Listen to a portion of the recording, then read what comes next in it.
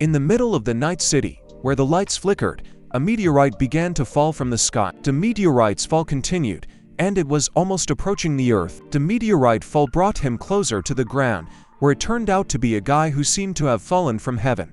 After the meteorite reached the ground, the survivor sighed heavily. The guy's name was Cayden. Cayden must now conceal his presence and regain his strength, for if he is forced to flee, he will eventually be caught. Cayden, realizing the need to hide, must come up with a plan to help him survive. Seeing the cat, Cayden realized this was his chance. He threw a rock as a distraction and began to disguise himself. Approaching the cat, Cayden hoped for her help. As he approached the cat, Cayden suddenly felt an incredible flash of light. At this time, as the flare flashed over the city, another guy who had entered the store was standing in front of the shelves, looking at the merchandise and pondering what to buy. Because of his limited funds, he can't afford to buy too much, but this is one of his favorite products. And here we are, just as the last day of the discount is about to expire. Although he initially wanted to purchase a vanity, he realized it was unnecessary. The protagonist had to seriously consider whether to buy everything at once, or better to think it over. He had expected to buy himself a snack,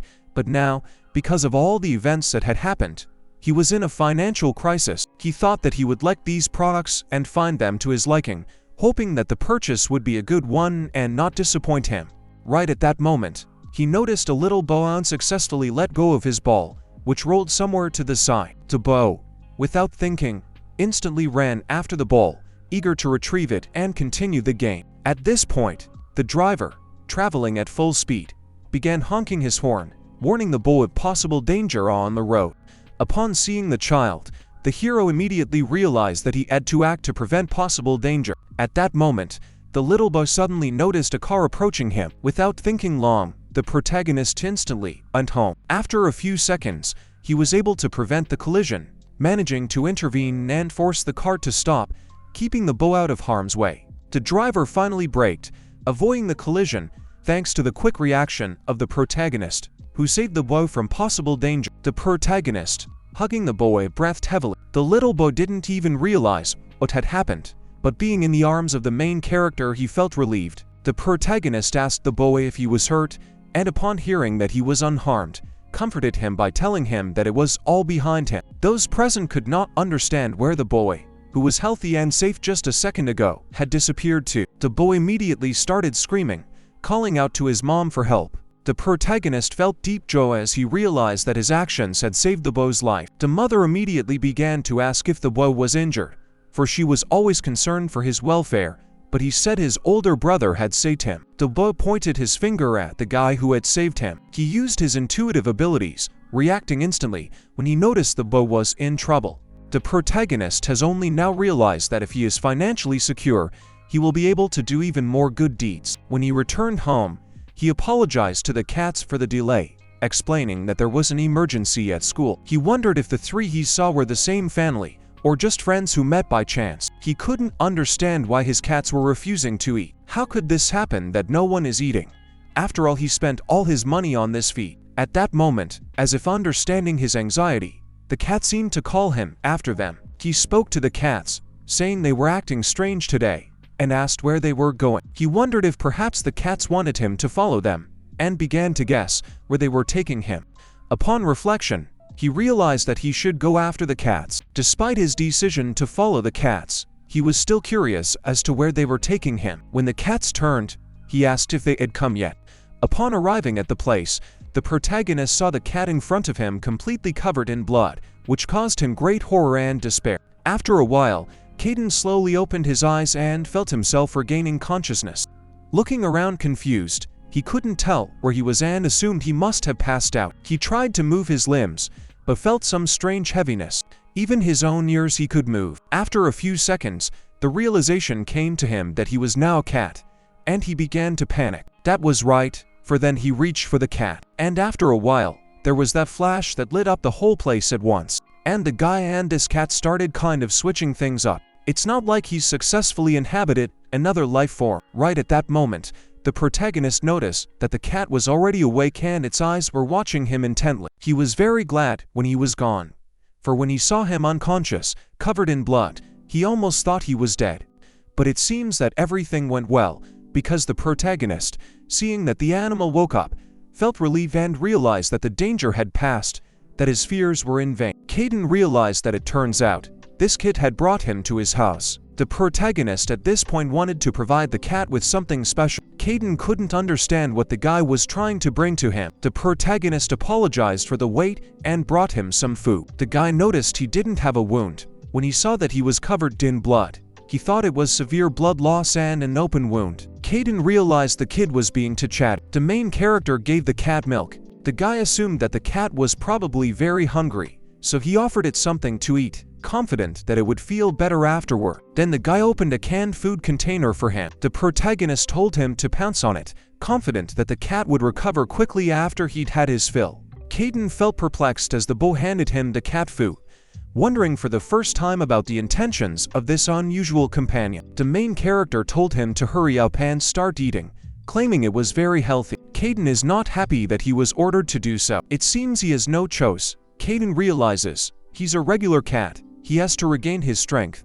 The food is disgusting, but there's no choice, so he has to hurry. Still, he licked and started drinking the milk. Surprisingly, the guy started to pick it up. The main character would be interested to know if it was a girl or a boy. Cayden, unable to stand the rudeness, asked how he could afford it. The main character couldn't understand who said that and immediately started turning around to see who was home. The guy could tell it was probably just a loud male voice, and assumed he'd forgotten to turn off the TV in the next room. Cayden continued to yell, asking if the guy wanted him to clean his dirty ears with his claws. The realization came to the protagonist that it was literally out of the cat. The main character couldn't figure out if the cat was really talking or if it was just his imagination. As the guy continued to yell, Cayden started to stop him. He once again called for silence. When the protagonist fell silent, Cayden suggested that it was better to listen to silence at times like this, for it could carry more meaning than words. The guy was scared to death of the whole situation.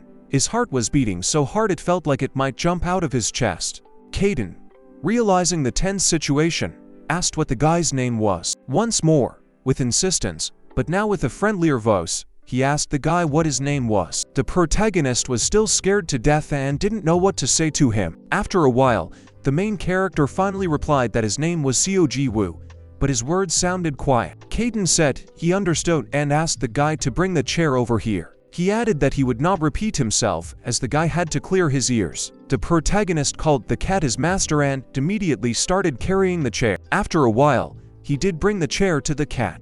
Cayden sat back in his chair. The protagonist watched all of these actions closely. Cayden, though very clumsily, still managed to climb up onto the chair. It was very strange to him why he was having such a hard time climbing up here, since he usually handled little things like this without a problem. Of course, it's all because he's not used to this body. There was an awkward pause between them afterward. Cayden insisted that the guy listen to him carefully. If he accidentally gave out information about him, Cayden promised to destroy him. The protagonist nodded slowly. After a long struggle, the cat finally decided to release him from its embrace. Cayden, taking a look at his reflection in the mirror after all the events he had experienced. His image in the mirror was different from what he expected. He turned out to be a very chubby cat. The double chin on the other hand caused him confusion as to whether he could just be looking at it wrong or if such a condition was normal for him. Then, feeling discomfort, he grabbed his stomach, realizing something was wrong, and began to worrying about his health.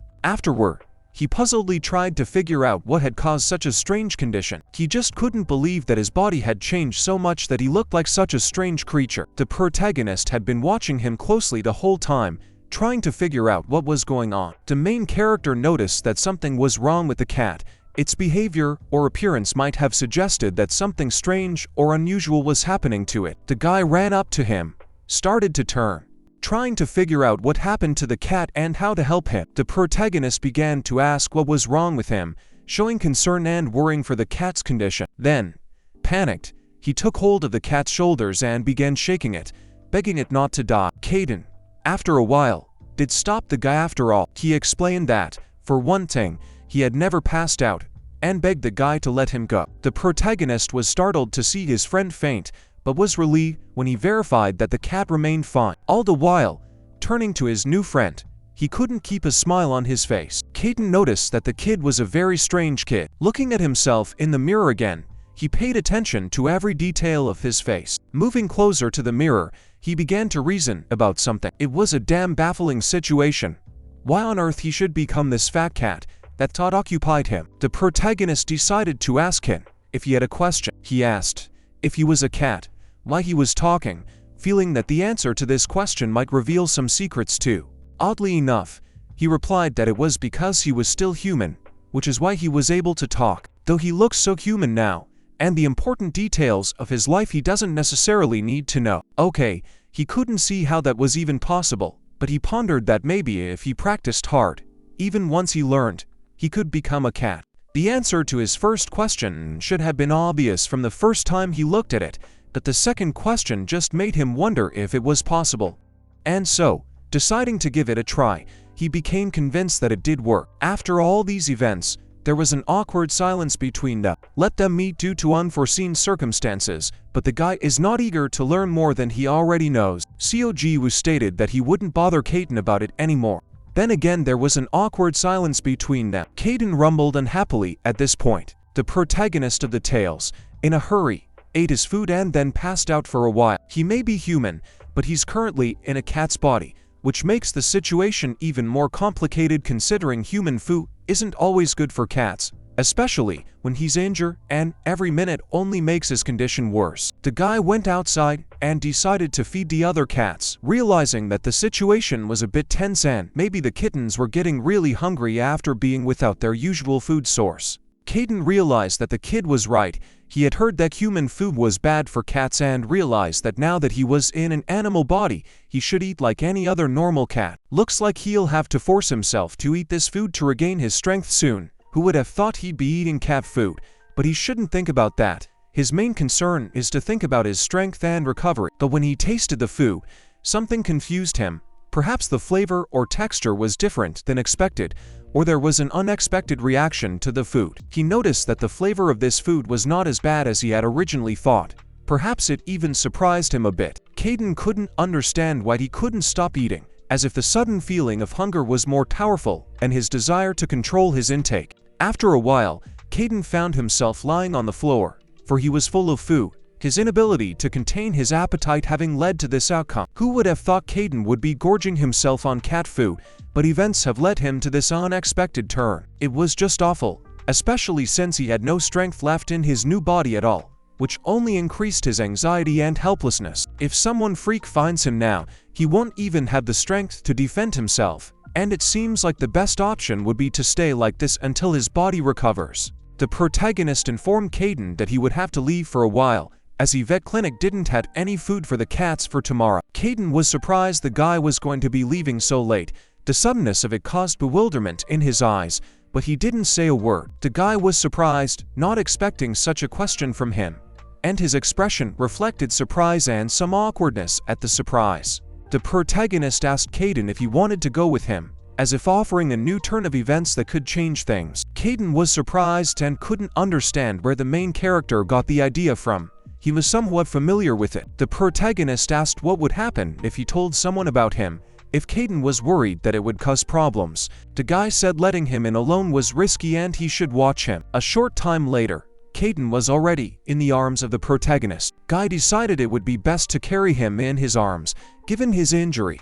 And Cayden flared up with rage, because he didn't need to be carried around some helpless creature like a normal cat, and he couldn't understand how the guy dared to treat him like that. Cayden demanded that he be released immediately, outraged that the guy even chose to treat him this way. After some time had passed, Cayden, feeling tired from the fight, finally gave up, realizing he wasn't alone in being the protagonist on this street. He felt the strange and incomprehensible heavy presence that simultaneously calmed him, but it was important to remember that he now had the body of a cat, though he remained human.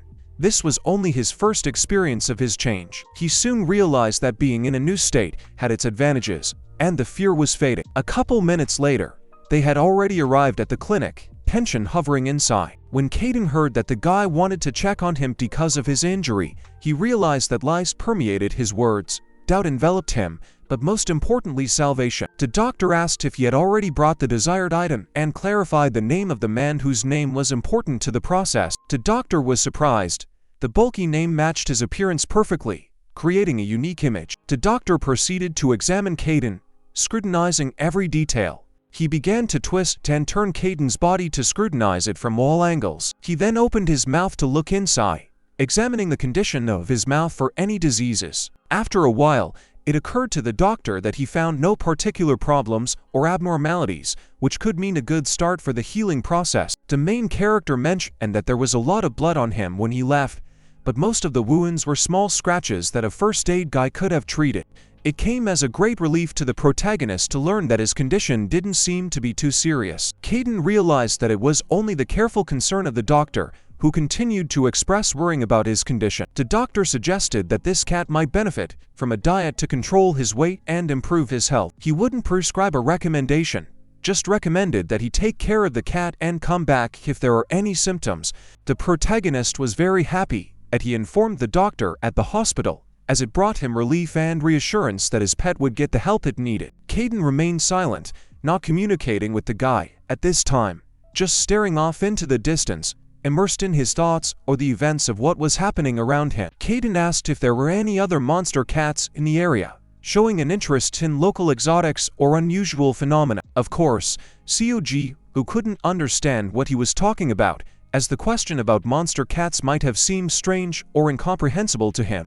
That's when the guy turned around, noticing something interesting or unusual. In the distance on the street, he discerned the silhouette of someone's eyes, which caught his attention and sparked a sense of curiosity. Then some sort of creature began to emerge from the shadows. They were both at a loss as to what it was, and the boy could guess that Cayden was talking about monsters like that. The creature resembled a tiger more than a cat, which made it especially mysterious. The boy and Cayden stood puzzled, trying to figure out what this creature was. Immediately afterward, the tiger made its characteristic growling sound, making everyone present flinch and stunned them even more. The protagonist, having made up his mind to do so, suggested simply running away, realizing that this was the only sensible plan of action. Cayden realized that the protagonist was making quick decisions, because he expected him to just stand there and shiver in fear, but he realized that the tiger could catch up to them quickly. The protagonist turned around and actually saw the creature begin to catch up to them.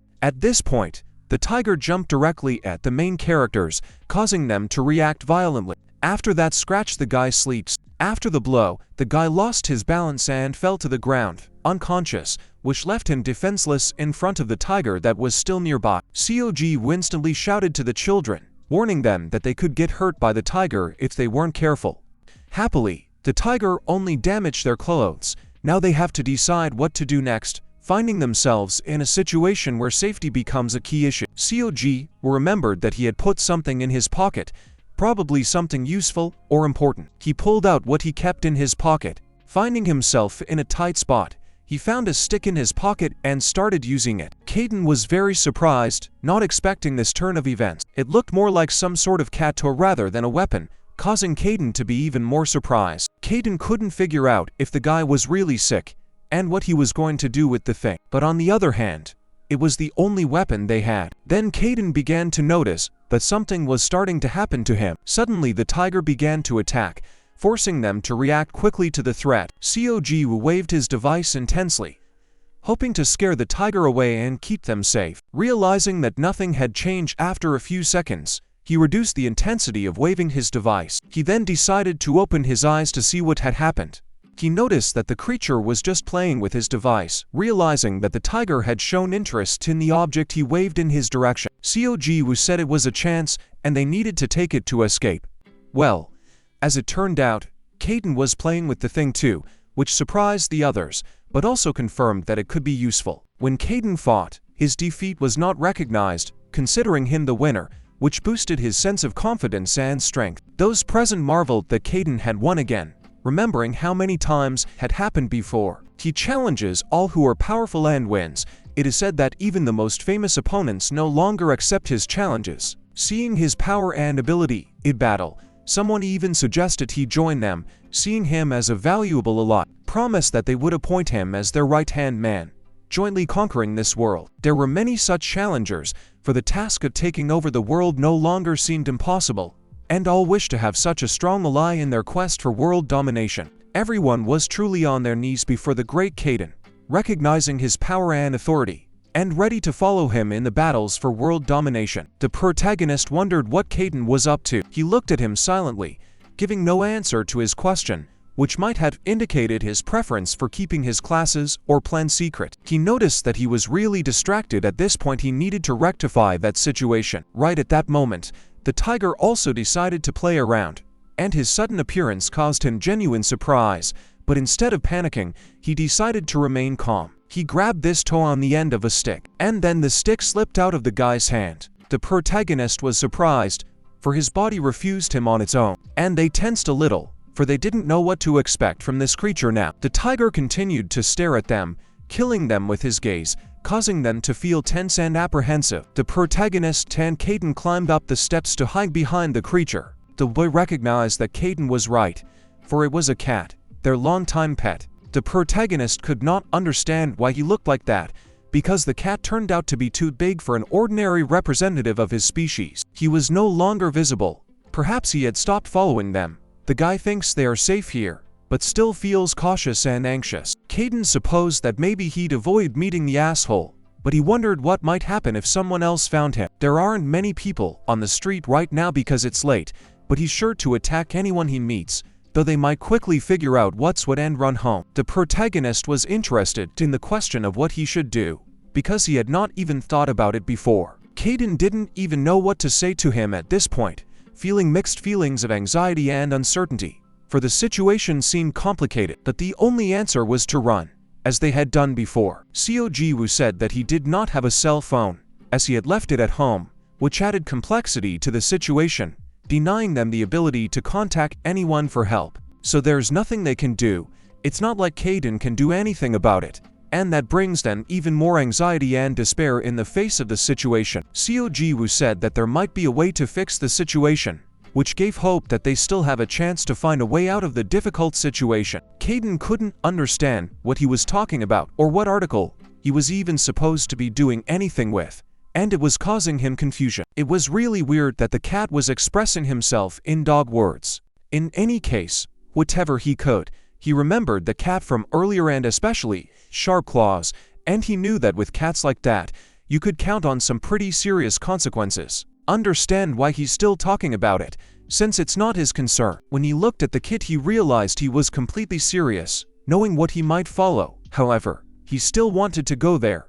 It was a kid. He was indeed a tenderfoot, and the guy said Cayden was on his way home, expressing hope that he could somehow handle this cat and get back to safety. He definitely used to be the gentle and affectionate cat, and the guy doesn't understand why he's changed, but he can't let it go because he believes in his former kindness. Cayden remained silent for a moment, then sighed heavily, trying to cope with her emotions and find the right words to continue the conversation. If a guy is really determined to do something, he will help him do it by providing all the support and resources he needs. Seo Ji Woo needs to believe that he will actually help him in order to feel confidence and trust. It's not much, but he'll give him his powers to use, and it should be enough to appease the cat. When he transferred the power to him, it would soon disappear, so he would only be able to use it for a very short time, and that time should only be enough for the most necessary actions. Cayden told him to come over and sit down, because they needed to be on the same level to discuss things honestly and frankly. Cayden then kept his gaze straight ahead of the bow, making it clear that this conversation was of the utmost importance and required complete sincerity and attention on both sides. It was slightly awkward, so much so that the hero even blushed a little. Some sort of bond had really started to emerge between them, building their trust in each other and allowing them to better understand feelings and thoughts that had previously remained hidden. With such powers, the protagonist will really be able to defeat his opponent. The force was so strong that the street lamp upon the street even burst, demonstrating the power and impact of this new and unexpected union that could affect the very essence of the world around them. The guy feels the power within overwhelm him, and his body seems to radiate light, reflecting the inner power. Cayden explained that this is because he has the power of light, which manifests itself at times when his inner energy is at its strongest and most active. Seo Ji Woo said that it was great, because now he could go looking for the cat with confidence in his strength and ability. Cayden said he didn't need to do that, since he was already here, and was sure the guy would be up to the task of finding the cat on his own, and he would support him with the power of light from afar. Cayden was completely right, for the enemy had indeed come into their hands on their own, confirming that Cayden's intuition and ability to sense danger was undeniable. The protagonist told Cayden that it was dangerous, and asked him to stick close by to face the threat together and provide mutual protection in case of danger. Cayden didn't understand what dangerous meant, and asked if the protagonist wanted him to stand behind him because it was dangerous or for another reason. But still something made him uneasy, and he stopped his speech, thinking of the possible dangers and consequences that might have resulted from their actions. When he thought about it, this kid, why despite everything is so calm? A normal person would be scared standing in front of a monster, even if the monster lent him some of his power, if his sister didn't disappear from it. The protagonist asked if the same cat that came to his house a couple days ago was standing in front of him. He thought it was strange not to have seen him in the last couple days and wondered what had become of him, and why he wasn't showing up in his usual places. The opponent instantly began to press the guy, at which point the situation became tense. Cayden couldn't understand why the kid wasn't running away and told him to hurry up and hide. The enemy's paw was almost at the protagonist's level, making him realize that the situation was becoming critical. Still, the protagonist managed to bravely crouch down in time to prevent this attack, allowing him to avoid immediate danger and keep his defenses up. Seo Ji Woo looked at Cayden right at this moment and saw that he seemed to be worried about him, which was reflected in his gaze and facial expression. The protagonist was indeed able to increase in size, causing all opponents to tremble as his strength and power became incomparable, making him an invincible opponent. Cayden gave the bow another thought. He realized that the guy wasn't in this situation by accident, but something had brought him here, and began to ponder what the reasons might be and how to help him. He carefully reads his opponent's movements and reacts skillfully to them, protecting himself and his companion from the threat. But how could it be possible? Even if his eyes are able to see it, an ordinary person wouldn't be able to react quickly to such movements. And there was more. But he didn't use the powers he'd been given at all. Just avoid using them completely. The protagonist remembered that Cayden talked about being able to fight the cat because of the power he gave him, but he wouldn't be able to use it for long. He must not waste this power. He must wait out the moment and lay him down, using his resources wisely to achieve victory. After a few seconds, the guy realized that this was exactly his moment. He had to use all his strength and skills to achieve victory. He dodged his opponent's attack with ease, as always, showing his skill and caution in combat, which helped him to remain untouched. And then, in a split second, he jumped straight onto the wall of the building, demonstrating his outstanding flexibility and skill, allowing him to secure a safe position. Cayden was greatly surprised by this guy's move, realizing his incredible agility and ability to quickly adapt to difficult situations, inspiring admiration and respect. This was not the power Cayden had given him, and the protagonist realized that he was relying solely on his own skills at this point. The monster can't keep up with this kid, who easily dodged his attacks and ran away using his outstanding agility and speed. After that, the protagonist was already in the air and ready to respond to the enemy's attack, ready to use his skills and strength in battle. Cayden assumed that this child had the speed and agility that helped him avoid danger and strike back at the enemy. Seo Ji Woo was ready to launch his final attack in this battle to finally win and protect his comrades. He even had time to apologize to the cat for his attack, showing respect and awareness of his actions, despite needing to defend himself, which emphasized his ethics and sense of justice. Immediately afterward, the protagonist fell to the ground and began to rest from the battle, feeling tired after the intense battle and defeating his opponent. Cayden admitted that he was surprised when the guy headed into battle. Who would have thought he had such an ability? Seo Ji Woo just laughed and asked if the cat had died, expressing his surprise and humor despite the seriousness of the situation. At this point, the cat was just unconscious, lying on the ground, after a rough fight with his opponent, which caused concern and alarm among his friends. And then it began to shrink in size and its shape began to change, causing surprise and bewilderment to those around it. The protagonist knew that this was the very same cat that had gone through many adventures with him, and his change in size was something incredible. At this time, some man was standing upright on a tower in the center of the city,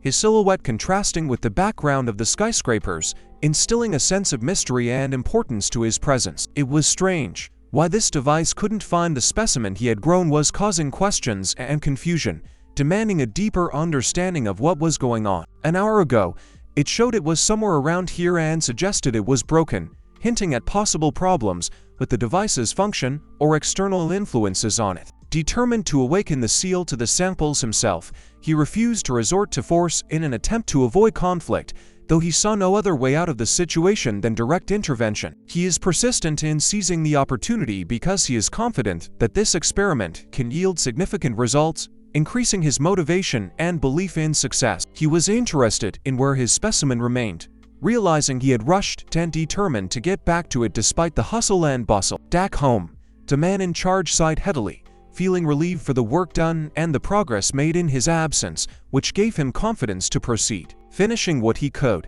he turned to Cayden, asking if it would be enough. Then the two of them brought home the cat, wrapping up their day. Cayden noted that he had experienced significant stress, but other than that there were no problems. However, it would be best to see a doctor for a checkup. Cayden, slightly exhausted, repeated the question, not sure if he heard correctly. He didn't feel strong enough to turn into a monster, but it wasn't easy to pinpoint. The protagonist, while realizing the answer to the question, still felt uncertainty and excitement that would not leave him, filling him with doubt and anxiety. Cayden told him to stop whining, everything would be fine. There was nothing he could do if something went wrong anyway. It could have been him, but who would have thought that a cat would turn into a monster just like that? Not only had it increased in size, but it had gained incredible strength. A normal cat, by custom, does not engage in such activities unless awakened from sleep, because this display is uncharacteristic of its normal behavior. The boy turned and directed his gaze toward Cayden, looking to him with a hope or a question, seeking help or advice, relying on his wisdom or experience. Busy helping the kitten, Cayden gave his care without finding the opportunity to say anything else. His attention was completely absorbed in helping the little creature that required his attention and care. Confirming that the guy could indeed be frustrating at times, Cayden still showed interest, asking what exactly the guy wanted to tell him, showing a willingness to listen and understand his point of view or problem. Cayden asked the guy interestedly about the strange thing he was doing during the fight with the cat, showing curiosity and a desire to get the gist of what was going on and perhaps offer help or advice. After asking Cayden to remain silent about what happened, the guy expressed his request was that no one find out what happened, probably out of shame or a desire to keep the event private. Guy expressed his desire to keep his movement abilities secret, not wanting people to know about them, perhaps out of fear of being misunderstood or fear of the negative consequences of divulging such information. Cayden asked the guy if he had thought about what might happen if someone found out about his newly awakened abilities, perhaps warning of the possible dangers or repercussions of divulging that information. The protagonist was interested in the meaning of awakened abilities, which could indicate his desire to understand his own abilities or the feelings resulting from their manifestation. Cayden has admitted that he has no knowledge of awakened abilities or that he himself is awakened, showing perplexity or lack of information to that effect. It really surprised Cayden when he realized that the main character knew absolutely nothing, even though he seemed to be well prepared and knowledgeable in all matters that pertain to the events that were taking place and their participants. Seo Ji Woo said that he had an important question that he had wanted to ask for a long time, but couldn't find the right time to discuss it with the rest of the team because the situation kept changing. Seo Ji Woo also noted that this guy is apparently awakened, and his incredible movement speed is a result of his awakened ability, making him extremely dangerous and unpredictable in battle. Cayden said the guy was completely right, and his observations about the awakened ability proved accurate, confirming the seriousness of the threat and the need to be extra careful when interacting with it. The question then becomes whether other people with similar abilities as his exist, and if so, how common they are and whether they could pose the same danger to others. Cayden said that of course such people existed, and he was looking at one of them right at that moment, hinting that there might be another person with an awakened ability among them. The protagonist was greatly surprised when he realized all this information and realized that there were people around him with incredible abilities that could significantly change the balance of power in their world. It took Seo Ji Woo a long time to come to his senses when he realized again that someone else had an ability similar to his own.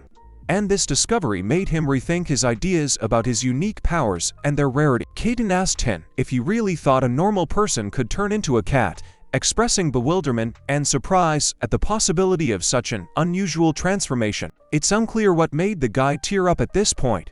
perhaps because the sudden realization of his own uniqueness or the unbelievability of what was happening made him excited or feel embarrassed. Cayden asked what was the matter and why he was in tears, showing concern and wanting to understand what had caused the guy's emotional reaction. Cayden was utterly bewildered, for he couldn't even guess what could have happened to the guy to cause him to have such a strong emotional reaction. The protagonist apologized for this, explaining that he always thought he was the only one so abnormal and never expected to find anyone else with such features. Cayden realized that the guy had not known anyone else with a similar ability all this time either, which might have led to his feelings of isolation and uniqueness. If a person tries to lead an ordinary life without being aware of others with awakened abilities, they have a difficult time, as they may feel isolated and unable to find understanding and support in the world around them. His mom even forbade him from using his ability when she found out about it, but when he was younger, once he used it, he would always remember the way his friends looked at him when they saw him do it. When he was called a monster, he chose to hide his ability until today, even moving multiple times to avoid suspicion and the unkind attention of others. What if people actually found out about him and tried to kidnap him, start experiments, or even just cut him apart in an attempt to understand the nature of his ability? That was one of the main worries that made him stay hidden and avoid attention. Cayden watched the boy carefully and listened intently, realizing the depth of his fears and pain, genuinely trying to understand him. Well, the fact that it wasn't only people with special abilities that caused him to cry, emphasizing that his emotional state was not only caused by fear of his uniqueness, but also by feelings of alienation and misunderstanding from those around him. Cayden said he was also kind of cadential, realizing he wasn't alone in his feelings and fears and finding understanding and empathy. There was complete silence in the apartment at that moment. The guy had a small request: if someone could tell him about the awakened. People with special abilities are called endowed with awakened abilities, or awakened for short. It is still unknown when these abilities began to appear and how they manifest in people. The abilities can be related to both physical and mental abilities. Some people have awakened telekinesis abilities, others have destructive powers, and still others are able to concentrate energy, causing explosions. Seo Ji Woo realized that the awakened are like superheroes from comic books or movies. Depending on their abilities, they can perform different actions. His ability lies in traveling at high speeds, but he is also capable of performing other related actions, unlocking the potential of his ability in a variety of ways. Cayden wondered if his ability had gotten stronger over the years. In the beginning he could only use it once a day for just a second, but now he can use it for 3 to 5 seconds a day, indicating a gradual increase in the power of his ability over time. Cayden suggests that during the time he was afraid to use his ability, he didn't develop it.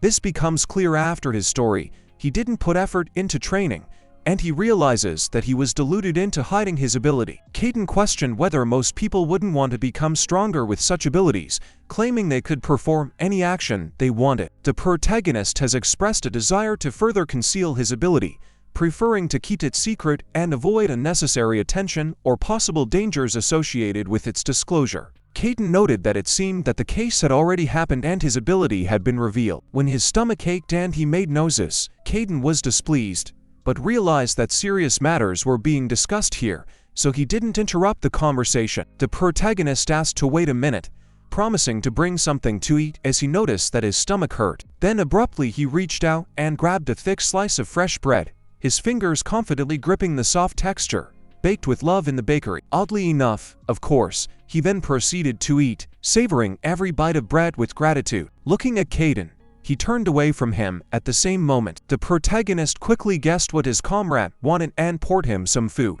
watching Cayden's reaction to this unexpected gesture of friendship with keen interest. It was necessary to eat, for he himself had eaten nothing at the dinner itself, and this piece of bread was an unexpected and welcome relief from the hunger that was clumsily climbing into his stomach. And it was unfathomable to Cayden that he had to eat again, and even for a feline, but he accepted the food gratefully, smiling in response to his friend's concern. He looked at her carefully, realizing he would have to eat through the force and deciding it was better to just execute it quickly. Cayden thought he was unable to keep from eating for the cat, for he was too hungry, and his stomach was slowly but insistently reminding him of the need for food. Then they all began to eat together in friendship, creating an atmosphere of comfort and understanding at the common table.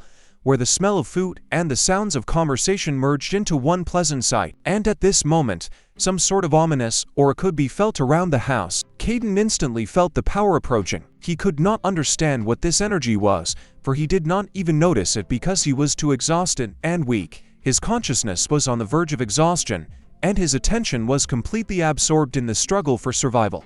It surrounded the entire house.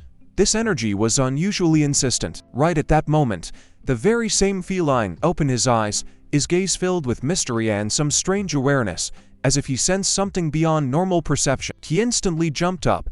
He couldn't figure out what was wrong with him, but he felt something invisible and powerful surround him, causing his heart to beat faster and his thoughts to muddle. The cat suddenly started running literally all over the room. He started running toward the open window, and in a few seconds, he popped through that window. Cayden, the beau, couldn't figure out what was wrong with this cat. He watched as it promptly ran out the window, but couldn't figure out the reason for its unusual behavior. Cayden watched the cat run off and couldn't believe he could have missed the moment when he could have gone mad or fallen into an inexplicable frenzy, which could explain such swift action. He couldn't believe the cat had moved away so quickly. It was probably because of that strange energy that enveloped the house, Cayden thought, trying to solve the mystery of what made the cat run in such a mad rush. The protagonist stood up at this point, his thoughts swirling around the mysterious disappearance of the cat. He felt a vague unease, as if something important had been lost or slipped from his sight. Cayden couldn't figure out what the guy was doing. His gaze was directed away, but his thoughts were swirling around the mysterious disappearance of the cat, keeping him from realizing what was going on around him. Seo Ji Woo had said he had to find him.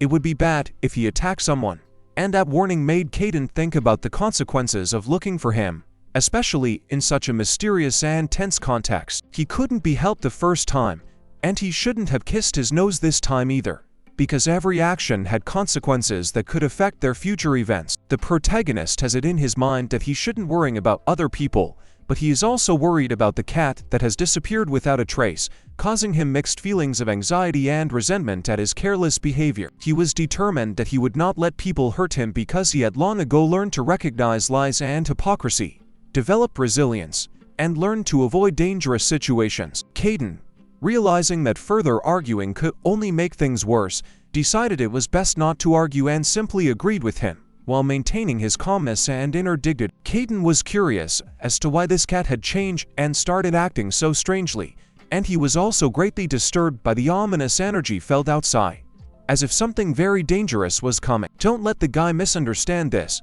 because he's not leaving because he's worried about the guy, but because he has more important things to do and commitments that require his immediate attention. The protagonist now feels much more confident because he knows that Cayden will go with him, and his presence will give strength and confidence in the successful completion of their difficult and dangerous mission. Cayden reminded him once more, lest the boy misunderstand him, emphasizing that his actions were motivated solely by concern for the cause and the common good, not personal likes or dislikes. The protagonist and the cat, without wasting time, began to catch up with the other cat, which quickly slipped out of sight, leaving a barely visible trail on the wet ground. Cayden noticed that his movements had become much more fluid and confident, just like when he had fought the cat, and he was sure that his awakened speed ability, like the others, would develop very soon, giving him even more advantages. The protagonist realized that his abilities had greatly improved, but the question remained as to what other abilities he was talking about,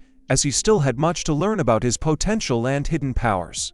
Any part of his body that is affected by his movements will develop, including his nervous system and cognitive abilities. So it would be correct to assume that he has been developing these passive abilities all along without even realizing it, and now they are becoming apparent. The protagonist listened to him carefully and understood everything, but at that moment Cayden suddenly said they needed to turn left, forcing the hero to abruptly change direction and follow him carefully. The protagonist listened to him, and they resolutely turned left, continuing their journey filled with anticipation and hope that they would soon reach their goal. Cayden wondered how much longer he would be able to use his ability, and he couldn't help but think about how it would still change and evolve in the future, opening up new possibilities and opportunities for him. He had used them earlier, but it had been hours, and now he was thinking for about 2 seconds, trying to figure out how this was possible, and what it might mean for his future adventures. Cayden thought about this strange phenomenon, the 2-second time frame in which he was able to make decisions,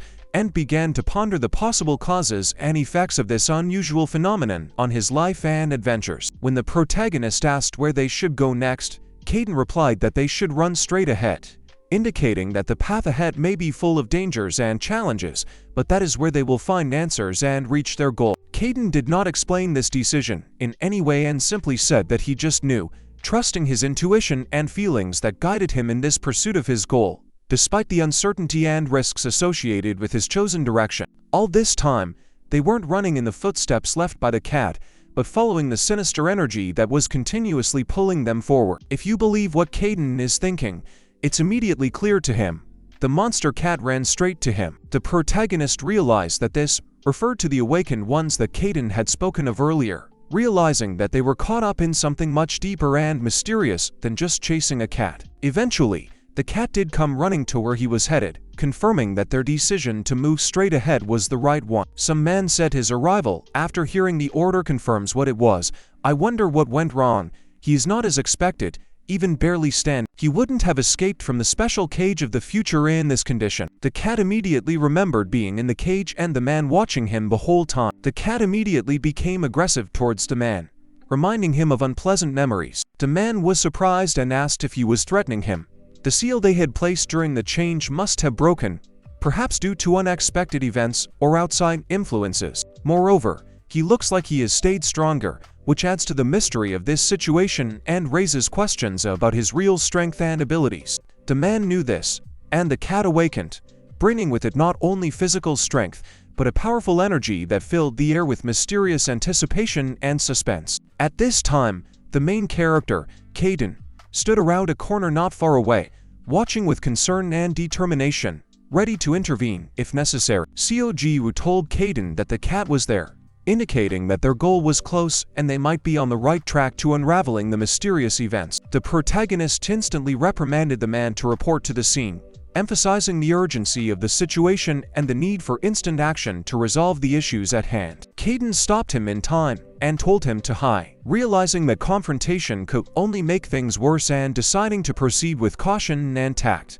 Cayden then tightened his sound, realizing that it was the most sensible decision, for they had to proceed cautiously and maintain their position. Cayden cautiously peered around the corner at this point, trying to assess the situation and determine how best to proceed in this situation. The protagonist asked what was the matter, for the cat they were looking for had not been found here directly, causing him to have doubts and suspicions about what was going on. Cayden asked her if the guy had seen that man and if he was specifically an awakened man, trying to see if they had common dangers and adversaries in this mysterious world. The protagonist moved, accompanied by Cayden, excited about the new discoveries and possible dangers that could await them ahead. Even though the guy didn't even think about going there, especially when his opponent was awakened, that only increased their fears and pushed them to be more careful and cautious. He realized he wasn't dealing with mere jerk stalking him, and that was a relief to him, meaning his opponent was a more dangerous and serious opponent. He could only speculate as to why he was here, and perhaps he was here for the purpose of using his abilities or realizing his hidden intentions. The cat at this point began to circle the man, perhaps showing its defensive reaction or warning of possible danger, and this caused additional tension in the air. The man was not at all worried about it and sat calmly in his seat, displaying an equanimity and confidence in his actions that could attest to his experience and knowledge of how to deal with such situations. He then closed his eyes and activated his ability, creating a sense that something important and unusual was happening in this world, which caused the others to tense and curious. The cat at this moment froze right in the air in front of the man. He then forcefully threw the cat straight into the wall behind him,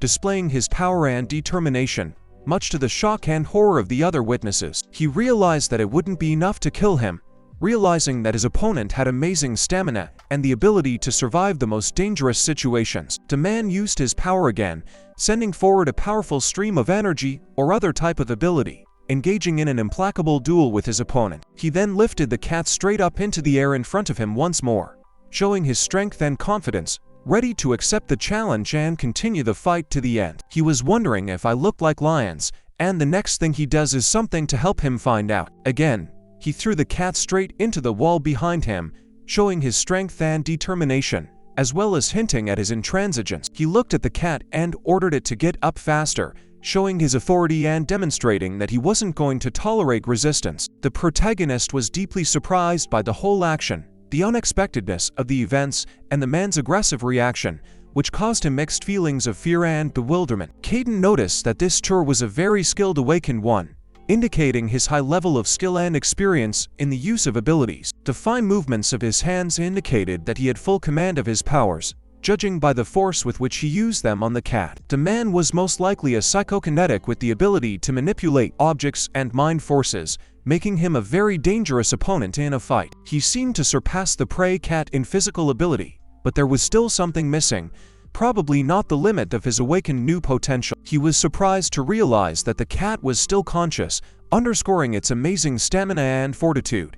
The protagonist pulled his cap on at this point. The guy doesn't realize what's going on, but he feels he has to save this cat, despite his own wounds that have yet to heal from their previous fight. Cayden said the guy wasn't an idiot, expressing his respect for his determination and courage, even in the face of unpredictable and dangerous circumstances. Yes, he had just uttered those words, bringing to mind the idea that what stood before him was not just a man, but someone who had taken a conscious look at himself and the world around him. He wondered if the guy was pondering if the same thing would happen to him as to the cat, as if hinting at the inevitability and something mysterious that might happen. The protagonist realized that this would not happen, but understood that awakening gives the freedom of action inherent in the one who experienced it, opening up new possibilities and perspectives. Cayden asked him to keep his naivete, wondering what this guy could do and thinking he might just give him the cat as a thank you for saving him. If he chooses to follow him, he will probably try to unravel the mysteries of his path and explore the world that opens up before him with this man. He pondered whether to enter a fight where his life would be on the line, weighing the risks and possible consequences of that decision. He had lived his entire life unaware of the existence of the awakened ones, but now that he realized it, he wondered if he could resist them and their influence based on his new knowledge and capabilities. The protagonist was deeply depressed by it all, feeling the weight of the new information and the possible consequences it carries. Cayden reflected that the guy should realize that by fighting the awakened he was fighting death as well. He thought it was silly to imagine that someone who had just learned of the awakened's existence would be able to stand up to them in battle. The man felt that fighting would not solve the problem. He realized that using force would only exacerbate the situation and stood weighing his possible actions, deciding not to descend into violence. He looked for alternative ways to resolve the conflict. Despite the man's determination, the cat, frightened and defending its territory, still couldn't contain its instinct and began hissing directly at him, causing tension in the already nervous state of the situation. The man felt mixed feelings, not understanding why the cat was not leaving but instead continued to be aggressive. His intention was to intimidate the animal, but his reckless actions only added to the tension of the situation, causing frustration and anxiety. Suddenly, breaking the tense silence, the cat abruptly backs away from the man and runs away, interrupting the stuffy moment of tension and suddenly relieving him of the weight of responsibility for the situation. Despite the cat's departure, the man realized that in such a tense state himself, he would not be able to escape the problem that had arisen by leaving it unresolved. Suddenly realizing that the cat running away would only temporarily solve the problem, the man again decided to use his strength in an attempt to confront the animal and force to leave the area permanently. Under the man's force, the cat, stripped of its inner core, collapsed nonchalantly to the ground. Anticipation was higher than the results of the experiment, but over time it became clear that the effort had not been in vain, and success was achieved. The protagonist felt bewildered, unable to understand how he could be so cruel to the cat, feeling mixed emotions and facing his own injustice. He decides to make every effort to try to save the cat by his own efforts, restoring in himself a sense of responsibility and compassion for a living creature. Guy, gathering his inner determination, tries to join the fight, but his only goal is to save the cat from danger, leaving aside his own emotions and desires. The protagonist felt the need to apologize, realizing that Cayden was angry because he was worried about him. He realized that his actions may have caused his friend anxiety and sought to rebuild trust and understand. Cayden was right to realize that using force could be futile and even dangerous, but the protagonist still insisted on saving the cat, feeling that it was the only right decision, even if it carried its own risks. Cayden was deeply impressed by the guy's determination at this time, marveling at his steadfastness and willingness to take risks to save the cat, which caused him to have a deep respect for his friend. Immediately afterward, Cayden could only watch the guy disappear from sight, leaving him with a sense of helplessness and concern for his well-being. He was curious as to what action the fellow was going to take in such a difficult situation, for he seemed to him an absolute idiot, and he could not understand what could have made him take such a bold risk. The guy was already close to the cat, and Cayden was thinking about how to get the guy to turn around and use that moment to take the cat.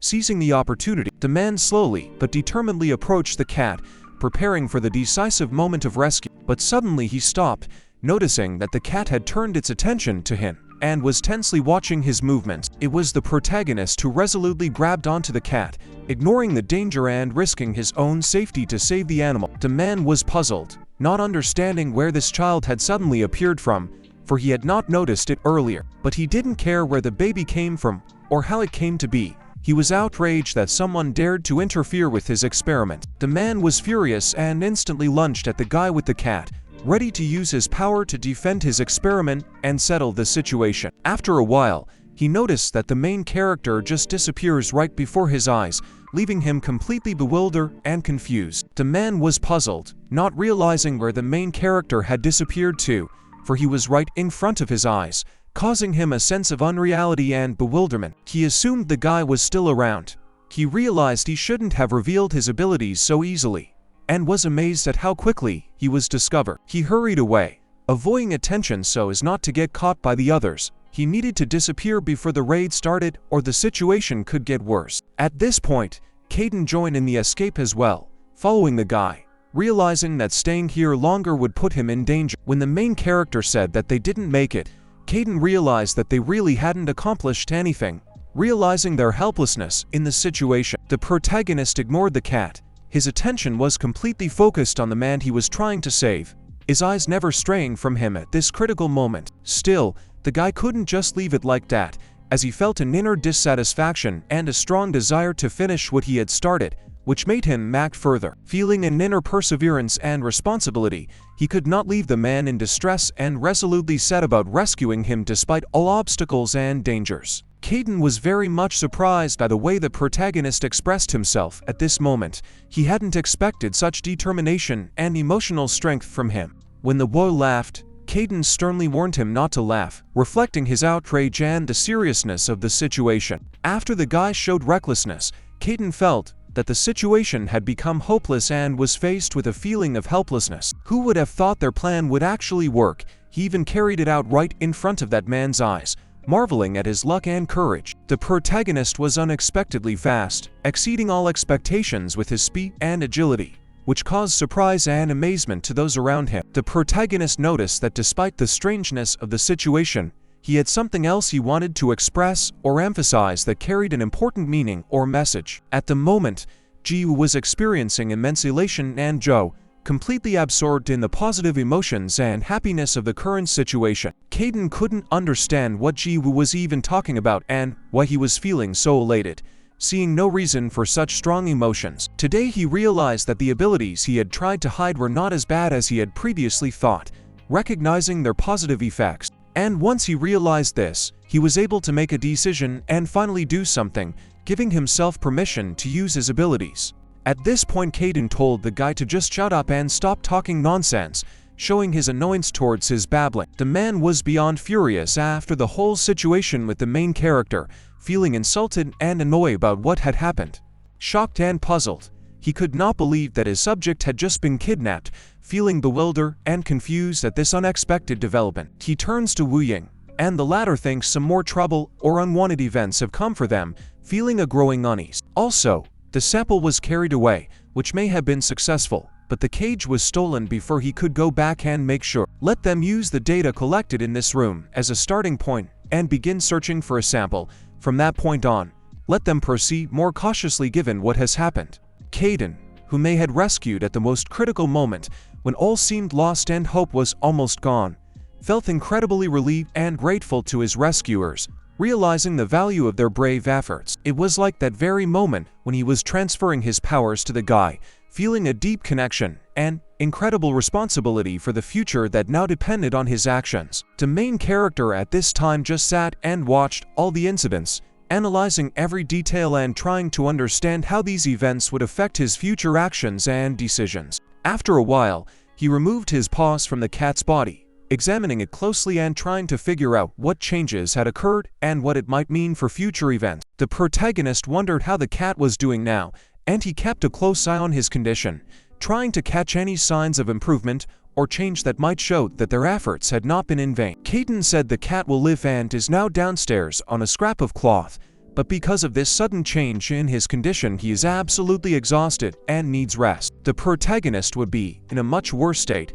when he saw him being bullied, feeling deep pain and helplessness, which strengthened his determination to make a difference and protect those who needed his help. Because the cat had gone through an awakening, he had become strong enough to withstand such blows, and this newfound power gave him confidence and resilience in the face of any adversity. Guy said that perhaps the term awakened feline would fit better than awakened being, as it more accurately describes the unique abilities and new power that this particular cat has manifested. He may be an incomplete awakened, but after examination he can definitely say that the cat has gone through an awakening, and this is the first time he's seen any other creature other than a human being be awakened. Although in some past time, people who conducted experiments on animals had gotten results similar to him, does it mean that this cat became awakened through such an experiment? Which means this whole situation might have something to do with those bastards, and whether they're into something unrealistically dangerous that they couldn't even foresee. Bo noticed that Cayden looked somehow ill at ease, his pale face and tired eyes betraying the internal struggle and deep exhaustion he was trying to hide from the others. Cayden said it was all because the guy is such a hassle. He crossed the path of the awakened,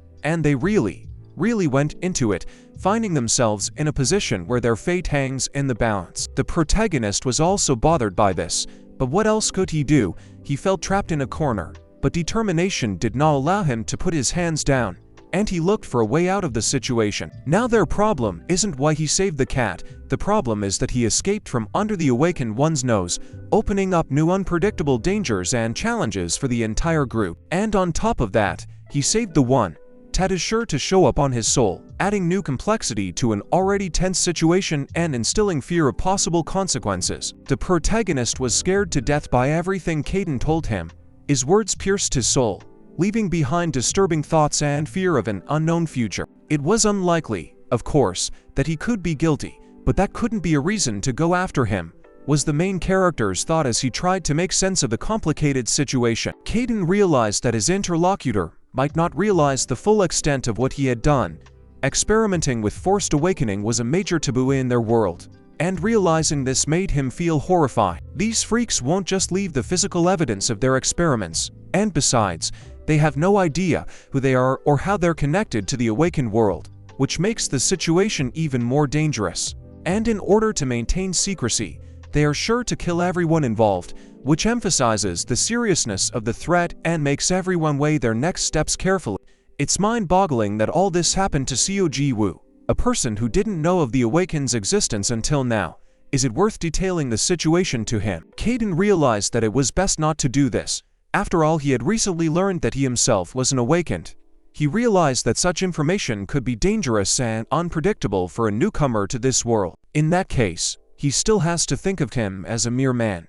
Besides, the situation won't change in any way from what he tells him, and that can only increase the risk for both of them. The main character is really sorry that he did things his way and it upset him. He realized that his actions could have had unintended consequences and affected his relationships with others. Cayden was surprised, for he couldn't understand why he was worried about him. It caused him mixed feelings, gratitude, and bewilderment. Cayden asked him not to be an idiot, explaining that he was like this because he was tired of dealing with his problems, not because he was worried about him. Cayden asked if he understood him, for it was important that his words reached his interlocutor and he realized what he meant. His actions have made him his own enemy, and since he stole his cat, he will come after him too, because now he has motivation. Cayden felt shocked. The guy had settled into the chair with such ease. The protagonist was astonished to find that the clock was already showing 7 in the morning. His surprise was so great that he instantly fell. He looked around confused, unable to figure out where he was in such a hurry. because there was still so much unfinished business, and he felt like he was lost in time. Cayden was stunned to realize that the kid was heading to school. His surprise was so immense that he instantly felt as if he had been thrown into a surreal world where all expectations had been disrupted. It looked like he'd spent the entire night outdoors. The thought crashed into his mind like lightning, leaving behind a trail of questions and perplexities. He left some food, a reminder for Cayden to remember to eat, and the gesture made Cayden feel suddenly thoughtful and considerate. The protagonist was still worried about the whole situation, especially in light of the fact that it had happened during the night, and these troubled thoughts kept him uneasy even now. He wondered what to do if the cat disappeared again and he lost his mind again. Cayden promised that if it was important to him, the cat could leave and he would look after it himself. The cat didn't have the strength to regain consciousness. He appeared much weaker than the first time they had met him. Moreover, he realized that the cat might be too weak to face this bout. When the man found out that Cayden turned out to be so cool, it made him feel a sense of wonder and admiration for his incredible abilities.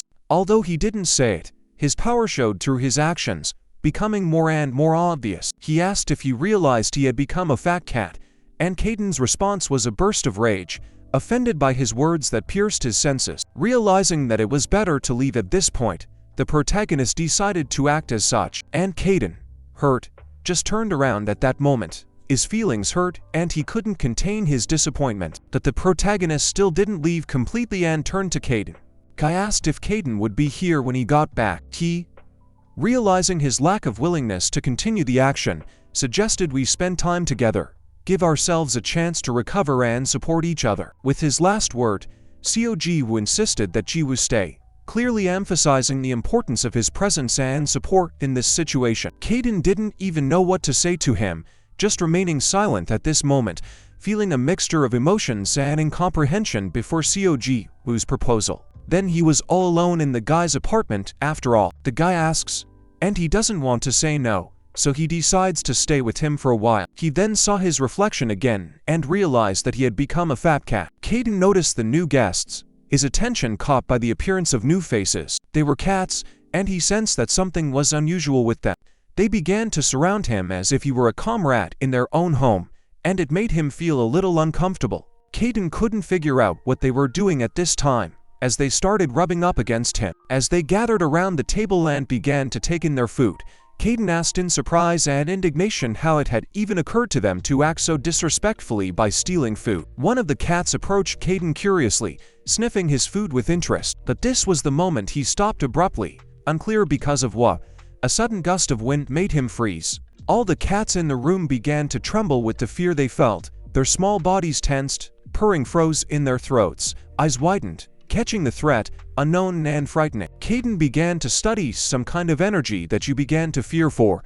His fascination with this mysterious power made you anxious and wonder about his madness. He said he was sick of cats and let them leave him, as if this friendship had become a burden he could no longer bear. The cats instantly began to tremble at this point. Now that Cayden is thinking about something, he's starting to calm down. Still, after a while, Cayden definitely calmed down. Remembering the guy's words, I remembered that there are 3 cats that really like to come to the house. They were the ones that found it and brought the guy. Still, Cayden fell behind and just turned around, realizing there was no point in chasing the past. He realized that there was no point in fighting. After all, it was just food for cats, and instead of continuing to waste energy on a useless fight, he decided to turn around and walk in the other direction. The cats immediately afterward began to slowly approach Cayden's food. They sensed his change and decided to support him. They began to slowly start to eat, but at the same moment they couldn't stop looking at Cayden. There was an awkward silence between them all. When Cayden returned to them, they didn't immediately start making sounds. Cayden realized that they seemed to be enjoying this meal, as they began to eat with visible pleasure. At that moment he noticed something in the box that made him look closely. There could be something important or unusual in there. He saw the canned food and wondered how he could open it to share the food with the cats that surrounded him, hoping for his help in finding food. Then Cayden remembered that he had claws and realized he could safely use them to open the canned food and finally share the food with the hungry cat. When he opened it, he was very glad he had succeeded and smiled with relief as he saw the hungry cats begin to approach the food with interest. Cayden saw this as a great victory indeed. realizing that his efforts had not been in vain and he had been able to help the hungry cats who were now enjoying a long-awaited meal. Right at that moment, 3 cats appeared behind him and quietly approached him, apparently attracted by the smell of food and the nose of open canned goods. Their eyes immediately lit up when they saw the food in front of them, and they eagerly began to move closer, waiting for their turn to enjoy their long-awaited meal. After a while, the protagonist, satisfied that he had fed all the cats, finally went home. He was greatly surprised at what he saw before him when he returned home, encountering something unexpected or surprising. He wondered what the 3 cats were doing here, and wondered what events had unfolded in his absence to bring them here specifically. He then became interested in how they were able to open this canned food, and he began to speculate on possible ways that might help them. It doesn't look like they opened the lid of the can. They probably cut it open from the side like the rest of the can. Seo Ji Woo was curious as to how it happened, and he began to imagine different scenarios. As a child, the main character often suffered from other kids calling him a monster, and he constantly wondered what was his fault for being so different. His mother always told him it wasn't his fault, it wasn't anyone's fault, and it certainly wasn't his fault. If no one is to blame, why they keep hiding is because of fear of misunderstanding and prejudice of others, or because of their own complexes and insecurities. At this point his mother answered him nothing, and her silence only increased his feelings of confusion and loneliness. The guy wondered why no one wanted to be friends with him, and he agonized over it. Instead of words, his mother simply hugged him at that moment, her embrace warm and comforting. The guy was really touched by all of this. His eyes filled with tears, and he felt that he loved his mother very much. One day, he was sitting in the aquarius watching other kids playing with a ball. Of course he was sad, because they were playing without him. Suddenly noticing something behind him that caught his attention, he resolutely turned around to see what it was. He saw a small kitten right behind him, who quietly crept up on him. When the kitten started rubbing against him, he was scared to death, the unexpected touch causing him to have a strong fear reaction. He actually even started crying when the cat started rubbing against him, overwhelmed by his feelings of helplessness and fear. But after a while, he realized that the cat wasn't threatening him at all, and his fear began to subside. Then the guy, already with interest, looked at the cat carefully, assessing its appearance and behavior. The cat's eyes were shining at this moment, emitting light sparks as if they were expressing joy and trust in the guy. The boy began to cautiously bring his hand right up to the cat, feeling a mixture of anxiety and curiosity. But at one point he stopped abruptly, unclear as to why. Then the cat put its own muzzle under the lad's arm. He was in awe of how they rallied in that moment, feeling the instant and casual friendship that had sprung up between them. Then the guy was laughing altogether at this point along with the cat, their laughter intertwined in mirthful harmony. As it turned out, it was all his memories as he fell asleep in class, and his mind drifted into a dream world where he relived those pleasant moments with the cat. The teacher asked if he had actually fallen asleep in his class, thus interrupting the flow of his memories. Seo Ji Woo didn't know what to answer him and just blinked at this moment. The teacher tried to accept that he was seeing himself unusually, but reminded him that he had slept through all the lessons yesterday and today. The protagonist asked if classes were over already, showing some concern as his sudden sleep had disrupted the learning process. The teacher was greatly surprised as the school bell had just rung indicating the end of class, and he couldn't understand how the main character could fall asleep in class without noticing the time had passed. He asked Seo Ji Woo if everything was okay and asked him to tell him if he had any problems. The main character said that he understood everything and that the lessons were over. Seo Ji Woo then said that he needed to leave, perhaps having some business or responsibilities to fulfill after class. After that, he shut everything down, thought for a second, and walked out of the classroom, presumably before the teacher even noticed him. He had already left the classroom, as if he had walked past him unnoticed and left the classroom immediately, but only managed to let out the guy's name last, remembering it at the last moment before he left the classroom. The protagonist is willing to bet that Cayden is already waiting for him at home, feeling confident that his loyal friend is already eagerly awaiting his return after school. But right at that moment he bumped into some guy, perhaps causing a bit of a delay or getting his attention. The protagonist asked if he was alright, showing care and consideration for whoever he encountered. It was Wu Yang, that man's disciple. The guy didn't say anything back to the protagonist, simply turning around and probably walking off in another direction. And then he left without answering him anything, leaving the protagonist in a state of some bewilderment. The main character is thrilled that this guy didn't say anything. He's transferred to his class as a student, but the main character ends by saying that he's really sorry, but he needs to hurry up, trying to end this episode politely and without any unnecessary misunderstandings. Woo Ying still also didn't answer him anything and just remained silent, maintaining his silence. His phone then rang, drawing his attention and possibly creating a new situation that distracted him from his previous meeting with Woo Ying. It was a man, and he asked where he was. Woo Ying replied that he was currently at school, adding some information about his whereabouts. The man couldn't understand what he was doing at school, and they had so much work to do, but was grateful nonetheless for allowing him some time to attend. Did he really think he would completely become a student? Didn't he tell him they had a bloodhound on their tail? But yet he went to school knowing that. The man asked to stop waffling his arm and return to cover immediately. Woo Ying didn't argue with him and just put the phone away, respecting his request. Just at that moment, the cat that the protagonist saved woke up. He raised his head and began to look around. The other cats noticed this and started meowing at him.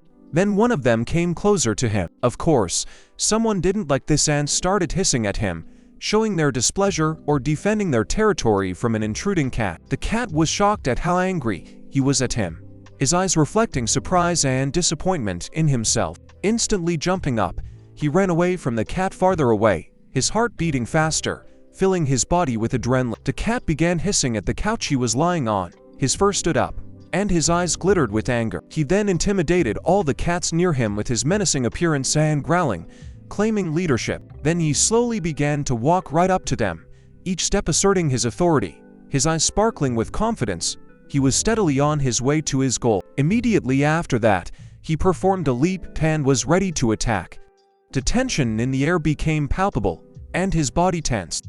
But in time, he was thwarted by Cayden, intervening and disrupting the carefully planned attack, his appearance interrupting the tense moment, stopping the cat in its flight. It was truly epic and he saved their roommates. Cayden showed himself as a hero by intervening at the most critical moment. He then landed on the floor and looked angrily at the cat, his gaze full of determination and intransigence. Cayden asked what they were allowing themselves in his house, his voice sounding stern and adamant. The other cats immediately began to worship their savior, their movements swift and submissive. Cayden said they were quite annoying, his voice sounding with a note of annoyance. Cayden really didn't like the way they were acting towards him, his facial expression betraying frustration and displeasure. Right at this moment here, the main character came home, his presence filling the room with relief. All the cats immediately noticed him and started approaching the guy. Their movements were full of joy and anticipation. They were waiting for him eagerly. Seo Ji Woo began to ask them if they were misbehaving, his voice sounding attentive and concerned. He was interested in resolving the conflict. Cayden started to approach him, just standing not far from them.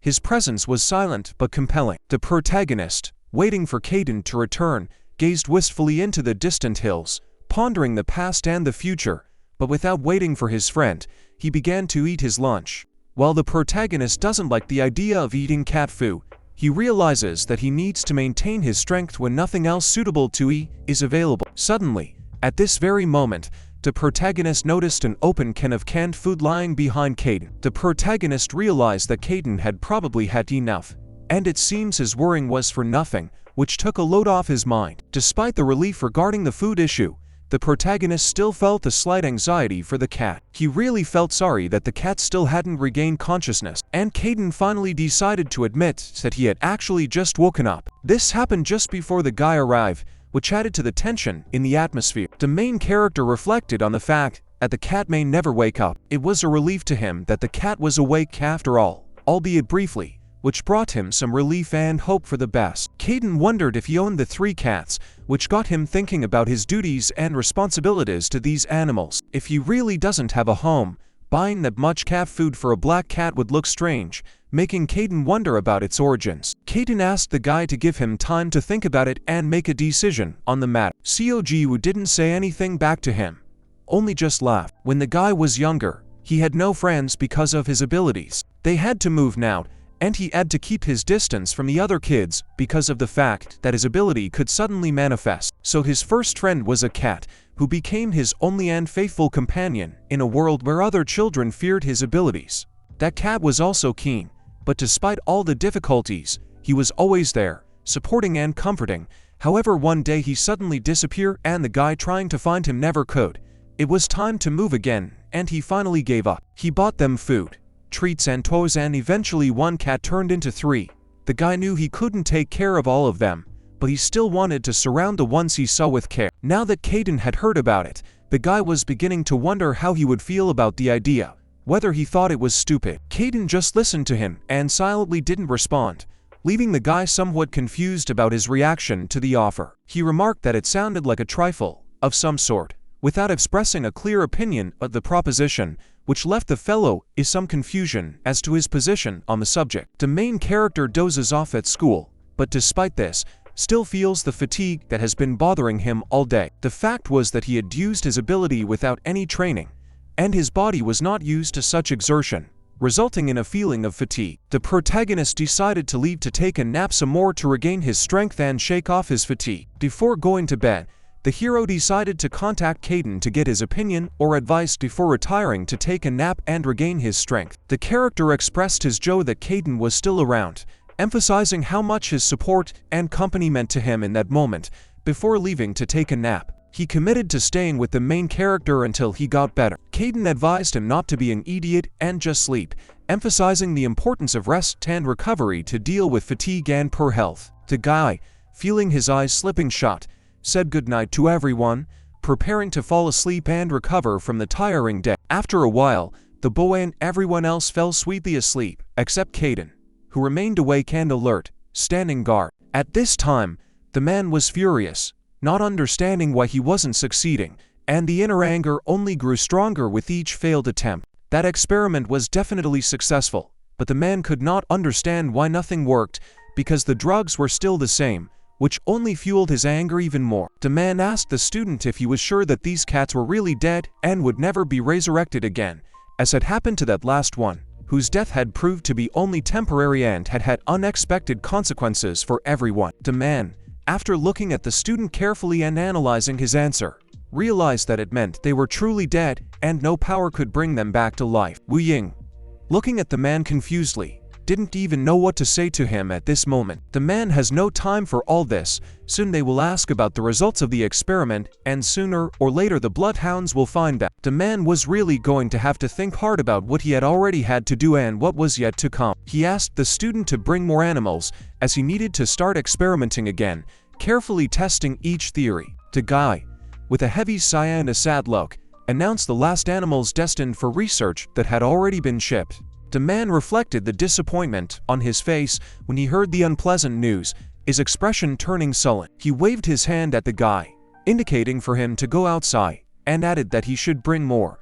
The insistence and desire to get what he needed evident in his voice. People were alarmed by the explosive increase in the number of missing animals in the county. Complaints became much more frequent, and the police began actively investigating what was happening. The man with desperation in his voice told the guy to keep quiet and accept the fact, even if it didn't suit him. His patience was running out. At this moment, his glasses instantly slipped off his nose, falling to the ground with a muffled sound. Wu Ying was silent without giving any answer. His silence was complete and impenetrable, hiding many undisclosed secrets.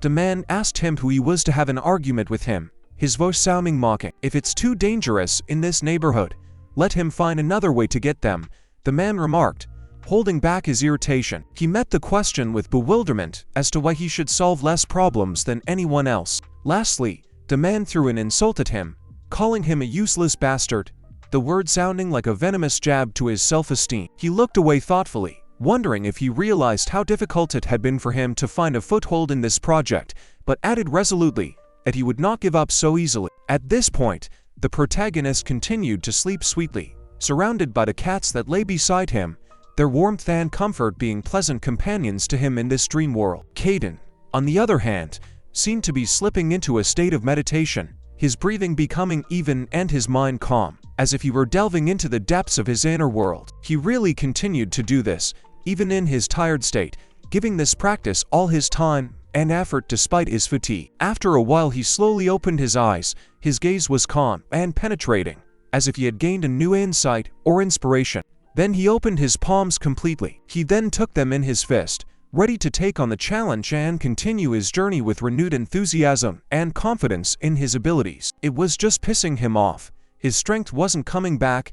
To improve his physical health was one thing, but the problem was that he had used up too much energy for his weak body. Perhaps it's also because he transferred some of his power to Seo Ji Woo, which left him exhausted and vulnerable, opening the door for unexpected events and unintended consequences that could affect the balance of power in the universe. Cayden pondered, realizing that it was precisely because he had transferred part of his power to Seo Ji Woo that he realized that every action had consequences, and that it could change the course of his own destiny and the fate of the world, leaving him confused before the unknown of the future. Still, there was nothing more he could have done in that situation. If he hadn't helped the guy then, he knows something terrible could have happened to him, and that knowledge gave him a sense of responsibility and the inevitability of the decision he had made. This scumbag will show himself yet. He senses that something even darker and more dangerous lurks behind this man, and he prepares to face that threat despite the risks and the unknown. Since he found the courage to engage in a strictly forbidden in the world awakened experiment, he is definitely a dangerous type. He won't forget that his secrets were revealed by a guy, and it makes him more vigilant and determined in his actions. If they are lucky, he decides to escape, but otherwise he has to make a decision that will change his life forever. Seo Ji Woo will be in big trouble if the truth of what happened to his power comes out, because it could set off a chain reaction of events that would shake the foundations of the universe. Cayden noticed something at that moment. His inner voice insisted that there was more to this story that he hadn't considered, and he realized that solving this mystery could change everything he knew about himself and the world around him. He realized that the protagonist was having nightmares at this point, hauntingly recurring images and scenes that made him doubt his own reality and the power of his mind, and he realized that these dreams might hold the key to solving the mystery that would descend upon his life. The guy's facial expressions really changed in an instant, and Cayden sensed that something important had happened. Considering what had recently befallen him, namely learning about the Awaken's measures and facing two of them in battle, it was no wonder he had nightmares every night now. It was at this moment that Seo Ji Woo said that it was hard for him to breathe as the tension of the battle and the fear of the unknown gripped him, preventing him from concentrating and staying calm. And it was all because Cayden was sitting on him at this moment, preventing him from moving freely and making it difficult for him to breathe with his weight and powerful presence. Cayden grew nervous at this point, realizing that her actions could have serious consequences. After that, Cayden realized that he needed to get off the bedroom after all, as his presence was uncomfortable and could make things worse if he continued to stay where he was. He tried to pretend he had nothing to do with it, and at one point he didn't notice himself climbing on top of the guy. The main character said he had a nightmare in which someone climbed on top of him and started choking him, causing him to almost not be able to breathe and have a terrible panic attack. At that moment, the guy turned right around and looked at Cayden, trying to figure out if this was just a dream or if Cayden was really the cause of his misery. Cayden realizes he was having a nightmare and realizes his presence in the situation with the guy who choked in the dream. The guy is still thinking about what the protagonist told him, trying to clarify for himself the meaning and possible implications of this information. He thinks about the people he stole the cat from and remembers all the other things he has done that could affect his life and the fate of those around him. Thought he was just a goofball laughing at everything he'd done. After the guy unintentionally laughed once, Cayden sighed heavily, feeling like his actions could hurt others. The main character smiled then looked at Cayden, and he couldn't understand what was happening now. The protagonist thanked him for worrying about him. He knows he should be sorry for making him worry, but somehow it makes him happy because it confirms that there is a connection between them. Didn't even know what to say to him at this point. Cayden told him to shut up and then added that he should worry about someone like him. He explained to him that all of this was only happening because he had helped him when he was injured. Cayden is not one to have time for the rest of us, reflecting his independence and penchant for his own affairs and concerns, regardless of other people's needs. The protagonist asked him if he was wrong, turning to Cayden hoping for confirmation of his actions or thoughts on possible mistakes. If he's really that worried, he'll tell him something, implying that true emotion may prompt him to share important information or feelings. Cayden said that's not bad, and added that this room is quite spacious. Cayden said they could get into trouble. Till now Dad created, utilized his abilities, developing them through their active application. However, by using his method, he will be able to develop his abilities faster and more efficiently. The fact that he's talking about it means it's unknown whether he'll notice the results right away. Industrial abilities don't develop in a couple days, it usually takes a long time. You should also not forget influencing factors such as talent and training methods. There is no guarantee that results will appear in a few years. So, there is a high probability that there will be no progress at all, but there is no way to predict this. It all depends on his talent, his diligence, and his ability to adapt to training. Failure to develop your abilities is one thing, it is quite another if you cannot use them effectively. It is important not only to develop them, but also to be able to apply them at the right moment with maximum benefit. This method was invented specifically for the guy, emphasizing a personalized approach to his development and adapting to his unique needs. Cayden told the guy to get closer to him. Cayden walked over to the main character and leaned his arm against him. The protagonist noticed that the sensation hurt, just like the time he transferred his power to him. The roots of awakened abilities grow from the heart, so with every beat of his heart, his blood spreads. The protagonist was clearly aware of everything Cayden was telling him, picking up the meaning of his words. Cayden warned as he started what he wanted to do. After that, they closed their eyes and prepared for something great. Themselves for something great, immersing themselves in their thoughts and emotions. Cayden told the guy to ignore the pain even. Some sort of connection was beginning to show between them again at this point. The energy filled almost the entire room, creating a tense atmosphere and the feeling of a powerful flow of force. With each passing second, the energy became more powerful and more potent, filling the space with strength and intensity. After a while, the guy got out of breath. It can be a bit tricky now, but it's possible to try to do something on your own. However, if he trains hard and is not lazy, then he will be able to overcome difficulties and achieve success. It's similar to what he just did. Cayden was very much surprised at what the guy was doing, mirroring his amazement. The protagonist can control his energy here just like he showed earlier. Now they understood how he does it, realizing the methods and techniques.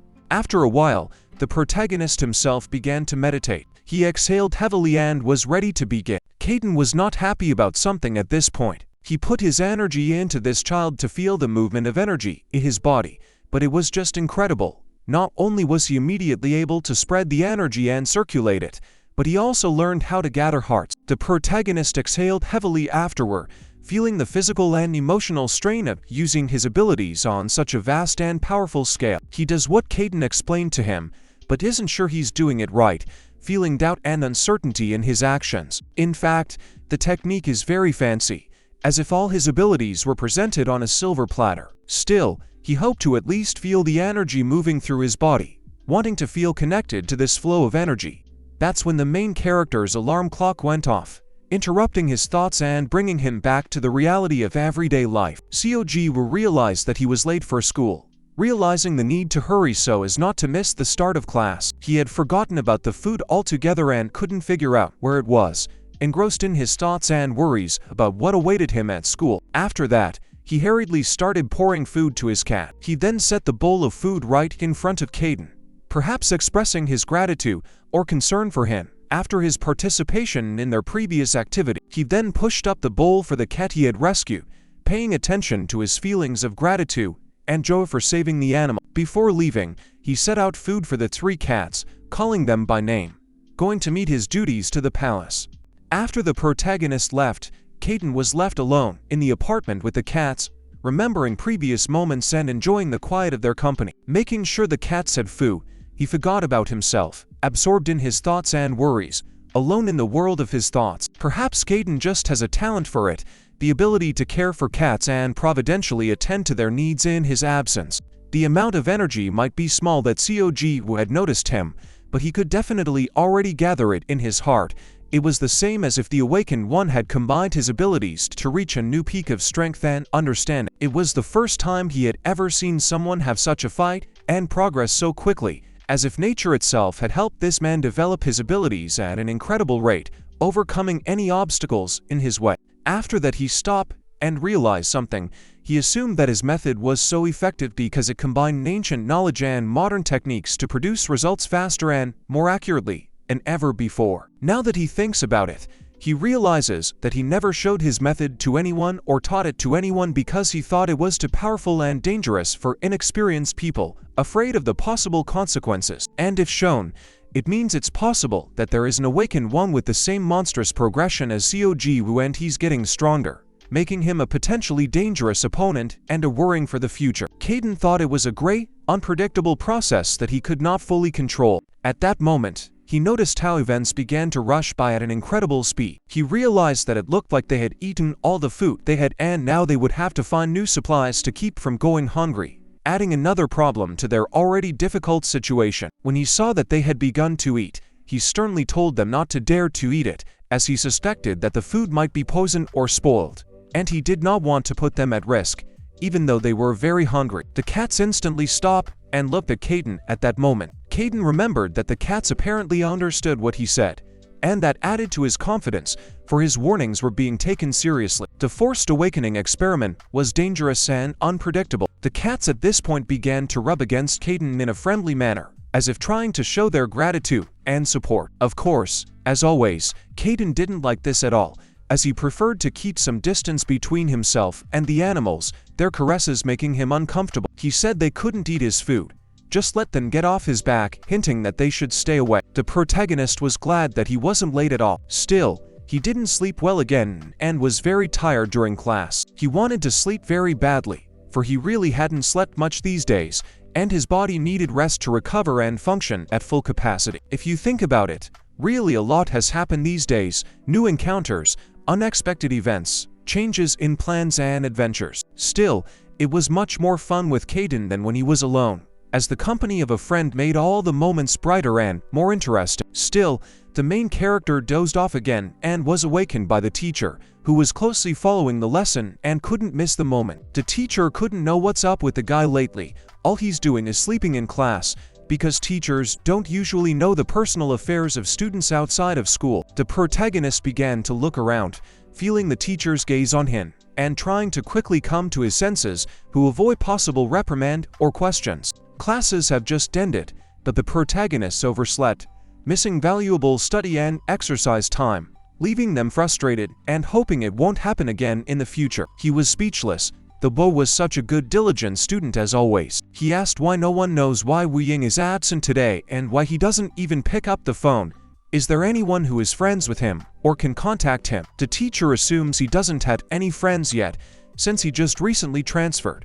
And to him, the protagonist was disappointed when he realized that the guy wasn't there and he didn't get to find out what happened to Wu Ying, causing worrying and misunderstanding in his soul. The boy assumed that Cayden was probably already waiting for him, and he wondered if the man had eaten the food he'd left him. At this point, the protagonist noticed something. The guys pestered Wu Ying, telling him to bring something, but he didn't. There was an unforeseen situation that prevented him from fulfilling the request. They took him into his backpack and started pouring everything they had out of it, rummaging through pockets and compartments looking for anything useful or interesting. They couldn't figure out what was wrong with him.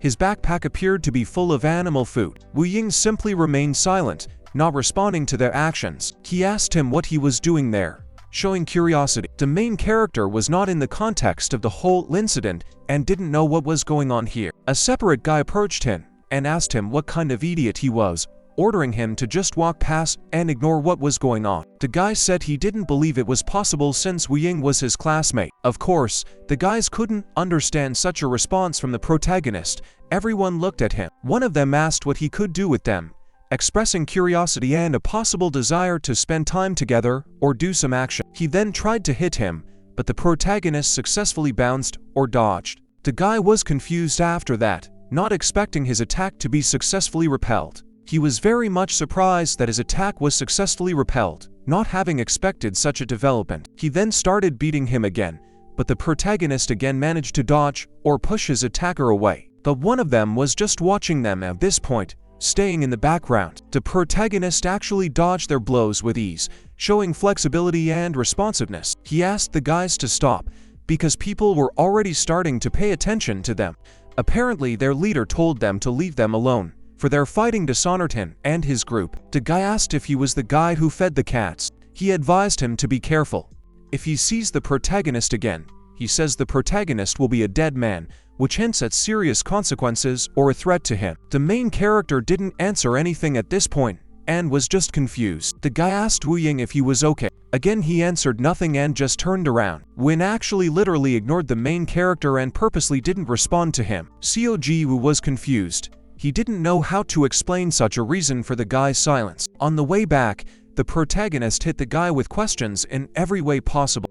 Then, when they reached a certain turn, he said he had to go the other way, indicating that his path lay in a different direction. He waved to the guy and said they would see each other tomorrow, showing friendliness and leaving hope that the situation would be resolved or clarified in the future. Even to this farewell, Wu Ying did not respond, as always maintaining his silence, leaving them with bewilderment and uncertainty about his behavior. After a while, the protagonist was already at home, probably still thinking over what had happened and trying to make sense of the situation. He brought all of his belongings, including his cats, and came home with them, creating coziness and comfort in his space. But he also wondered where Cayden had gone, for his sudden disappearance had puzzled everyone, and people were wondering what could have happened and where he could be at this moment. He could assume Cayden was on the second floor, since he had often seen him there before, and it was the only place they hadn't had time to look for him yet. Opening the door, he asked if Cayden was here, hoping that someone there would be able to provide an answer and help. But upon entering the room, he didn't see him there at all, which only increased his anxiety and made him wonder where Cayden could have disappeared to so suddenly. The protagonist searched all over the apartment but couldn't find Cayden, causing him to feel increasingly anxious and perplexed about his friend's disappearance. After that, though, he stopped looking and started down the stairs, figuring that maybe Cayden had gone outside or was somewhere else outside the apartment. The protagonist was really disappointed and assumed that Cayden had left since he hadn't found him anywhere in the apartment, and all his attempts to find his friend had been fruitless. He was furious because Cayden hadn't even said goodbye to him, which seemed especially unfair and incomprehensible considering their friendship and all they'd been through together. With anger, he took his fist, clenching it with such force that his fingers turned white, feeling an inner stirring of resentment and frustration at Cayden. He agonized at the thought of how Cayden could have left without saying anything goodbye.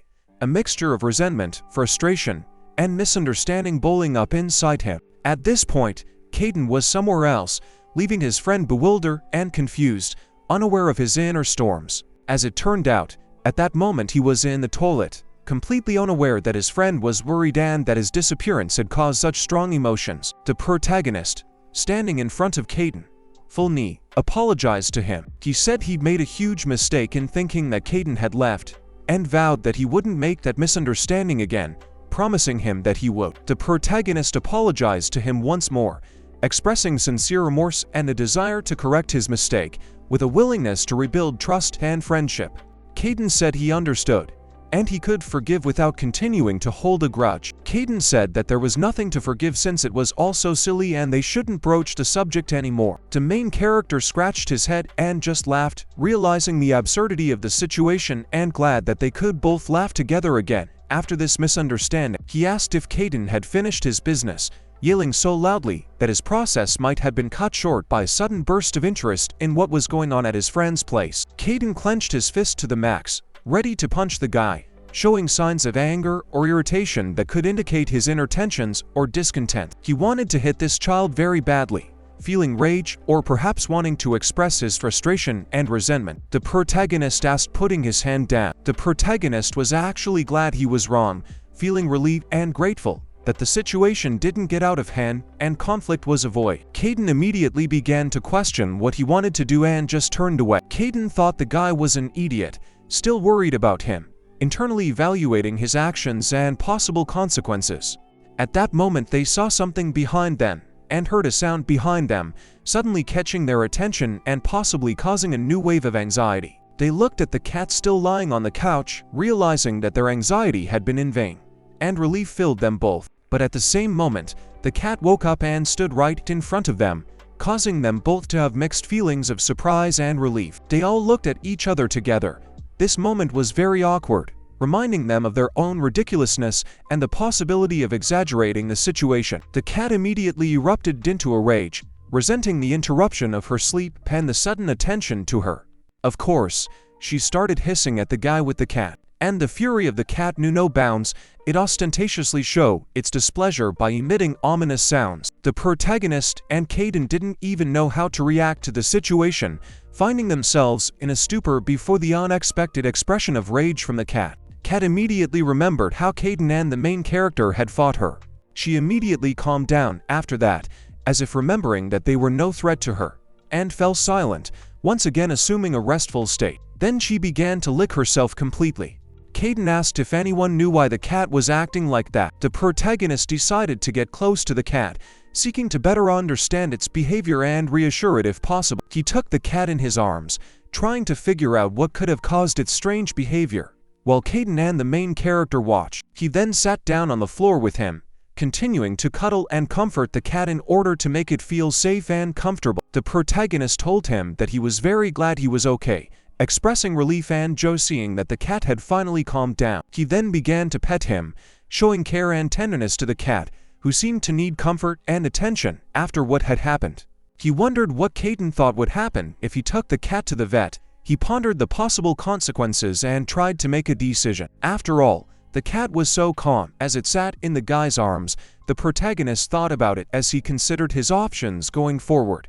Or maybe Cayden thinks the cat is just scared to death, despite her apparent calmness in the guy's arms. Cayden kept his eyes on him at this point, as if seeking to understand and appreciate what was happening to the cat and how it was reacting. The protagonist remembered Cayden checking him out, but wanted the vet to check him out as well, confident that if he went with him, nothing bad would definitely happen. Cayden was furious and asked the protagonist if he wanted him to go. Cayden didn't say anything back to him, and just exchanged a glance with the main character. He didn't want to go anywhere and didn't understand why he had to go. The protagonist said he would buy him some goodies, and after that Cayden froze. Now that the protagonist thought about it, he felt more confident in his decision and was ready to settle the matter with Cayden. There is no more canned food left, so they will need to buy a pack when they go to fulfill the cat's needs. Cayden also noticed that there really wasn't any canned goods. As they walked along the shelves, everyone present paid attention to them. The girls thought Cayden was a very cute cat, attractive in his appearance, his friendly demeanor. The protagonist was clearly enjoying it, and he laughed back, happy at the girls' recognition of Cayden's cuteness. He asked if the evening air wasn't refreshing, emphasizing how nice it was to walk outside at such a time. At this moment, Wu Ying appeared not far from them, attracting attention with his appearance. He immediately recognized the protagonist in front of him, eliciting mixed feelings of surprise and curiosity. At this point he destroyed, turning his attention to the guy's company. Distracted from his encounter with the protagonist, he saw the very cat he was looking for, and it made him feel relieved and happy. The realization of his goal. Wu Ying refused to believe that the protagonist was a bloodhound, expressing his disbelief or doubt in his abilities. Wu Ying watched as the main character happily interacted with his friends and their cats while taking part in the show, and it piqued his interest. There was silence in the doctor's office, where pictures of patients hung on the walls, and the question arose as to why the guy had shown up here so late at night. He went to the doctor, asking him to examine his cat, for he thought it was injured, though he himself was not sure, for his anxiety had made him carry the animal here. The doctor suggested that he bring the cat closer so he could examine the animal in more detail and assess its condition. After a while, the doctor announced that the cat seemed to be doing fine, with no apparent problems or damage. The doctor reported that the cat's response was normal and there were no signs of hearing problems. In fact, the cat appeared to be excessively chubby and this bothered its owner, confirming the need for a diet for the animal. The protagonist noticed that something interesting was happening nearby at that moment, attracting his attention. His interest was piqued by the presence of so many animals in the place, and he wondered at the reasons for their presence. It turns out that most of these animals are not in serious condition. Someone just leaves them at the doorstep of the clinic, pocketing the money, probably to pay for their treatment. Just before he arrived at the clinic, there were 2 more animals that needed urgent medical attention. The doctor could not pinpoint the exact cause of the problem that affected these animals. The animals had no physical injuries, but they had other problems that were not bodily but mental or emotional. Due to limited equipment at the clinic, this is only a guess, but some animals show signs of drug addiction. The main characters and Cayden were very surprised to hear about the signs of drug addiction in the animal. When Wu Ying entered the room, The man asked if he had been seen in a suspicious position again or doing something questionable. The man's gaze on Wu Ying was full of malice, expressing clear distrust and resentment. Wu Ying confessed that he was in the business of disposing of bodies. His confession caused shock and bewilderment to those present who did not expect to hear such a confession. He has to be careful on the street because they don't know when or where else they might show up and press charges. It was starting to drive him crazy as nothing was disappearing. He was sure he was running the experiment the same way he had before and couldn't understand why the results weren't changing. Wu Ying had a question that he wanted to ask his teacher, showing interest in getting more information or clarification on a certain issue or topic. Wu Ying had a question regarding an ability he encountered in someone's cheek, expressing interest in the features or skills of others in the context of martial arts or physical training. Wu Ying could only tell that it had something to do with movement, as the ability instantly appeared in front of him and took away the experiment in a split second. If Wu Ying had known about the ability beforehand, there was no way he would have let him take away the experiment. However, he had now found out exactly what kind of ability this person had. If Wu Ying met this person again, he would simply kill him without hesitation, expressing toughness and determination in his actions and reactions to the threat or challenge. He will not hesitate to put his intentions into practice, not knowing fear or doubt, ready to go through any obstacles to achieve his goal, no matter what, sincerely believing in the success of his enterprise. Wu Ying found himself in a position where he didn't know how to react properly, and simply shut up at this moment, leaving his thoughts and emotions unresolved. While at school, the protagonist noticed something mysterious in the corner of a classroom that caught his attention. It was an unusual object emitting a dim light, causing him to want to explore its mysteries. Wu Ying entered the classroom and immediately said hello to the protagonist, causing him to be somewhat surprised and curious as to why he was there. As usual, Wu Ying didn't answer anything and remained silent, causing embarrassment to the protagonist who couldn't understand the reason for his silence. At this point, the protagonist kept waving his hand at Wu Ying, trying to get his attention and elicit a reaction, but Wu Ying remained indifferent and didn't react. Wu Ying remembered his teacher's words about his opponent's movement-related abilities. He tried to react as fast as he could, but by then, Wu Ying had already disappeared, vanishing at the same speed as he had appeared. Wu Ying thought about it and remembered his teacher's words. He started thinking about the abilities that could be related to movement and tried to recall details about it to better understand what was happening. The main character was glad that he had come to school today, as meeting Wu Ying and his thoughtfulness added some element of mystery and interest to his ordinary day. Everyone at this time smiled as Wu Ying sat down at his desk, observing his mysterious demeanor and thoughtfulness, which gave him a special charm and attracted the attention of others. Wu Ying noticed the main character's reaction to his behavior and smiles, and it made him feel satisfied.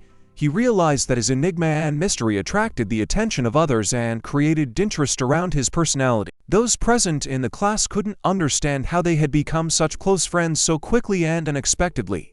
The interaction with Wu Ying and his enigma had helped to create bonds and strengthen relationships among them. Ever since Wu Ying transferred, he hadn't hugged any of his classmates. It was indeed strange to see these two in such an unusual situation, especially since they had not previously detected an affinity for each other. During the lesson, the main character sat at his desk and watched something on his phone, distracting himself from the learning process. As it turned out, the main character was leafing through pictures of his cats in a gallery on his phone, immersing himself in pleasant memories and enjoying viewing them during class. Of course, in the gallery of the main character there were a lot of photos of his cats. He enjoyed looking through a lot of pictures, each time delighted and admiring his furry friends. The gallery on the protagonist's phone had tons of pictures of his cats, as well as pictures taken with Cayden, and he flipped through them with a smile, savoring the memories. Wu Ying watched all of this, including even the main character's laughter, and he did so without showing any reaction or comment, remaining a mystery to those around him. Wu Ying easily thought about something related to the main character,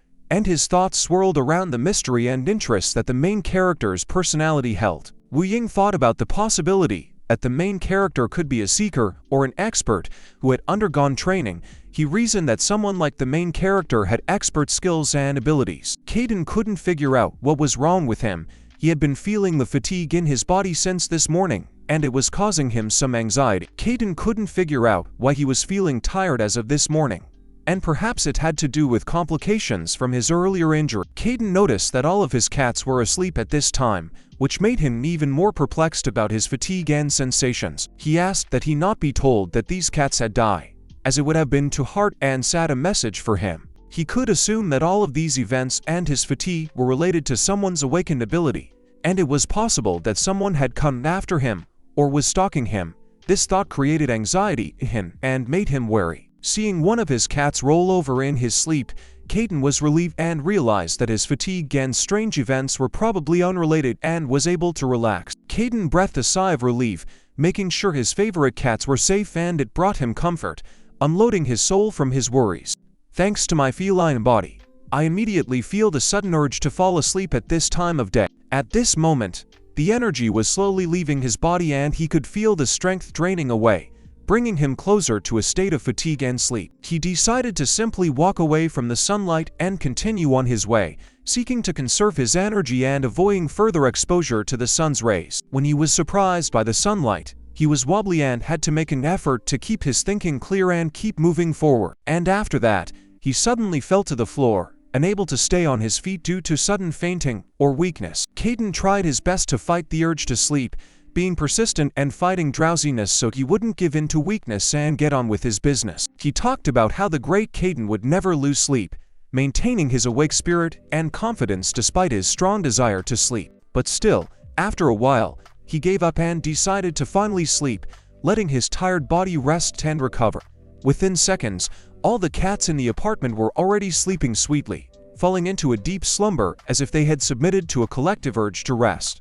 After school, Cayden would head home, as always, immersed in his fascinating world of criminal games and looking forward to new adventures. He saw one penny and was sure that somewhere in here he had something tasty and natural lying around that could be purchased for that small amount of money. He decided to hand the cat a yummy treat and asked if he was hungry, hoping to please his pet and quench his desire for food. The cat sniffed what the guy wanted to give him, showing interest in this yummy treat and expressing his approval. The main character reassured the cat, telling him not to worry and to just enjoy his food, assuring him that it was safe and tasty for him. Right at this moment, Wu Ying appeared behind him, causing the protagonist to be somewhat surprised and interested in what he had to say or suggest. It was the first time Wu Ying addressed the guy after such a long time, causing him to have mixed feelings of curiosity, nostalgia, and anticipation for what she was about to say. The protagonist was wondering when Wu Ying had time to approach him, for he hadn't noticed her approach and felt a slight surprise at her sudden appearance. Wu Ying was curious about where the main character got the cat from, and she asked him a question about their origins, expressing her curiosity and desire to know more about it. Seo Ji Woo was surprised by such a harsh question from Wu Ying. His face expressed some bewilderment and surprise, as he didn't expect such an intense question from her. The protagonist replied that it was not his cat, he just gave it food because the cat looked hungry, emphasizing that he took care of the animal with no intention of taking it for himself. But Wu Ying said that's not what she meant, and continued to ask the question, inquiring about the cat's origin and the main character's connection to it, showing persistence in getting an answer. About the dark striped cat, the protagonist said that he met him last night and, seeing that the cat needed help and care, decided to temporarily take him into his care. The main character realized what moment we were talking about when Wu Ying mentioned carrying him away in his arms. He asked Wu Ying if he saw him at that time and what happened after that. He said that he knew this cat previously, but one day it suddenly disappeared for a while. Then, a few days ago, the cat returned, but it was badly injured and needed help and care. Wu Ying looked at him thoughtfully at this moment, her eyes expressing mixed feelings of curiosity, sympathy, and perhaps even recognition, as if she had realized or remembered something. The protagonist wondered why Win was asking such questions about the cat and past events, and he wished to know what the connection between the two was and why it mattered to him. Wu Ying thought about it and realized that perhaps this cat the main character was talking about was his own cat in the past, causing him to worry about his well-being. The main character was extremely surprised when he heard this from Wu Ying, his face expressing such great astonishment that he was practically dumbfounded and couldn't immediately find the words to reply. Seo Ji Woo asked Wu Ying what happened to his cat since he had lost it and was concerned about its fate. He asked if he wanted him to take it out so he could see if it was his lost cat. He offered to bring the cat so Wu Ying could look at it and determine if it was his lost cat or not. But before bringing the cat, the The protagonist asked Wu Ying to wait just a second so he could fulfill it and come back with an answer. Wu Ying expressed his distrust to Seo Ji Woo, considering him a traitor because if that wasn't the case, he wouldn't have so easily shown the cat without hesitation. When the protagonist returned home, he found that Cayden, his faithful dog, had already fallen asleep, snuggled on his pillow, deeply immersed in a world of dreams and peace. Cayden instantly jumped up from his pillow, awakened by the beau's arrival in the room. His ears perked up and his eyes awake, surreptitiously watching his master's every move, ready for new adventures. Cayden stepped closer and asked the protagonist a question about his occupation at the moment, his gaze full of curiosity. The protagonist shared his discovery with Cayden with a smile.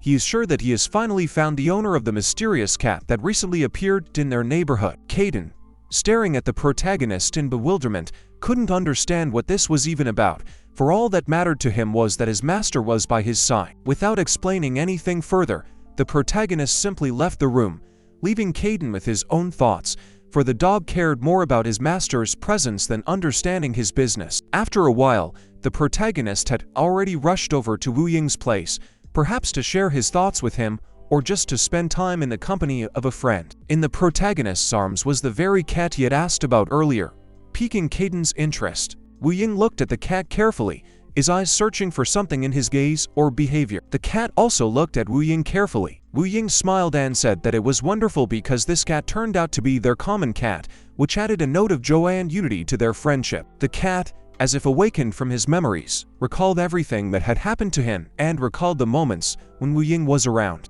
After the cat's return, the protagonist began to wonder what had happened to him that caused such strange behavior or possible changes he might have missed. The protagonist faced the ceiling while Wu Ying asked him to give up the cat in an attempt to calm down, and the same determination glow in his eyes as the cat's gaze. The protagonist was puzzled by the situation that caused his wariness, but he didn't know how to proceed, facing a dilemma between his own feelings and his friend's request. Wu Ying repeated his request to the protagonist, insisting that he give him the cat, his words sounding convincing and insistent, leaving little room for thought. The protagonist was confused and bewildered, for he could not understand why Wu Ying was so insistent on the cat's return, and his own uncertainty only increased his anxiety. Seo Ji Woo was agitated because he couldn't understand why Wu Ying was so insistent on bringing the cat back, because to him it seemed ridiculous and inexplicable. Seo Ji Woo, concerned about what was happening, asked Wu Ying if it was true that he had lost his cat. His words sounded vague and anxious, waiting for an answer that could change their future communication. Wu Ying confirmed that this was the case, and he had indeed lost this cat, his voice sounding filled with regret and some longing for his lost friend. The main character began to understand why Wu Ying was acting this way. If he had been the owner of the cat himself, he would have reacted differently to its loss, which caused him to have some compassion and understanding. Wu Ying felt that he was being exposed, and simply stopped talking. The main character asked Wu Ying why he wanted to take the cat if he wasn't the owner. Wu Ying silently explained nothing and repeated his request to give him the cat, his voice sounding firm and insistent. He then warned that the guy was in danger if he continued to keep the cat in his possession. His words sounded serious, filling the room with anxiety and uncertainty. Seo Ji Woo of course answered him negatively, not ready to give up the cat, his voice sounding determined, emphasizing his determination to protect his pet. Wu Ying then revealed that he simply had no choice. After that, there was a sudden outbreak outside. Wu Ying instantly blocked Seo Ji Woo's movements. The protagonist was captured by an unseen threat and forced to stay put for several hours according to Wu Ying, his body tensely awaiting developments despite wanting to leave. The main character instantly changed and fell to the floor after such a blow, his body weakened under the impact of the powerful blow, devoid of strength and energy. Wu Ying then took on the cat, his movements calm and decisive. Under the force, the cat began to slowly rise into the air, its body seeming to obey an invisible force. Wu Ying then grabbed him with his strength, his hands proving to be unyielding. Of course the cat was nervous, for he didn't know what to do in this situation. After that, Wu Ying took the cat directly into his hands. His movements were decisive and confident. At last, Wu Ying only looked at the guy lying next to him, his gaze full of unfathomable depth. Wu Ying silently turned around, preparing to leave. His movements were calm and decisive. After that, the main character suddenly asked Wu Ying to wait, his voice sounding resolute. Although the protagonist was swayed at this moment, he did get to his feet. His movements were unsteady, but his determination to overcome the situation was clear.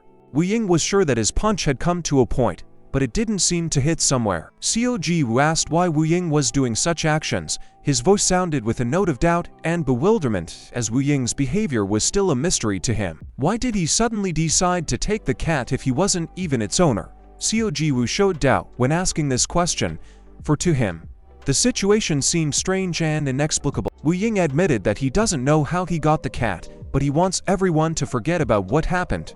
His words sounded mysterious and a little disturbing. He should also forget about it. Wu Ying admitted that the main character should also forget everything that happened. The main character couldn't make out what he was talking about, so he asked for an explanation more clearly to understand what Wu Ying was trying to say.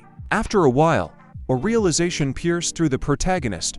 Perhaps Wu Ying is involved with this man and the events taking place. The protagonist asked whose side he was on, realizing that this conversation could lead to new revelations and plot developments. Wu Ying claimed that the man had indeed taken the master cat, his words sounding serious and confident. Immediately after that, Wu Ying started using his strength again. His movements were powerful and decisive. The awakening of Seo Ji Woo's abilities had something to do with acceleration. Wu Ying realized that he needed to secure the guy before he regained his mobility, and made the decision to pack him to prevent him from leaving. Wu Ying succeeded. He attacked the guide when he had no time to do anything in response. His actions were quick and unexpected. The protagonist fell to the floor and began to refuse such an attack, his body feeling sore and weak, but his determination remained unwavering. After that, Seo Ji Woo's wave of energy rolled once again, and he managed to return to the battle, his strength and determination restored. The attack was so strong that it left a mark on the concrete, reflecting the power and destructive force of this collision that left a visible mark on the environment. It was no surprise to Wu Ying that he was able to take the cat away from the master, for he was a master of his craft, able to achieve his goal by force and cunning. Seo Ji Woo realized that Wu Ying was also an awakened one, and he had something to do with that other guy.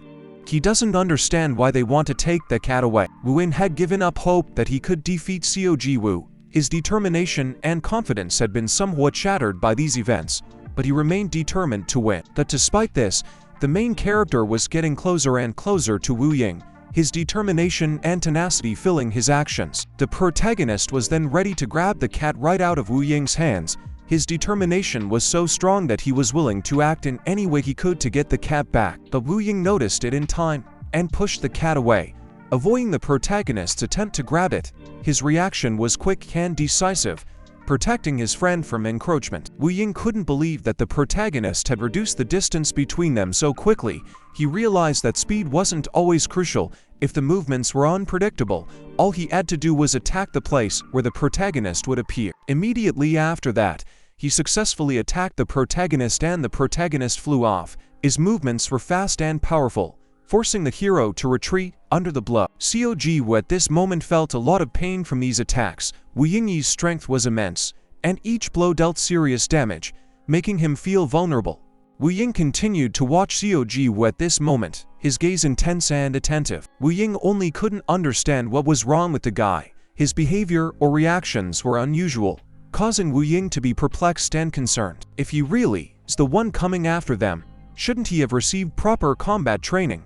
But all of his movements up to this point seemed careless. The main character looked at Wu Ying and felt fear encompass him, inexpressible emotions flickering in his eyes. Shrinking with pity, the protagonist looked at the cat that Wu Ying wanted to take away.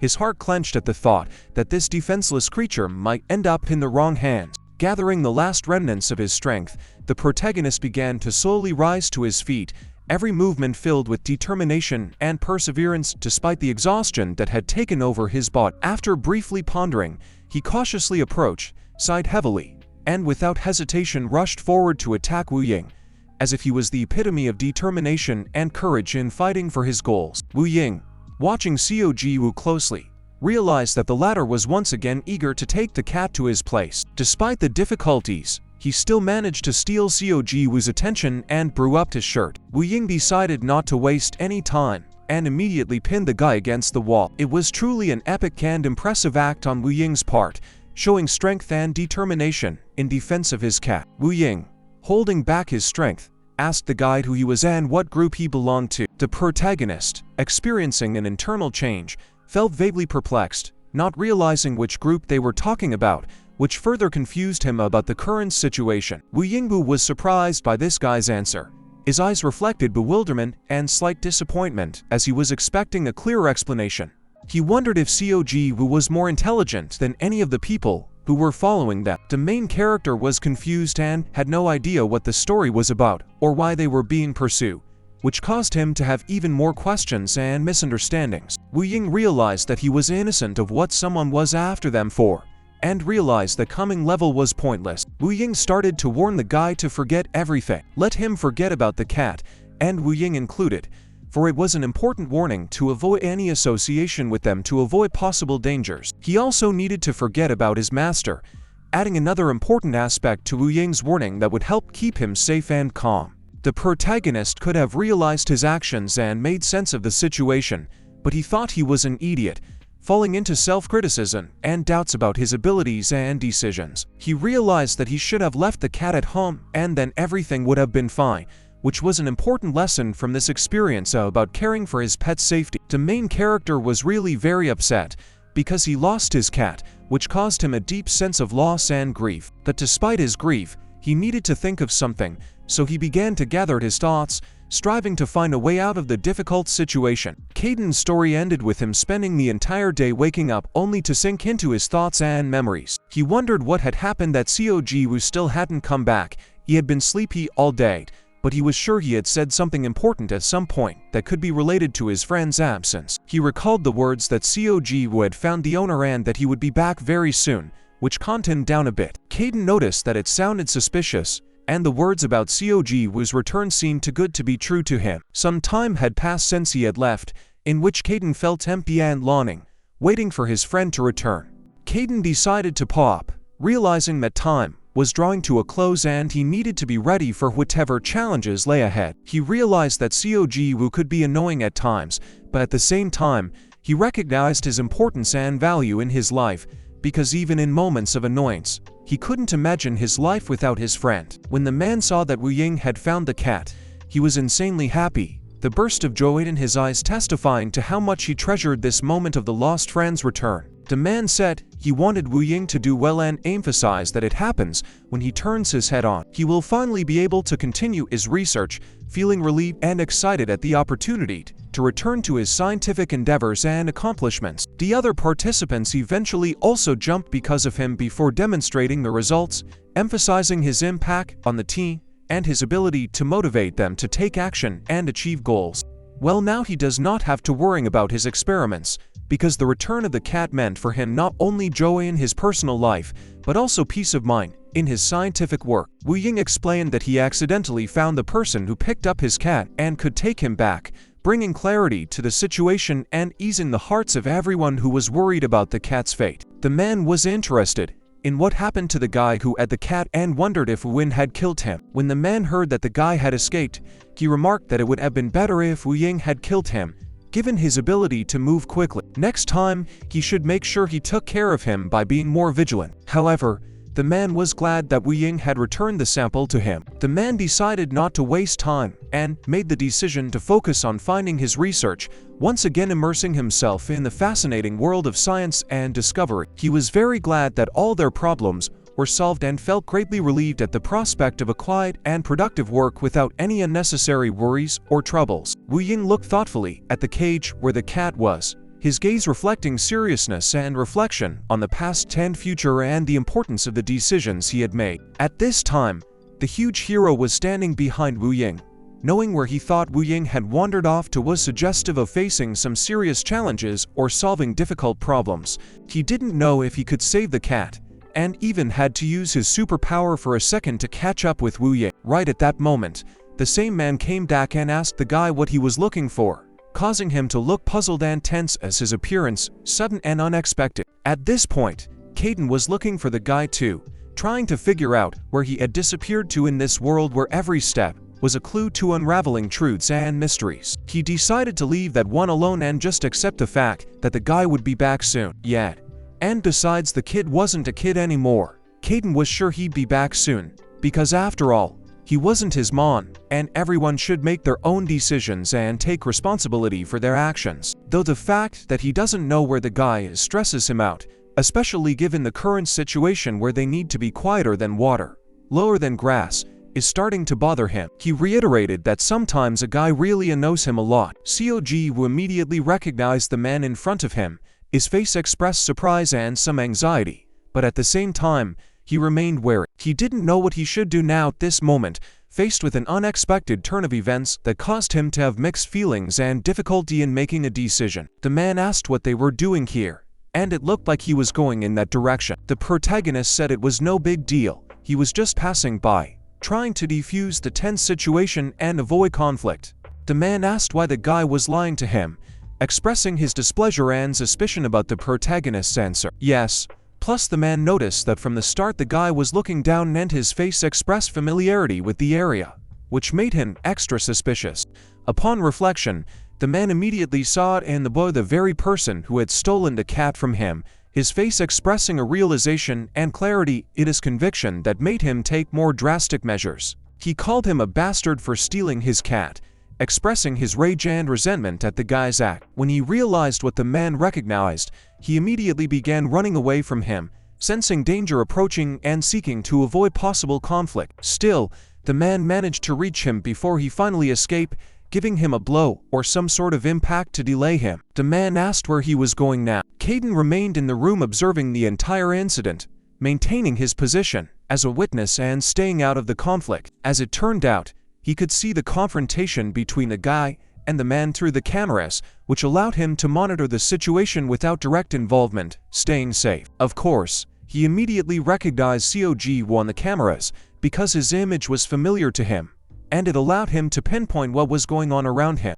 A man slowly approached the protagonist at this moment, his footsteps expressing determination and tension, creating an atmosphere of anticipation and suspense. He was surprised that it turned out to be just an ordinary child, expressing his disappointment and bewilderment at the unexpectedness of the situation. The protagonist suddenly rose to his feet, preparing to flee, his movements expressing determination and readiness for action in the face of the threat that was approaching him. A split second later, he abruptly tore into a run from the man. The hero felt pain in his legs, but despite that, he kept running. The man asked where he was going, since he wasn't done with him yet. At this moment, Wu Ying ran out to them, suddenly appearing on the stage and creating additional tension and an unexpected turn of events. Of course, he immediately noticed Seo Ji Woo lying on the ground, expressing his surprise and concern over his condition. The man said that it looked like Wu Ying had brought a tail behind him, expressing his bewilderment and possible speculation about Wu Ying's reasons for showing up in this situation. But at least they couldn't catch the man, reflecting disappointment that the alleged villain got away without being punished. Wu Ying was unhappy with this situation and looked at the protagonist at this moment, his facial expression reflecting disappointment and some irritation. The man with a confident step approached the guy, who was sitting on a bench in the park, and insistently told him to get up, because they needed to talk urgently about an important matter. He tried to let him know that something was wrong with him, because that was all he was capable of after one blow that was so weak it didn't even leave a mark. He could assume the guy was faking it to prepare for an escape, as his demeanor seemed to calm and calculating for such a tense situation. They can't let that happen, because they're incredibly annoyed when the guy uses his awakened abilities, so he decides to hit him again, hoping for a better result. Wu Ying said that we might have a problem with him because even then he couldn't properly use his abilities, and that complicates things even more. The man didn't listen to Wu Ying at all and continued beating the guy. Wu Ying, losing patience, decided to shout already, as the situation was becoming more and more uncontrollable and tense, and the man was clearly not going to stop. Wu Ying directly asked the man to stop and regain his composure, saying that the guy was not a bloodhound coming after them, and beating him up would do no good. The man couldn't understand exactly what Wu Ying meant when he said that the guy wasn't a bloodhound and continued to stare at him incredulously. Wu Ying suggested that perhaps the one who took the cat could be him, and tried to explain that the cat still belonged to him. He had awakened powers, but he didn't belong with them, and probably took the cat when he saw someone bullying him. The man finally realized what the matter was now, realizing that their situation was not as simple as it seemed, and that they were facing a new, unpredictable threat. Now that he sees him up close, it even appears to him that they know each other, And the man suddenly realizes that they are not only from the same school, but also from the same class, which adds new mysterious aspects to their meeting. If everything Wu Ying says is true, then a man is faced with a world of unexpected discoveries and potential dangers that are worth seriously considering and unraveling. So, he intentionally hid some facts or truth from the man, and it makes you wonder about his true motives and intentions in this difficult situation. Wu Ying was filled with regret, not expecting such problems, as he had succeeded in getting the cat back and had expected it to end much easier and faster. The man couldn't understand how the guy was able to behave so easily in such a situation, and it added even more mystery and misunderstanding to the current situation. He immediately remembered this Wu Ying at this moment, realizing that his presence could have profound implications for his future actions and decisions. Of course it was. The force was so strong that Wu Ying couldn't stand on his feet, succumbing to the excitement and emotions arising. He was thrown with force right into the wall behind him, making him feel the harsh reality of the situation and the ruthlessness of his opponent. The man said that Wu Ying will punish Wu Ying later, but getting rid of this guy is more important now because the situation requires immediate action to maintain control of the situation. The man asked her if it was all a mere coincidence, according to Wu Ying's opinion, or if there was a hidden pattern or intent in this chain of events. Wu Ying didn't answer him anything, simply remaining silent, which caused even more disbelief and questions. In the class he randomly transferred to, there was another Awakener who somehow stole their sample, adding more mystery and danger to his life. Even if he was, it didn't matter. And it didn't matter if he was a bloodhound or not, because it was important to get to the bottom of his true intentions and the possible danger he posed. There should be no witnesses to their experiment, for this could lead to unintended consequences and the revelation of their secrets, which would be extremely dangerous for all involved. Then there was some sort of explosion right where the guy was lying, shrouding the scene in a fog of mysterious origin and causing even more anxiety and bewilderment to those around him. The man realized that it could have been Wu Ying, realizing that the situation was becoming more complicated and dangerous. The man asked Wu Ying if he had tried to attack him, hoping to figure out who was behind the explosion and what the consequences might be. The Wu Ying specifically aimed lower, raising doubts and questions about his true motives and intentions, which could be far darker and more dangerous than initially thought. He apologized to Master but also said that he couldn't let Seo Ji Woo die, expressing his deep determination and protection towards his friend. Of course, the man was furious and called Wu Ying's act stupid, calling him a bastard. At this time, Cayden was just walking down the street, unaware that such a tense and dangerous situation was unfolding elsewhere. But still, Cayden noticed something not far away from him, causing him to be uneasy and cautious as he sensed something unusual happening in his vicinity. The man asked Wu Ying if he was finally going crazy. He asked the guy if he thought he was capable of stopping him, implying if he put all his strength into the punch. The Wu Ying said that this action was also done for the master's benefit. The man didn't want to listen to him at all and simply told him to shut up, showing his determination and refusal to discuss further. Such Wu Ying was already able to dodge this attack, showing his agility and skill in combat. The man saved his ass when Wu Ying was a prisoner, treating him like a similar pig, giving him food and learning how to use his power. He promised to finish off Wu Ying before Seo Ji Woo, expressing his determination and rage towards his former ally. Still, Wu Ying had to dodge attacks to avoid danger. Wu Ying repeated several times that he didn't want to do that. The man was so furious that he didn't even want to listen to the guy, consumed by his own emotions and resentment. Once again, the man attacked Wu Ying, expressing his rage and dissatisfaction with his behavior, seeking to use force in his actions. Still, humans had many skills too, and he didn't dare to just stand still. He appeared to be fine after his attack, probably due to his strength and experience in combat. The man replied that Wu Ying was much stronger than he had anticipated, recognizing his abilities and experience in combat. Since it had come to this, he offered to check how strong Wu Ying had become. After that, the man suddenly attacked Wu Ying, showing his determination to test his strength and determine how much stronger he really had become. And so, he threw Wu Ying straight into the wall with force, showing his aggressiveness and determination in his actions. The man had no intention of stopping so quickly and continued to attack Wu Ying, showing his persistence and determination to achieve his goal. With his strength, he lifted Wu Ying straight up into the air, displaying his power and dominance in this fight. And of course, after that, he threw him to the ground again, continuing his attack with increasing fury and determination. Wu Ying was lying on the ground coughing after all those attacks, showing his exhaustion and vulnerability after the brutal clash. The man asked if that was all Wu Ying was capable of, implying that he had shown weakness and inability to deal with his attacks. He asked Cayden if he thought he was getting in his way with the kind of mandatory abilities he had. Wu Ying Kolushkin never betrayed the master, expressing his loyalty and faithfulness in his actions and decisions. The man rudely ordered him to shut up, adding that his words were of no use now, for just now he had fought him, risking his life to save a child from a dangerous situation. At that moment Cayden entered the room, and with a quick glance, he immediately recognized the man he had once encountered before under similar circumstances. He was glad that at least it wasn't Seo Ji Woo, but he still wondered where he could have gone and why he wasn't at the place where his presence was expected. It was at that moment that he noticed something important that had escaped his attention earlier, something that could shed light on the current situation and help him better understand what was happening. Not far from the man and his boyfriend, he noticed the main character lying on the ground, who seemed to be unconscious, which caused him a wave of anxiety and a lot of questions. Cayden was extremely surprised to see the guy lying on the floor, as he had in no way expected to encounter such a scene that clearly indicated a recent fight or incident. The protagonist at this point was completely without strength and completely exhausted,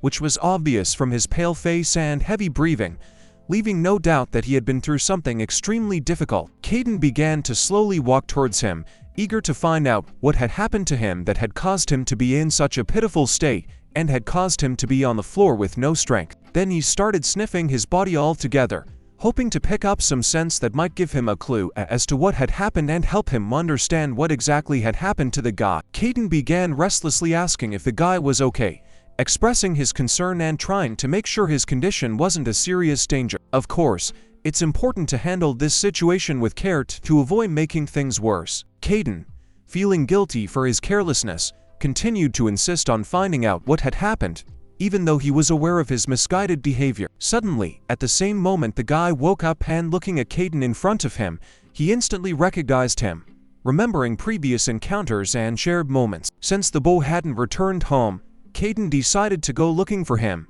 concerned for his safety and hoping to find any traces or clues to his whereabouts. Seo Ji Woo immediately apologized to him for what happened, admitting his wrongdoing and understanding the importance of extending a helping hand at times like this. Cayden looked at the protagonist regretfully at this moment, realizing his hardship and suffering, and wanting to help him through his ordeal. The man stood over Wu Ying after beating him, his face expressing anger and contempt, while Wu Ying lay unconscious, exhausted and injured. A little later, he felt the need to fully explain what had happened, but first he decided to get rid of Seo Ji Woo to ensure the safety of those around him. Wu Ying once again reiterated to the man that Seo Ji Woo was not who they were looking for or expecting to see. But the man realized that Wu Ying never realized that it didn't matter whether Seo Ji Woo was the person he was looking for or not. He realized that in his job, he shouldn't leave any living witnesses. It was at this moment that the man suddenly noticed Cayden near Seo Ji Woo, and his attention was drawn to the encounter. The man couldn't figure out who the fat man was or how he could be used for their experiments, as they ran out of samples, and that drew his attention to an unexpected possibility. The protagonist immediately started yelling that Cayden should be insulted. Cayden asked why he should worry about him when he himself was in such a defenseless and depleted state. Let him not worrying about it and let himself die a second, the protagonist said. After that, Cayden began, once again, as if to heal the guy. He assured that he would take care of everything and the guy didn't need to worry.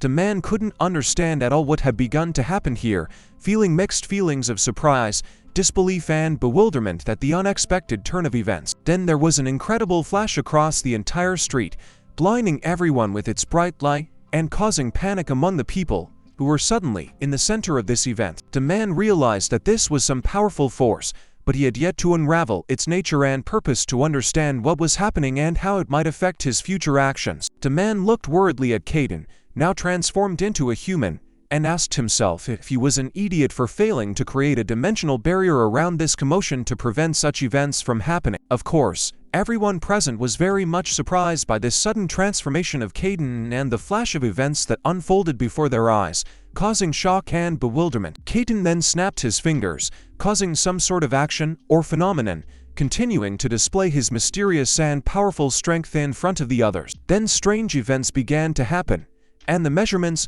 seemed to start changing. The man suddenly realized that he possessed the awakened ability to create separating dimensions, which gave him the ability to control the situation around him. Cayden pleaded with the man not to consider his actions excessive against these young men, expressing his doubts about the rightness of his actions. The man was confused about his relationship with Seo Ji Woo and asked who he was, in an effort to figure out the connection between the two and what was going on. Cayden asked if the man was surprised at who he was, emphasizing the suddenness of his appearance or influence on events. The man realized that if someone was operating at that level of behavior, it was probably just one person. The man couldn't believe it was him. For what was he doing here? The protagonist was shocked to see what Cayden looked like at that moment. His appearance disgusted and disapproved of him. At this moment, the man suddenly realized who was in front of him. His consciousness flashed, and he clearly saw the identity of this person. The protagonist asked if Cayden was really standing in front of him, doubting his observations and trying to confirm his hunch. The man suddenly realized that Cayden's crush was standing in front of him. Cayden confirmed that the man was absolutely right to recognize his observations or decisions. If he was wrong, there would be no chance for the man to fight him, and Cayden had warned him of that right away. He started to swear that he didn't know how important this guy was to Cayden. Cayden told him to shut up and asked what he was even babbling about. He said the man was just destined to die. The man didn't even have time to say anything in response or react to that statement, stunned by Cayden's words that reflected his determination and ruthlessness. After that, Cayden, given a moment to wait, immediately left there, showing his determination and steadfastness. The two guys were surprised by the events that had begun, feeling a mixture of surprise and anxiety at the unexpected twists and turns of the situation. After a while, the man fell to his knees, overwhelmed by the sudden turn of events and the feeling of helplessness before what was happening. Wu Ying immediately began to approach his master, ready to provide support and assistance in this difficult moment, showing loyalty and devotion. Cayden was surprised that the man was still alive, and assumed he hadn't used his full power. If that's the case, let's just make sure to get the job done this time, Cayden decided, showing determination to complete his intention or task.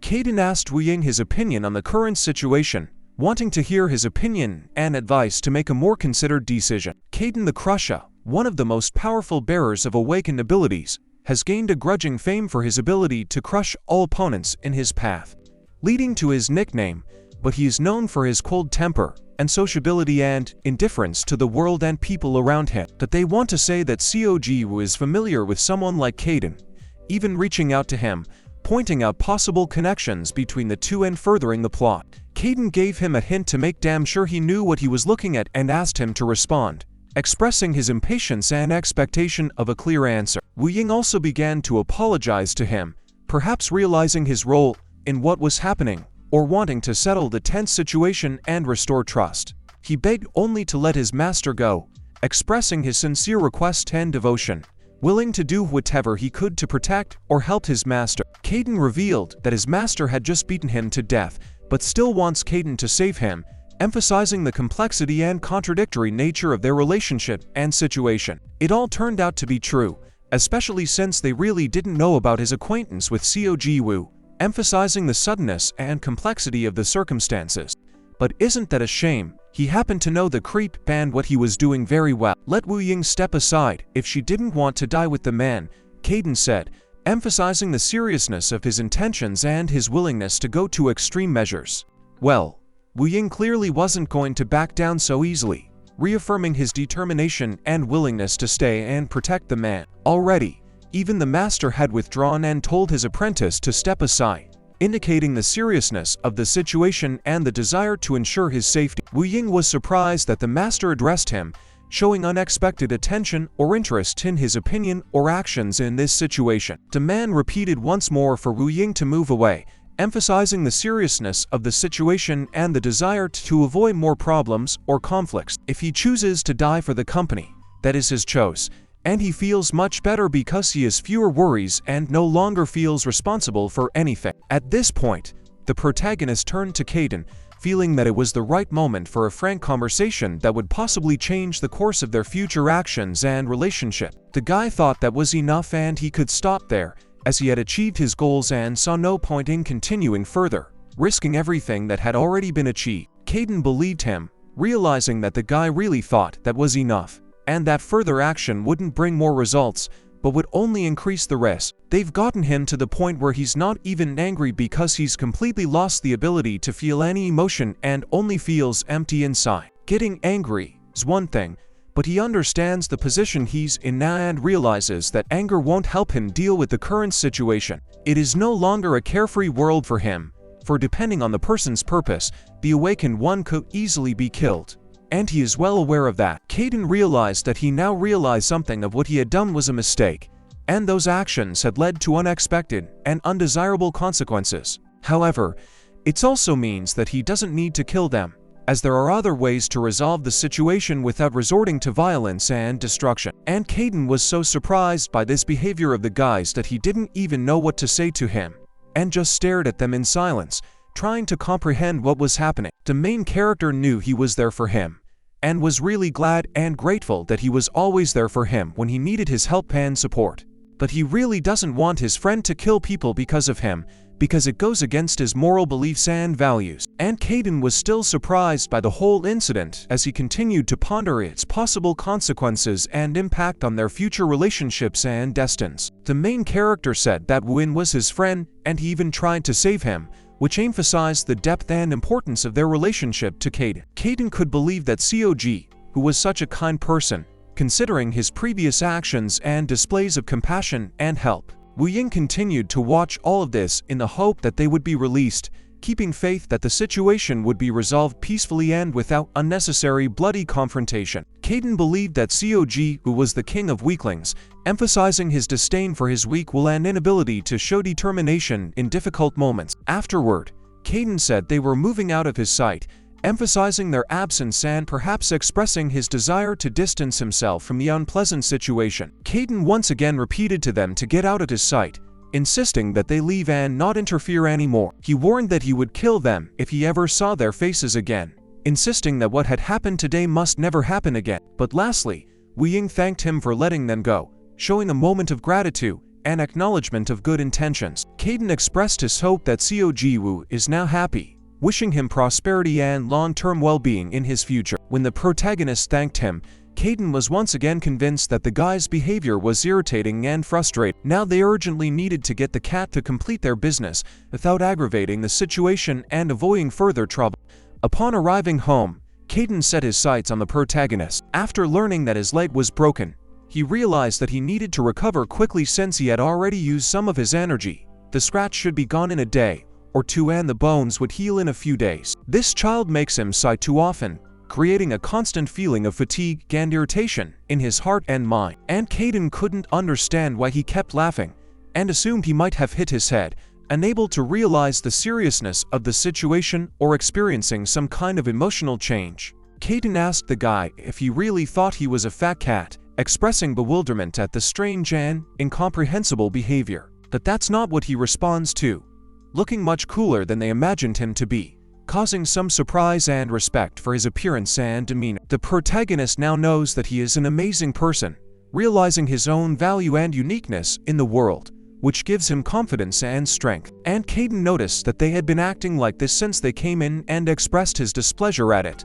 questioning what was happening to them and why they were acting like this. The protagonist thought that the cats were now afraid of him because he was now human, realizing the change in his status and influence on the world around him. At that moment, Cayden felt something, perhaps some pang of anxiety or discontent, realizing the sudden change in attitudes and dynamics among the group members. The protagonist could see what the problem was and began asking Cayden, trying to make sense of the sudden emotions and moods that had arisen in the group. Cayden only noticed that something strange or unusual had begun to happen to his body, causing him to feel perplexed or anxious about his physical condition. After a while, the main character stopped, exchanged a glance, and stared at Cayden. Unfortunately, Cayden turned into a cat, much to the surprise of the main characters. Cayden looked around dazedly, trying to realize what was happening, but still unable to comprehend what strange events were unfolding before his eyes. Why his body had turned into a fat cat again,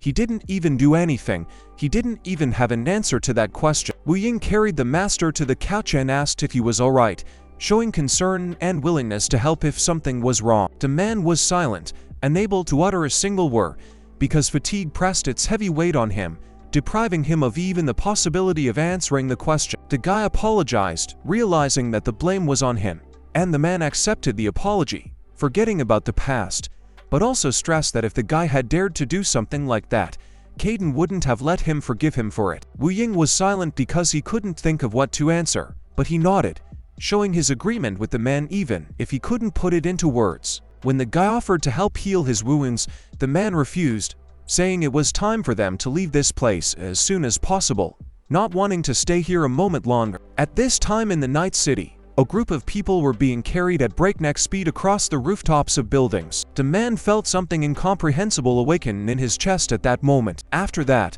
for unknown reasons, he suddenly attacked Wu Ying, stealthily approaching him. Attacking with words, he accused Wu Ying of betrayal, expressing his anger and resentment for his alleged deeds. Wu Ying was shocked by the unexpected attacks and didn't have time to react, stunned by the sudden aggression that came at him so unexpectedly. The man realized that one day the boy would betray him, so he decided not to share all his wisdom and knowledge with him, preferring to leave him in ignorance. Wu Ying couldn't understand why the man was doing this. Right at that moment, Professor Dylan was approached with a request for help or an urgent question. The man, puzzled by the strangers, asked them about their identities, wanting clarification and realizing that they might be key figures in the current situation that required his attention and response. They appeared from behind the association and explained that they were not here to make an arrest, but to warn of the dangers of illegal research being conducted at this location. The man thought that Wu Ying was a scumbag, believing that it all happened because of his own fault and mistakes. He was sure that if it wasn't for Wu Ying,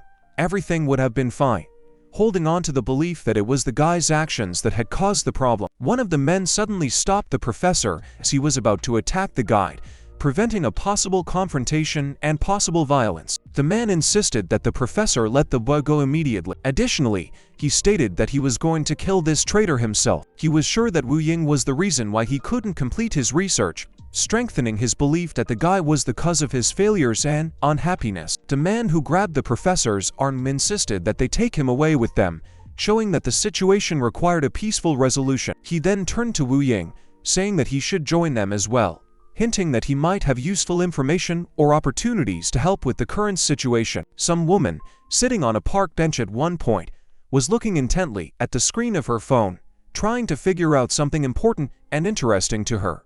It's hard to say anything for sure since all the evidence has been scrubbed, but it seems to be a result of Cayden's abilities, making the investigation particularly difficult and almost hopeless for investigators. The woman didn't even know what to answer them, so she just remained silent, looking at them with slight confusion and inner confusion, not finding the right words at this moment. And the association had not been notified, so he made sure the information didn't get out, scrutinizing all possible sources of leakage and ensuring complete confidentiality. If this happens, you will be in trouble, as the consequences can be extremely serious and affect everyone involved, causing a chain of unpleasant and unexpected events. And just at that moment, there was a picture of Seo Ji Woo on the woman's tablet, which she was scrutinizing, trying to understand its meaning and relate it to the events that were happening. Indeed, it was unclear how exactly they were able to take this picture, but it clearly showed Seo Ji Woo, which added even more mystery to what was going on and raised many questions. When the main character played with the cats, he couldn't help but agree that they were very cute, bringing a smile to his face and a feeling of warmth to his soul. Seo Ji Woo turned back to look at Cayden, his gaze full of curiosity and anticipation. Right at this moment, Cayden just sat staring out the window, his thoughts seeming to drift far away, into a world of his own musings and memories. He couldn't understand why his body had changed again, knowing that he had gone a little overboard with his powers, but it was really strange. His body shouldn't turn into a cat if he had no energy left. Besides, this transformation had happened on its own. Some sort of realization began to come to him, slowly breaking through the shroud of confusion and bewilderment. When receiving, what he went through was not only about the external physical appearance, it was a complete transformation from human to cat, a sense of transformation at the level of his essence and being. This means that Cayden has become a real cat, having undergone a complete metamorphosis of his essence, and his being is now completely in line with his appearance. He himself couldn't believe his own brilliance, couldn't believe his abilities were so perfect and powerful, but how he would then go back to being human. This question became one of the main questions for him in his new reality. At this point, Cayden started laughing. But he didn't care, because he was sure things would work out somehow. Anyway, something like this would be easy to pull off once his power returned. Even the cat that wasn't rescued stood up at that moment, but he decided that he would just pretend to still be asleep, so that no one would suspect his awake state. When asked why he turned into a cat, Cayden said it was because this body was quite comfortable, hiding his real motives and intentions behind that phrase. He admits he never realized how cool this look was. It was at this point that Cayden noticed the toe that the main character of the Katami had gotten out with, and his thoughts were filled with memories of the past, of how it had all started. Without a moment's hesitation, he immediately began to play with her too, as if sensing in this moment something more than just a toe. All he could think about in his head was that there was no way he was letting go of this toe. Cayden caught his gaze on the main character at that moment, as if finding something familiar and understandable in his eyes, a reflection of his own feelings and thoughts. He really didn't want to share this toe with the cat's eye. He could not understand exactly what it was about that he had so perfectly incarnated into a cat, for this transformation was so flawless and incomprehensible that he had not yet fully realized its meaning and reasons. The protagonist watched closely what Cayden was doing, trying to unravel the mystery of his behavior and understand what was going on in his mind and heart. Seo Ji Woo noticed that this little guy never woke up, wondering if he was hurt or not, and began to ponder the possible reasons for his non-awakening. He didn't show any injuries when he examined him, and he is confident that the baby will wake up soon because nothing serious has happened to him. In fact, the first time they got him, he was in much poorer condition, which raised serious concerns about him. Aside from the fact that Cayden is worried about the repercussions that may have come from his abilities, even though he cleaned up before he left, it still gnaws at him.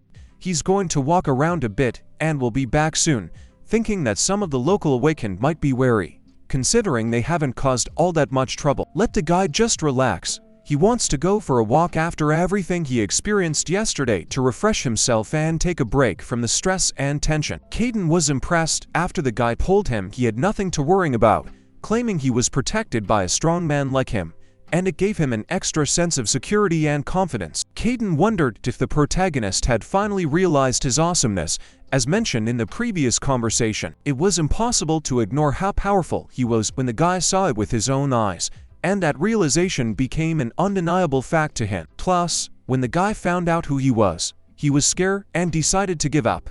Realizing the power and strength of Cayden, he asked Cayden to tell him how he too could become so strong, wanting to know the secrets and methods that would help him achieve a similar level of skill and strength. Well, that was it. At that moment, Cayden felt something move inside of him. The main character was curious as to what it was that was going on with Cayden and began asking questions, hoping to unravel the mystery of his inner turmoil. Right at that moment, someone dialed him, catching his attention and distracting him from his thoughts about Cayden. He picked up the phone and was asked if they could speak to him, perhaps addressing some important question or request. It was someone named Inhekgu, and he asked if he had time to talk now, as he wished to help and give advice that might be helpful. The protagonist could understand the advice and why he needed it, realizing that Inhekgu, this would likely be information for the user awakened abilities that they would receive from Inhekgu to better understand and control their abilities. In any case, it would be better, one would think,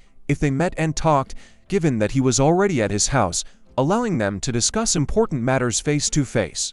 At that moment, the protagonist actually saw some men outside his windows. All the while, the man smiled and said he hoped the guy would believe him if he said he came to fight, adding that he wouldn't have wasted his time messing with him like that if he wanted to hurt him. And yet the main character let the man into his house, perhaps deciding to give him a chance to explain himself or figure out what he really wants. The cats were watching the man very closely at this moment, their ears tensely raised and their eyes following his every move as if they sensed potential danger. The man didn't even know how to react to this whole situation with these cats. He felt some insecurity and bewilderment in front of their attention and behavior. He noticed that one of them was sleeping peacefully, oblivious to what was going on around him, as if he didn't see the man as a threat or anything of significance at all. Cayden sat down right in front of him at this point, and the man was clearly nervous, as he felt uncomfortable under his scrutinizing gaze. He said he did see a lot of cats, trying to find a common topic of conversation and defuse the tense situation. The man apologized, as he was caught off guard, trying to soften the situation and show that he had no bad intentions. The man apologized for his unexpected appearance, trying to lighten the mood. He admitted that he did see a lot of cats, trying to find a common topic of conversation with the main character. They expressed their desire to support him to begin living as an awakened person, preparing to help him learn a new way of life and learn to control his abilities. They had recently investigated him and made some inquiries to learn more about his background and abilities, preparing to help him on his new path. He apologizes that this was done without his consent, but let him understand that at the same time they were in a quandary, for it is their job to keep a record of all users of awakened powers. Cayden was surprised that their job included keeping a record of the awakened in this territory. He hadn't thought about it due to so much happening at once. Or the man was also awakened. The thought occurred to the protagonist, causing him to consider the possibility that their meeting was not coincidental, but had a much deeper meaning. The man answered him positively to this question, confirming that he too was awakened, opening a new chapter in their encounter and relationship. He then began to demonstrate his power, perhaps to convince the protagonist of his sincerity and intentions, but also to show off his abilities. Cayden immediately realized that he could control the wind, which prompted him to conclude that this was probably Ji Yunyu's territory, where awakened ones with such abilities could reside. This was exactly the woman who had thought of Cayden.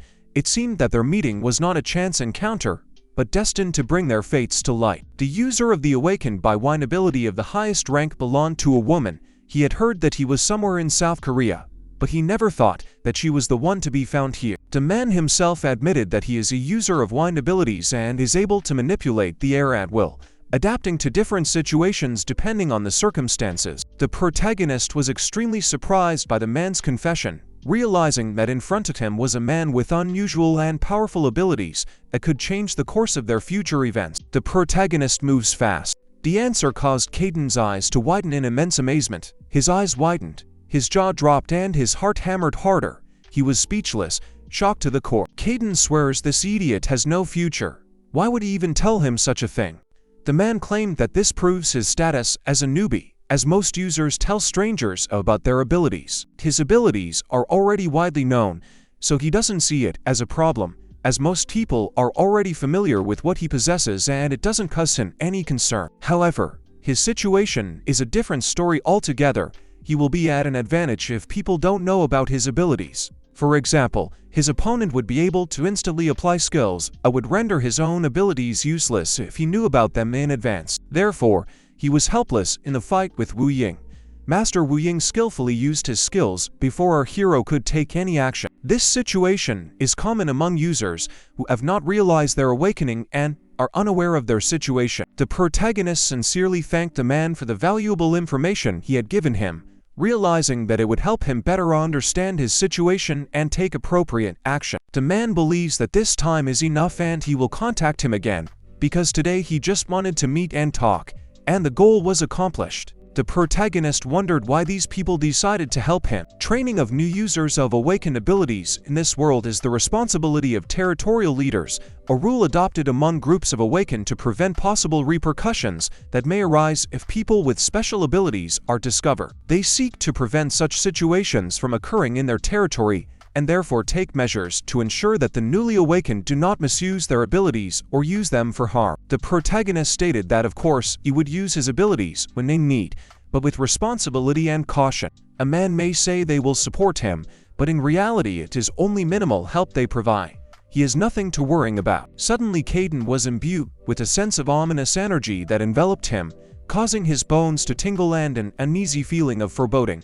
He felt something unusual and dark happening around him, causing him to be wary. Cayden couldn't understand what the guy meant by what to do, and now he had to figure out how to live as an awakened with individual abilities. This is the result of him doing whatever he wants without thinking about the consequences. It was a small relief to him to hear that this territory belonged to a woman, perhaps because he had expected a more favorable attitude and support from her. It is to one of those few ranked places in Korea that already has a fairly clean reputation. The protagonist shared Cayden's opinion and recognized that he was right in his reasoning or actions and supported him in doing so. Cayden still decided to turn to the guide to express his thoughts or ask questions about what was going on. Cayden decided not to interfere any further and officially entered the world of the Awakened, where he would focus on his own responsibilities and adventures. So he needs to get stronger and learn how to defend himself, especially considering his broken leg. Let him practice the control techniques he was shown to develop his self-defense skills. It annoyed Cayden that he always expressed himself so seriously, but perhaps he himself didn't realize what was keeping him from being more open and relaxed. The man reported that they successfully conducted their investigation and met with the high school student as they had suspected. However, he did not appear to have anything to do with the incident, so the fact that he met the assistant professor was a mere coincidence. He had already attended that school for a while before Wu Ying's transfer, which meant that his appearance there was not related to the incident. The woman listened to him carefully and carefully wrote down the information. Cayden had neither sought nor intended to reveal information about Seo Ji Woo and her association, believing it would be better if they didn't find out about him. But the way they had solved the problem with the professor by invading their territory was frustrating to him. However, he also feels he has to protect him a little bit, despite all the frustration and difficulties they've faced. He is sure that such a child cannot be bad and therefore feels the need to protect and support him despite the circumstances. During this time, Cayden practiced meditation, sinking into deep concentration and trying to find inner peace and clarity in his thoughts. He noticed that the cats were barely touching their food as usual, showing little interest in it. The protagonist announced that he went to school to fulfill his duties or pass his studies. Cayden questioned why cats can't take a simpler attitude toward food, or they tend to become like him. A broken leg did not prevent the protagonist from going to school in peace. He wondered if Wu Ying was safe and in good condition right now. He sold out with his master and suffered injuries in his defense. He wondered if his condition had gotten better or if he was still suffering the consequences. At that moment, the very bullies who were constantly pestering Wu Ying entered the room, and one of them asked if this was the guide they'd run into earlier. They noticed that he seemed to have broken his leg and expressed surprise at this fact. They weren't interested in what grade he was in because their attention was focused on the injury he had suffered. At this time, the protagonist had already made it to his class despite his injury. He might have assumed that Wu Ying was absent here, given the previous events and circumstances. He remembered everything that had happened to him and Wu Ying a few days ago, details and emotions related to the incident surfacing in his mind. At this time, one of the guys noticed that it took him forever to find Seo Ji Woo. No one could have guessed that they would not be able to meet despite their best efforts. Surprise gripped them as they had hoped for the possibility of meeting, but fate had decreed otherwise. They asked if he remembered them, hoping that he might remember them, or at least something about them. The protagonist noted that he didn't remember them at all and questioned who they were and why they were addressing him. They suggested that he looks down on them and underestimates them, causing some resentment and annoyance with the group. Immediately afterward, the protagonist suddenly remembered their faces, as if the memories had suddenly come back to him. The guy realized that his memory had returned and he was able to recall their faces. He was also interested in where Wu Ying had disappeared to and decided to seek answers to that question. At this point, things really got tense between them, and the situation became strained and unpleasant. As the people in the class stared at everything that was going on, the Wo became angry at them, feeling anger and resentment at their curiosity and ridicule. The protagonist continued to remain silent as he didn't know what to answer to their questions or comments. He felt confused in front of them. The guy realized that Seo Ji Woo had injured her leg and realized that she wouldn't be able to escape like before. This created a new situation and opportunity for further action. Immediately afterward, he struck directly at his sore leg, aggravating his injury and causing acute pain shock. This impressed him and showed his aggressive side. The guy asked if it hurt and if he would cry and scream in pain, expressing his curiosity and interest in his reaction to the blow he received. Interestingly, they have only just begun their action and already there has been a clash causing pain and confrontation. The situation promises to become even more tense and complicated. The guy asked, paying attention to how far the little rascal flew from the blow, expressing his satisfaction and some superiority. The protagonist realized what they were doing and realized that normally he would have just run away from them. However, given his broken leg, he couldn't run away now. Everyone in the class became more concerned about the events.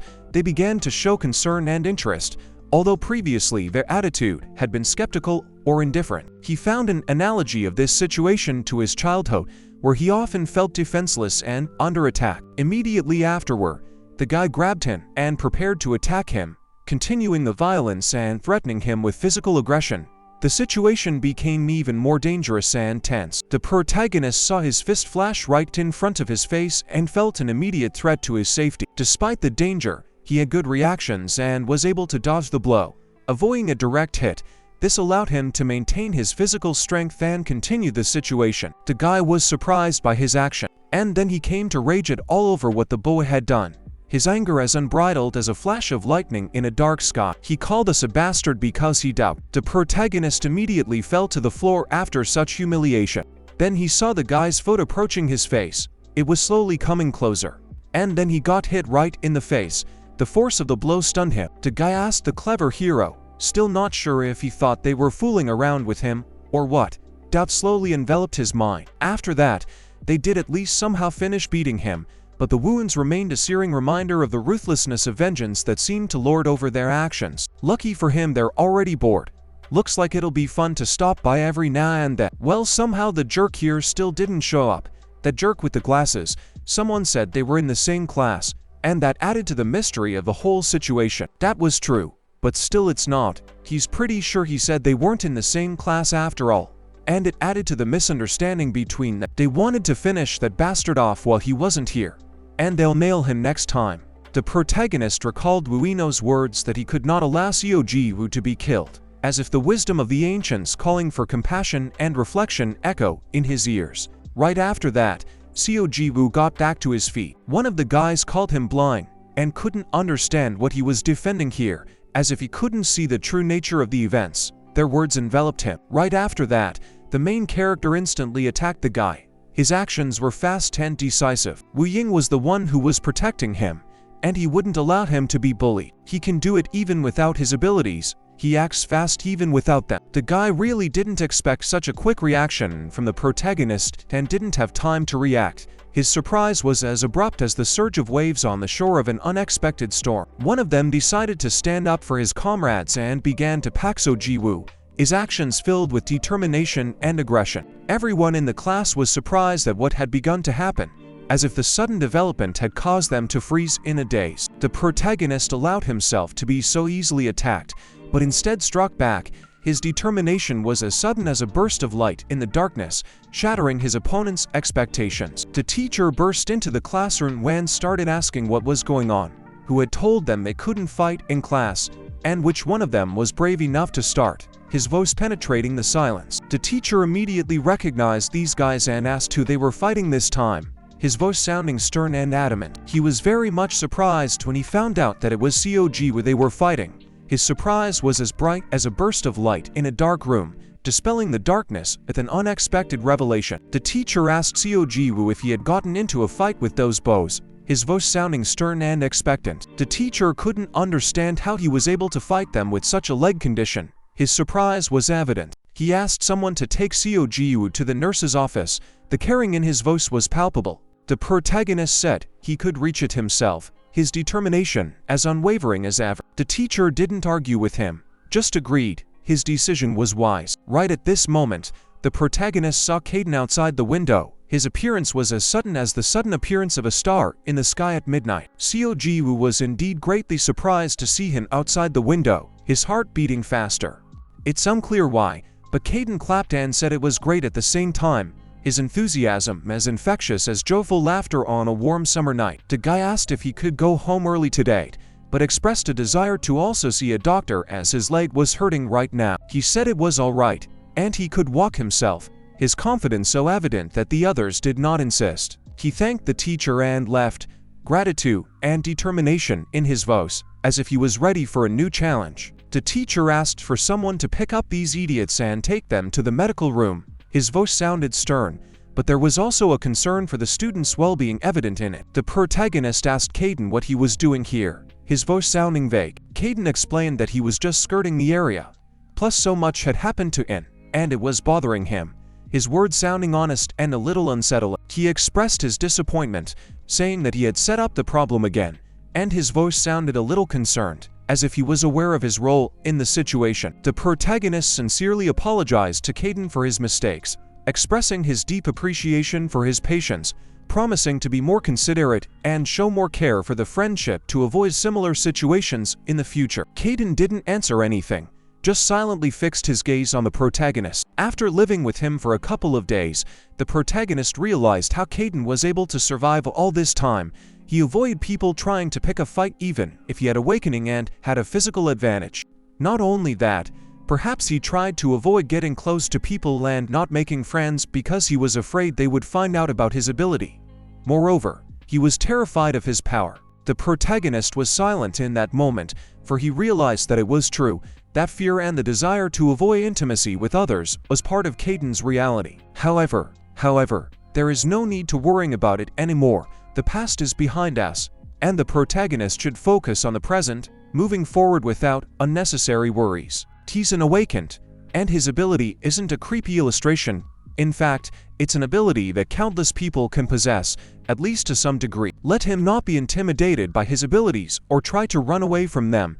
It is important that he ignore those who think they can belittle him because of it. The protagonist contemplated kissing his mate, realizing that it might change their relationship, and the issue occupied his thoughts for a while. Smiling, the protagonist said that he understood what Cayden was saying, realizing that it could change their relationship, and the question occupied his thoughts for a while. Cayden smiled back as well and just turned around, creating an air of understanding and agreement between them that was especially important in their friendship. The boyfriend suggested going out to buy some cat goodies, implying that it would be a fun and enjoyable way to spend time together. The main character shared with him that Win didn't come to school today. Cayden realized that this was the same idiot who had asked him not to kill his master, and bewilderment and disappointment flashed in his eyes. The main character thought about the fact that something could have happened to him, and it made him feel relieved that Win was missing. At this time, the leader of the gang that attacked the protagonist was standing in the street. The man spoke to him about hearing the protagonist visiting his school and expressed his desire for him to follow him. The guy immediately recognized Seo Ji Woo,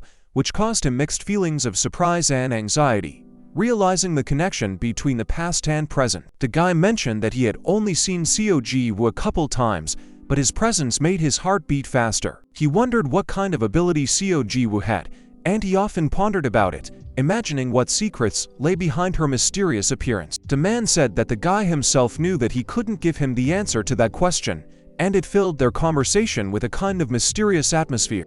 Have him stop looking for answers he is not able to provide and instead focus on what he can change in his life right now. At least according to their investigation into the past, Seo Ji Woo didn't even seem to know about his awakening until recently. The guy suddenly realized that Seo Ji Woo had been an awakened person all this time, and this sudden revealed truth caused him to be excited and have many questions. At this moment, Ji-suk, the guy's comrade, was approached to share his discovery about Seo Ji Woo's awakening and discuss the next steps. During the day, his entire group of friends joined him to discuss the revelation about Seo Ji Woo's awakening and to support him in this important moment. The guy wondered what was going on with his friends' faces when they found out about Seo Ji Woo's awakening, and he watched their expressions of mixed emotions. He asked his friends what school it was that Seo Ji Woo came from, curious about his past and possible connections. When they were silent, he couldn't tell if they were deaf, so he decided to ask where Seo Ji Woo's awakening had occurred. They still somehow tried to give him an answer,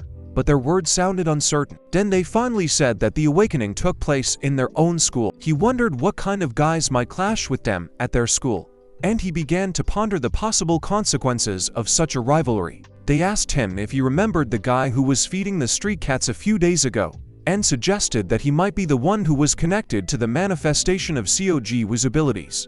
Ji-suk asked if they got into a fight with him, letting the guy know that there may have been some confrontation between Seo Ji Woo and this guy. They remembered that he had told her to ignore him, but when they saw it, they were so outraged that they couldn't face it and leave the question unanswered. At first the guy did nothing and let him gift him his abilities, but then he started attacking them, leading to conflict. Obviously, Seo Ji Woo was easily able to beat them up given his awakening, which confirmed his strength and ability in this situation. At this time, he was already enjoying his goodies as if nothing was happening, and this made those involved in the conflict even more irritated. He asked Seo Ji Woo if she was aware of his problematic reputation, instilling in her an idea of how his actions were perceived by those around him. The protagonist could not understand exactly in what way he was considered problematic, and tried to puzzle out what it was that could have caused this assessment of his behavior. Exactly in what terms he asks this remains unclear, and the protagonist seeks to clarify, meaning what aspects of his behavior or personality trigger certain perceptions. Cayden said he meant across the board in asking the question, indicating that he was interested in his general perception about his problematic nature. When he was in the badass system, except for his speed, everything was bad. His kicks were a mess, his footwork technique needed a lot of attention, and the power he put into his kicks seemed pathetic. He was relying on his status as an Awaken and just randomly throwing punches. The only good thing he saw was that he was able to defend himself against these dumbasses. If he were to fight other Awaken in his current situation, it would probably lead to more serious consequences given his insecurity and chaotic fighting style. Cayden didn't want to continue and asked if the guy had already figured it all out on his own, implying that the clarification was already clear.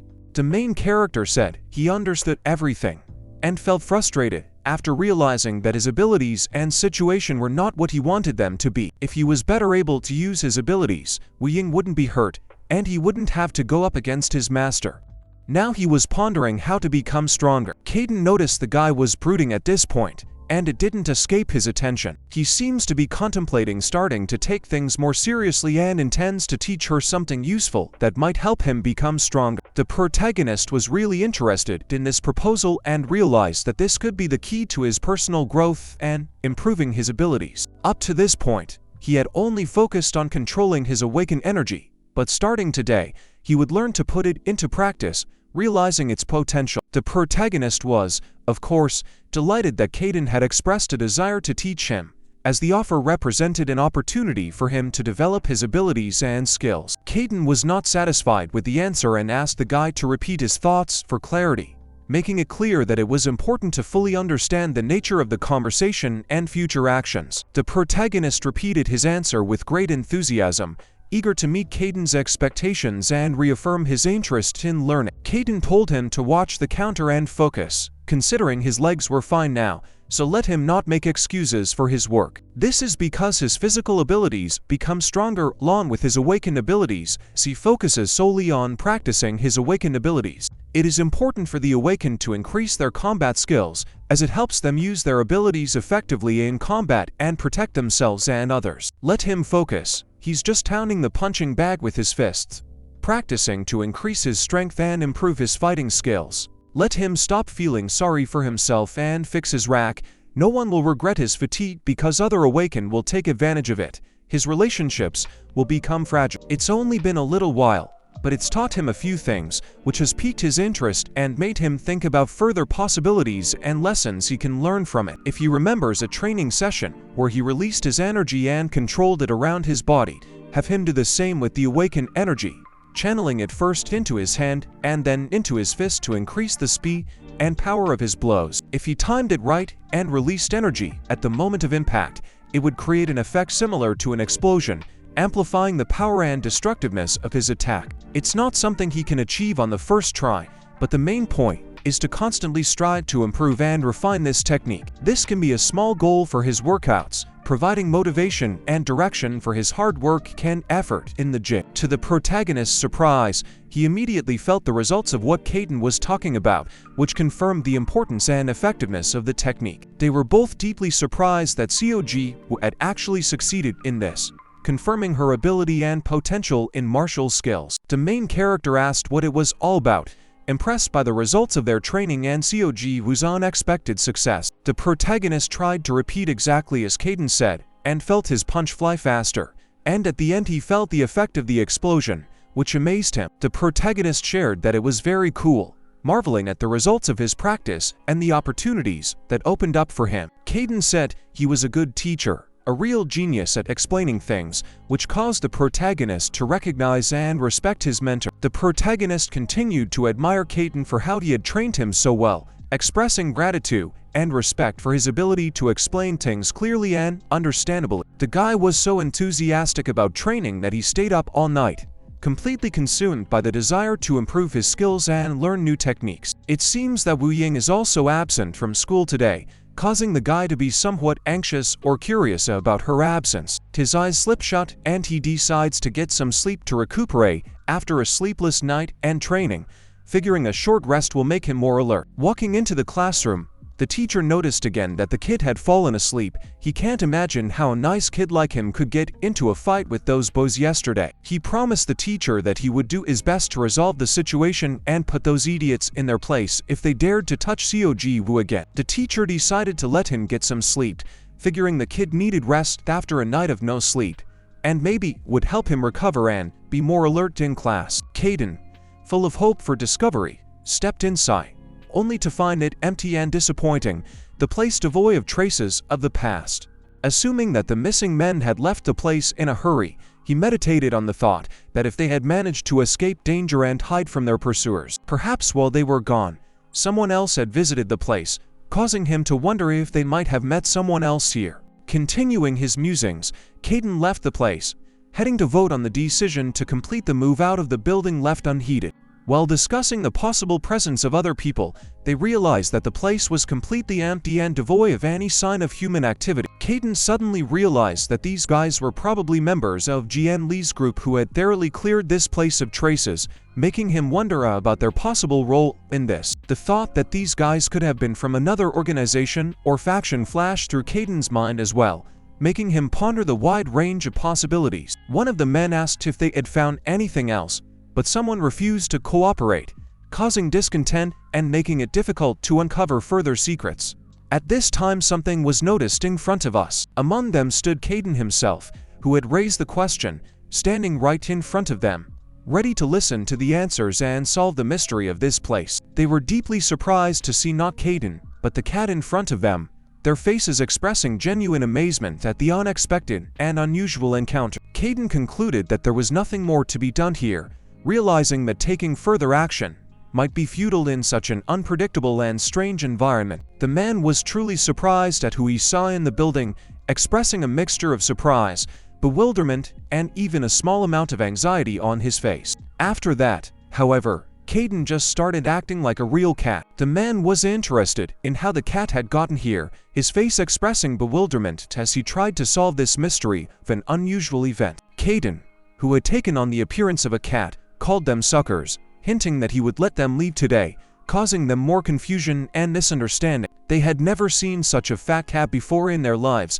again experiencing mixed feelings of surprise, bewilderment, and even some ghostly anxiety. The main character was coming home after the school day, tired and a little disappointed, because he was expecting something more exciting than a study session. The protagonist's leg had almost completely recovered. He knew Cayden had helped him recover from his training, but surprisingly even the pain was almost completely gone. At that moment, someone approached the guy. It was Ji Seok and his company who asked him to come over. The protagonist assumed that these guys had come here to meet him. The guy offered to talk somewhere else, arguing that there was no point in putting on a show in front of the school. The guy explained that he really screwed up today, confirming his mistake, which made the protagonist feel understood and empathetic. The guy said that others could walk away, pointing out the possible consequences of his mistake, which made the protagonist think about the situation and its potential consequences. Were they unhappy about it and disagreed with it, causing the protagonist some anxiety and uncertainty about their reaction? The protagonist decided not to argue with him and just followed the guy, deciding to find out the details of their conversation privately. Then they all began to walk away from the school together, giving the impression of a united group around them, filled with vague intentions and unexpected twists and turns. Then they came to some construction site, and the guy remarked that this was much better. The protagonist asked if they should fight. The guy thinks that yes.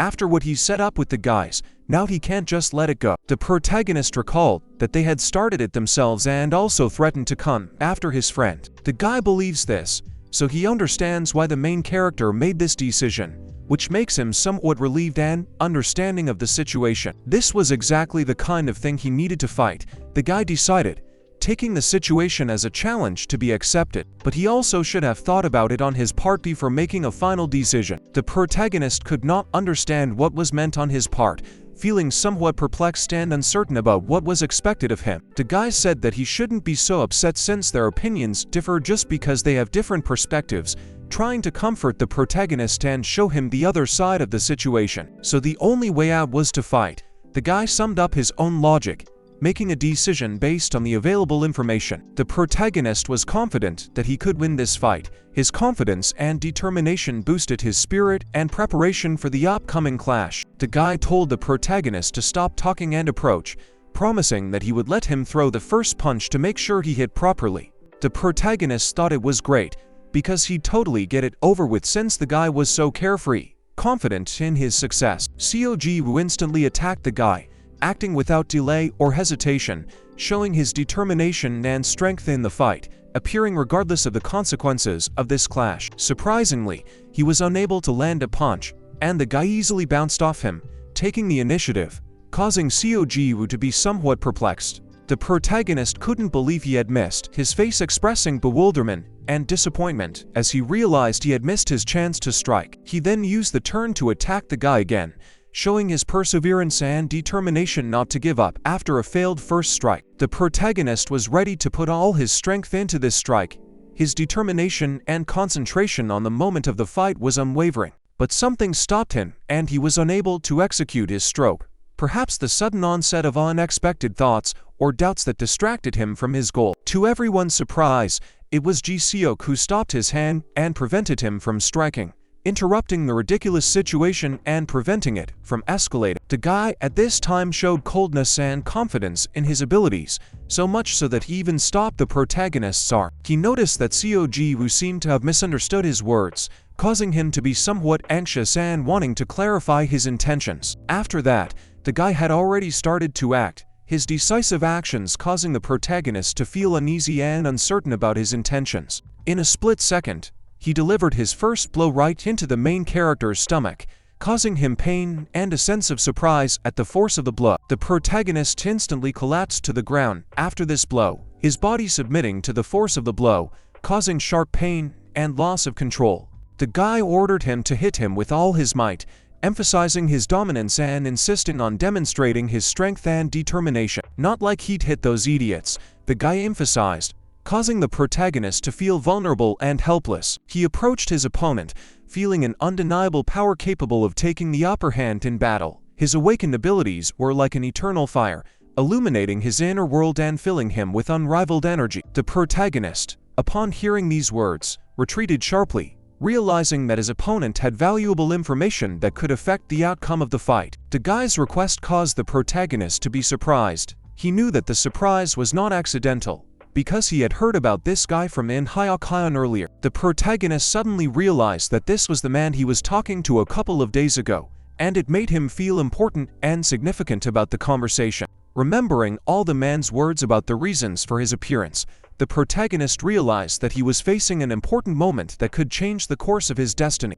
After realizing that the guy also has awakened abilities like Seo Ji Woo and belongs to the same faction as that man, the protagonist decided to take it easy and strike his best blow. Although the man had stated his intention to help him, the lad still wished to fight, perhaps out of distrust or a desire to test his strength and skills in a duel. This was all to determine his rank in the faction or his degree of skill. And the guy decided to accept the challenge to demonstrate his strength and skills. The boy knew that he had learned of his awakened abilities recently, and it was common for the faction to test new members to determine their rank and place in the hierarchy. Let the guy worry, as the one introduced will treat him seriously, which could affect his future in the faction. The protagonist noticed that the guy also had an ability similar to that of the man, and he remembered that Ji Young-yu also specialized in the ability to control the wind. The guy asked if Seo Ji Woo would just stand there looking like an idiot without any action or reaction. After that, like a thunderstorm breaking,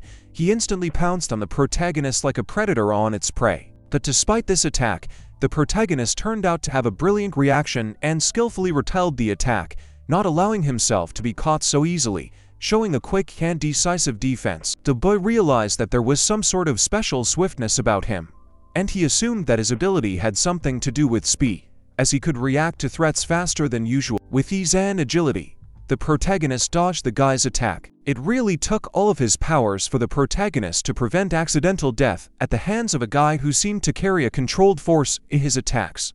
Ji Seok addressed everyone in the audience about what the main character is capable of, exploring his potential and preparing for possible future actions. That the protagonist, not inclined to give up easily, decided to change tactics and suddenly attack the guy from the back, hoping for an unexpected turn of events. He gathered all his awakened energy and heart, replaying the lessons Cayden had given him, and decided to create a powerful explosion through a fist strike. Suddenly appearing right behind the guy, he tried to throw a punch, but it was like he was still right in front of him. Right at that moment, a guy suddenly appeared behind the protagonist. Of course, that didn't last long, and he was already on top of the guy, using his own strength against him, turning the fight in his favor. At this moment, the protagonist felt an unbearable pain, as if every cell in his body was screaming in agony, pervading his consciousness. The impact was so strong that the protagonist flew several meters away from him, like a tornado rips off a leaf and throws it into the abyss.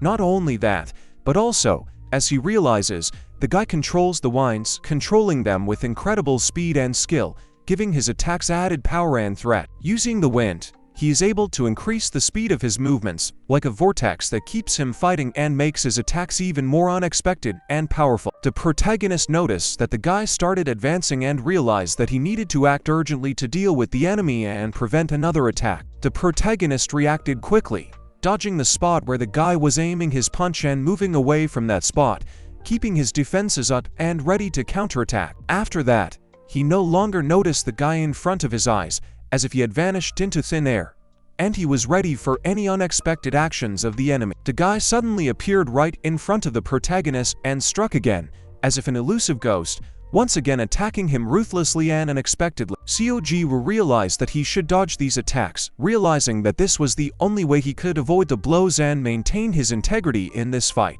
Then he suddenly felt a sharp pain in his injured leg, like a hammer blow piercing his flesh, making him shriek in pain. The guy was ready to deliver the final blow to the protagonist, his eyes shining with fierce determination, as if anticipating victory and the end of the fight. But as suddenly, time stopped for a moment, and the main character opened his eyes, as if awakening from a deep sleep, ready for a new reality and challenges. Seo Ji Woo was deeply surprised that the guy actually stopped, as if the instantaneous cessation of movement that made him doubt what was happening. The guy asked Seo Ji Woo what happened to his leg, suggesting that he hurt it, causing the protagonist some confusion and surprise.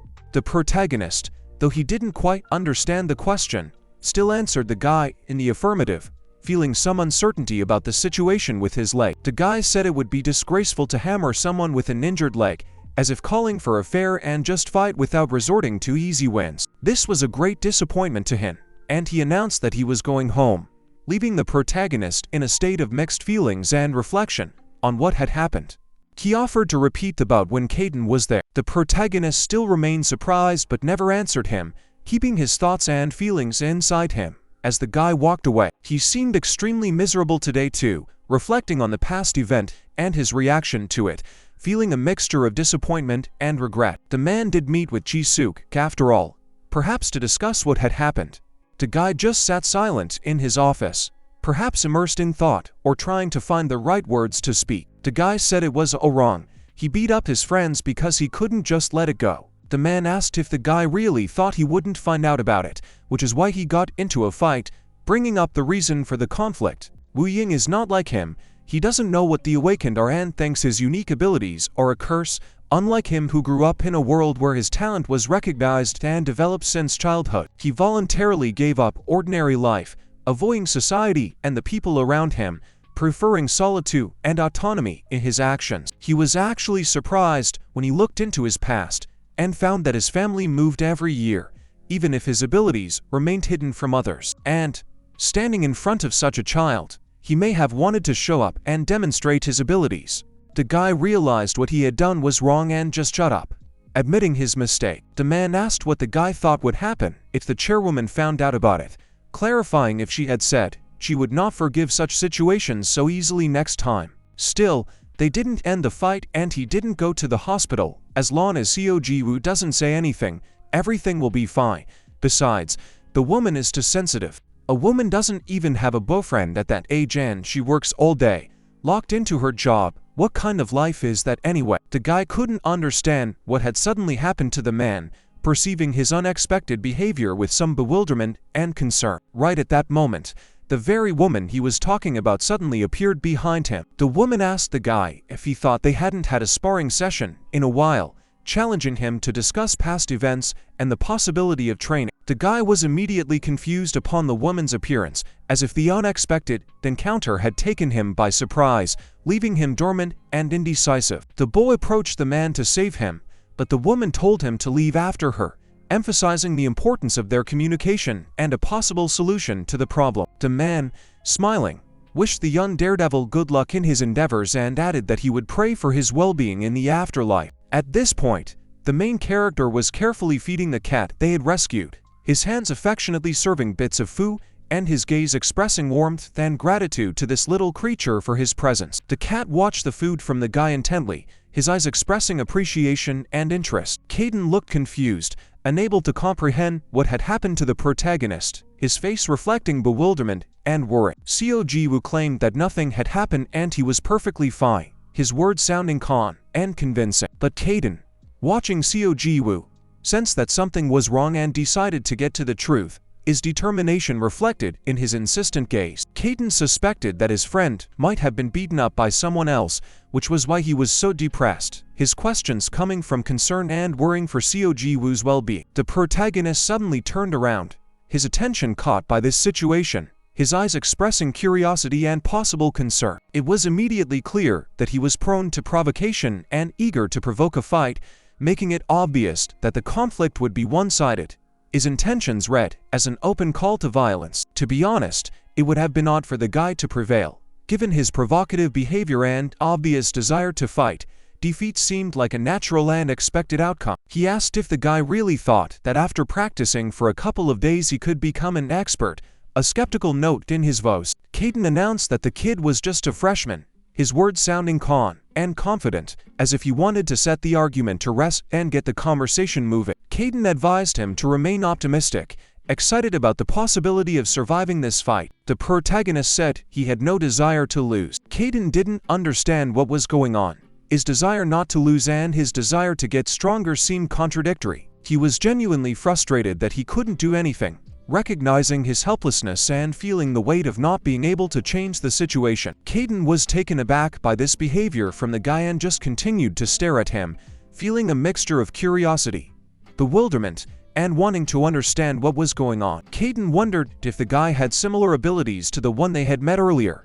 and if so, if he could also increase his movement speed due to his abilities. Seo Ji Woo stated that he was just as fast as the protagonist, but it seems like he has better command of his abilities since the protagonist couldn't even hit him. Thus, he used his wind control ability to attack and increase his speed, having unique capabilities in combat. Cayden asked how confident he was, emphasizing the importance of clarity and reliability of the information provided in order to make good decisions. The protagonist stated that he was able to catch up with him, so his words proved to be true. Cayden noted that it was likely that the protagonist had only just caught up to him, which might indicate that his abilities were limited compared to his opponent. The protagonist was interested in exactly what Cayden meant. What the guy said only confirmed his ability to match the speed of the protagonist.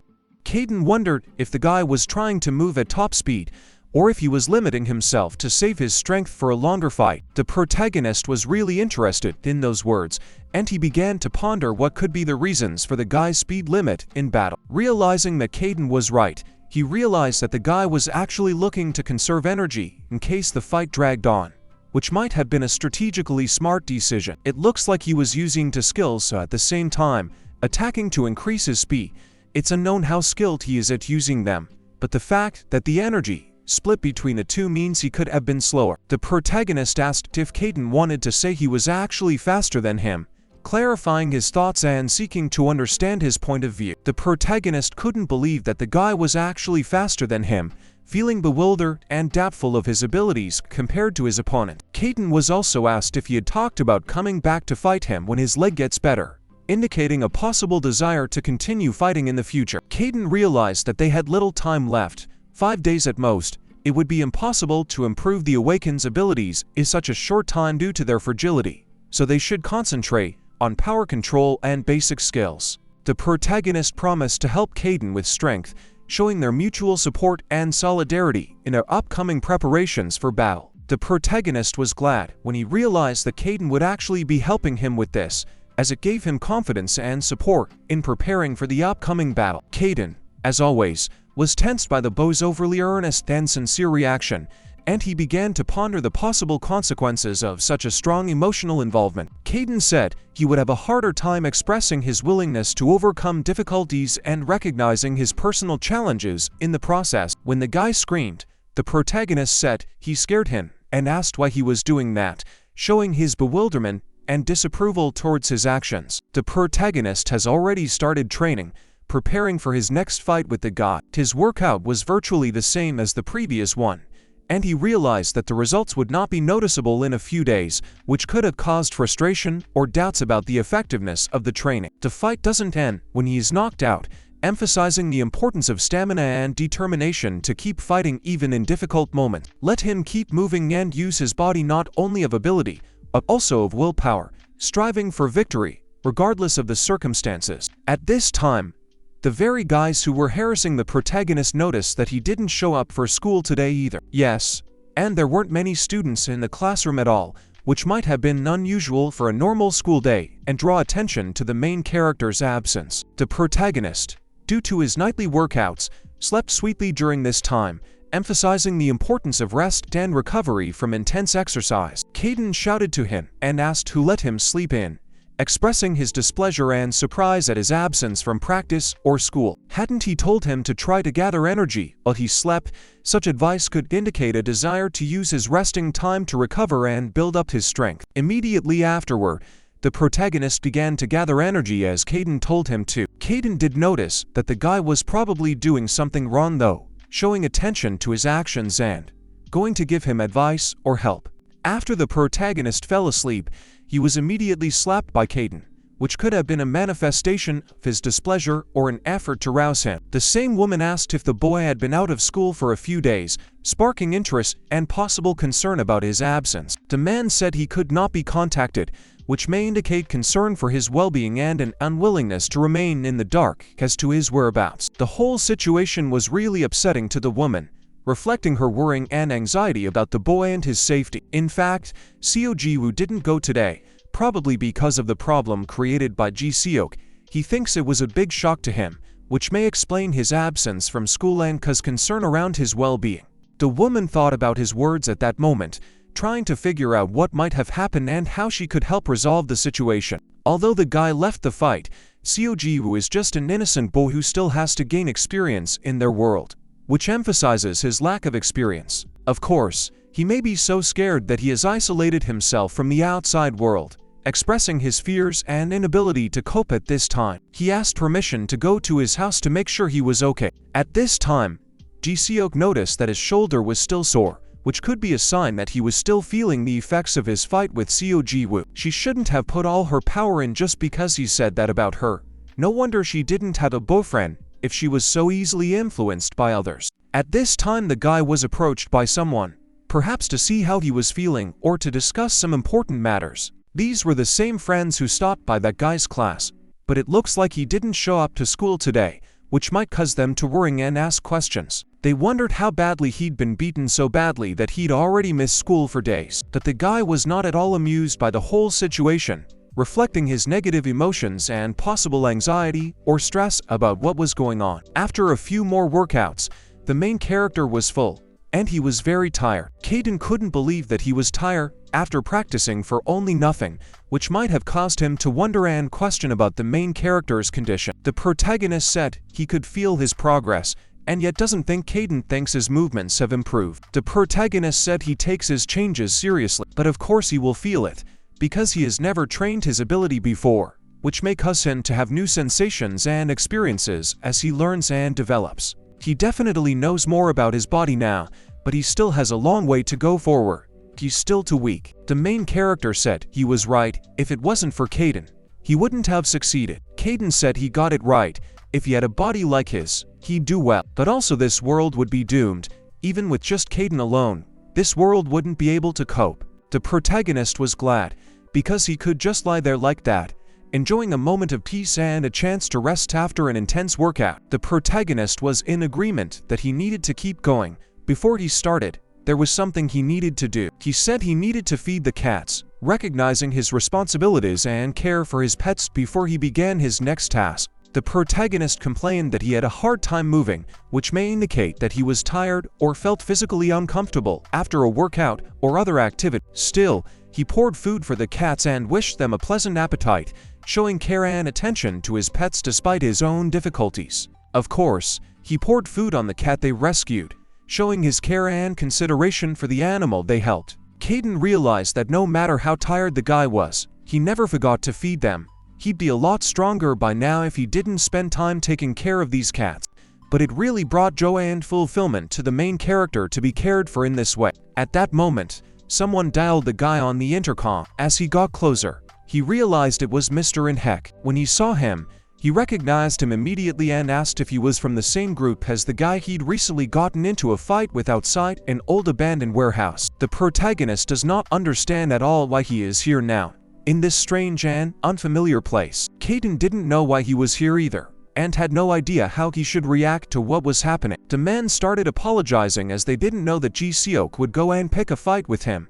And now the situation was much more complicated than they expected. The protagonist tells Cayden that it seems he's here to apologize, as the situation has clearly gotten out of hand and needs an explanation. The man was very worried because he came in to make sure he was okay, because they tried to call him, but his phone was turned off, causing even more worry. The protagonist was training with Cayden, which is why he turned off his phone, so that nothing would interfere with their focus on training and distract them from the important process. The man noticed that the guy looked tired and exhausted, and he wondered if he was sleeping well, so the idea of visiting the guy seemed like a good idea, especially considering the situation. The man said he understood how the guy felt, didn't promise him protection, but instead one of them challenged him in the form of an awakened failure, confirming his readiness for a fight. The man is sure that because of his feelings of betrayal, the guy avoided his calls, but in reality, the guy just wanted to focus on training and that was the only reason for his unavailability. The man heard from the guy what happened after learning his name,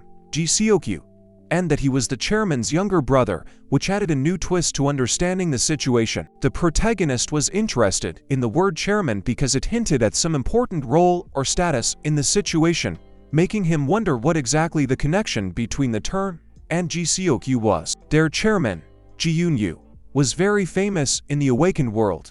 Ji Seok and his younger brother showed great talent, especially for such young guys, and were even recognized for their outstanding abilities. Perhaps that was the reason he'd given them trouble recently.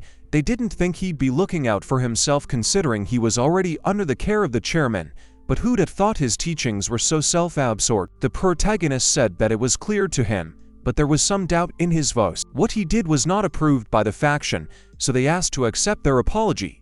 The chairman was extremely unhappy about it and personally punished the guy for his act. The protagonist didn't even know how he should react to all of this. His emotions and thoughts were in complete overdrive. The man realized that he seemed to have put the guy in a tight spot, and he wouldn't be surprised if he didn't forgive them for what had happened. The man realized that a simple apology was difficult to make up for the hurt he had caused the boyfriend, but still hoped it would soften the hurt and help in reconciliation. The protagonist asked if that meant he would no longer be able to fight him in the future. The man was greatly surprised at such a question. The protagonist reported that the guy told him they would fight once his leg healed. The man interrogated him, clarifying if he definitely meant that he wanted to fight him again in the future to make sure his understanding was correct. The man was greatly surprised and even puzzled, not knowing how to react to such a suggestion. The man could not admit guilt because his teenage pride prevented him from doing so. He was embarrassed to admit his mistakes and preferred to keep his self-esteem intact.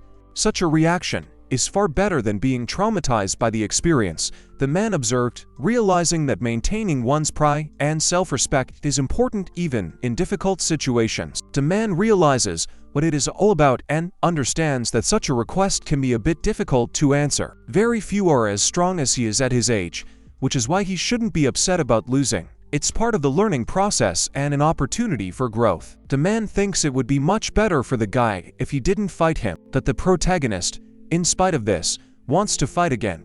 He seeks to test himself and understand his strength, seeing it as an opportunity to surpass himself and learn his limits. The man was greatly surprised, suggesting that he wanted to test himself. Cayden was also quite surprised by what the guy was saying, realizing that his words reflected his inner motivations and desires, which could be unexpected. Now he speaks like a true awakened man, the man observed. The man confirmed that he understood everything that was said. He then promised to organize a time and place for a second fight with Ji-suk. The man agreed that he would arrange a meeting for a second fight with Ji-suk, but left it for the future. The man hesitated, unable to know whether he was mistaken in his guesses or whether he had understood the meaning of the conversation correctly after all. He considered the prospect of entering their world, where a brutal experience was expected, while he assumed it would force him into hiding. The man then turned his attention to Cayden, who was nearby. This cat had really made him uncomfortable the whole period, and he felt that its presence made it difficult to concentrate on the matters at hand. He thought about Cayden,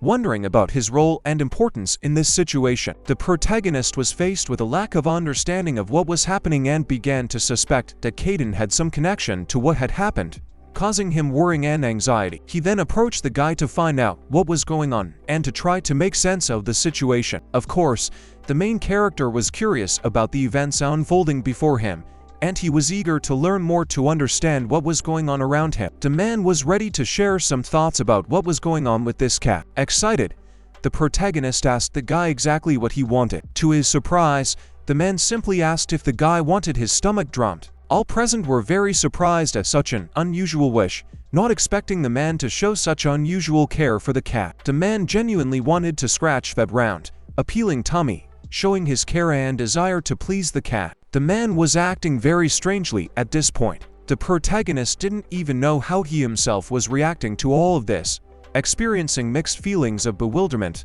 surprise, and perhaps even laughter or embarrassment. Of course, Cayden was completely perplexed about the whole situation. Cayden then became enraged and suggested that the man just wanted to die without understanding or accepting his actions.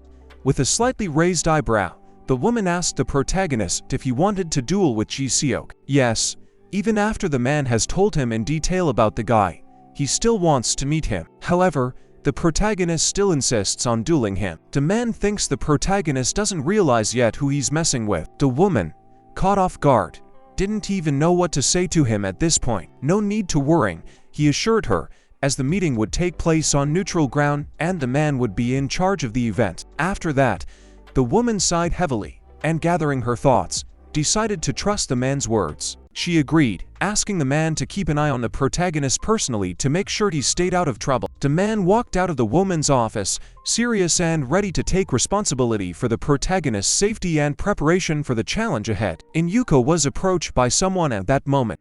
It turned out to be Ji-suk himself, and he heard the man meet the guy, then asked how he was doing. The man reported that the bout would take place in 5 days. The protagonist expressed a desire to meet him in 5 days when his leg was fully healed.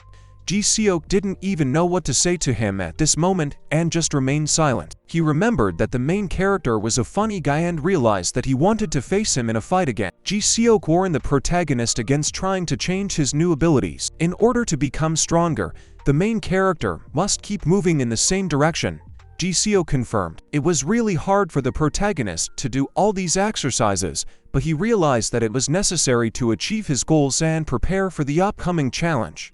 Cayden insisted that the protagonist keep practicing. The guy noticed that the exercise was too hard for the protagonist and advised him to stand up, suggesting he rest a bit before continuing. If the protagonist can handle the extra workload now, it will be much easier for him later. His awakened abilities don't improve his movements at all. He doesn't resort to his true powers to defend against blows. Cayden emphasized that all of this should become natural reflexes. At this time, the company associated with Ji-suk gathered at the school. Cayden just sat in the room and meditated. After a while, Cayden, sitting in his room, sighed heavily. Then, beside him, he noticed something that caught his attention. There was a guy sitting there, also meditating at this time. He is already able to gather his strength in his sleep. Cayden, thinking back on it, didn't complain, even though it was hard for him. He focused on growth and development. It was the opposite of what he liked. He saw in the trials. Cayden suggested that the guy might have been a masochist,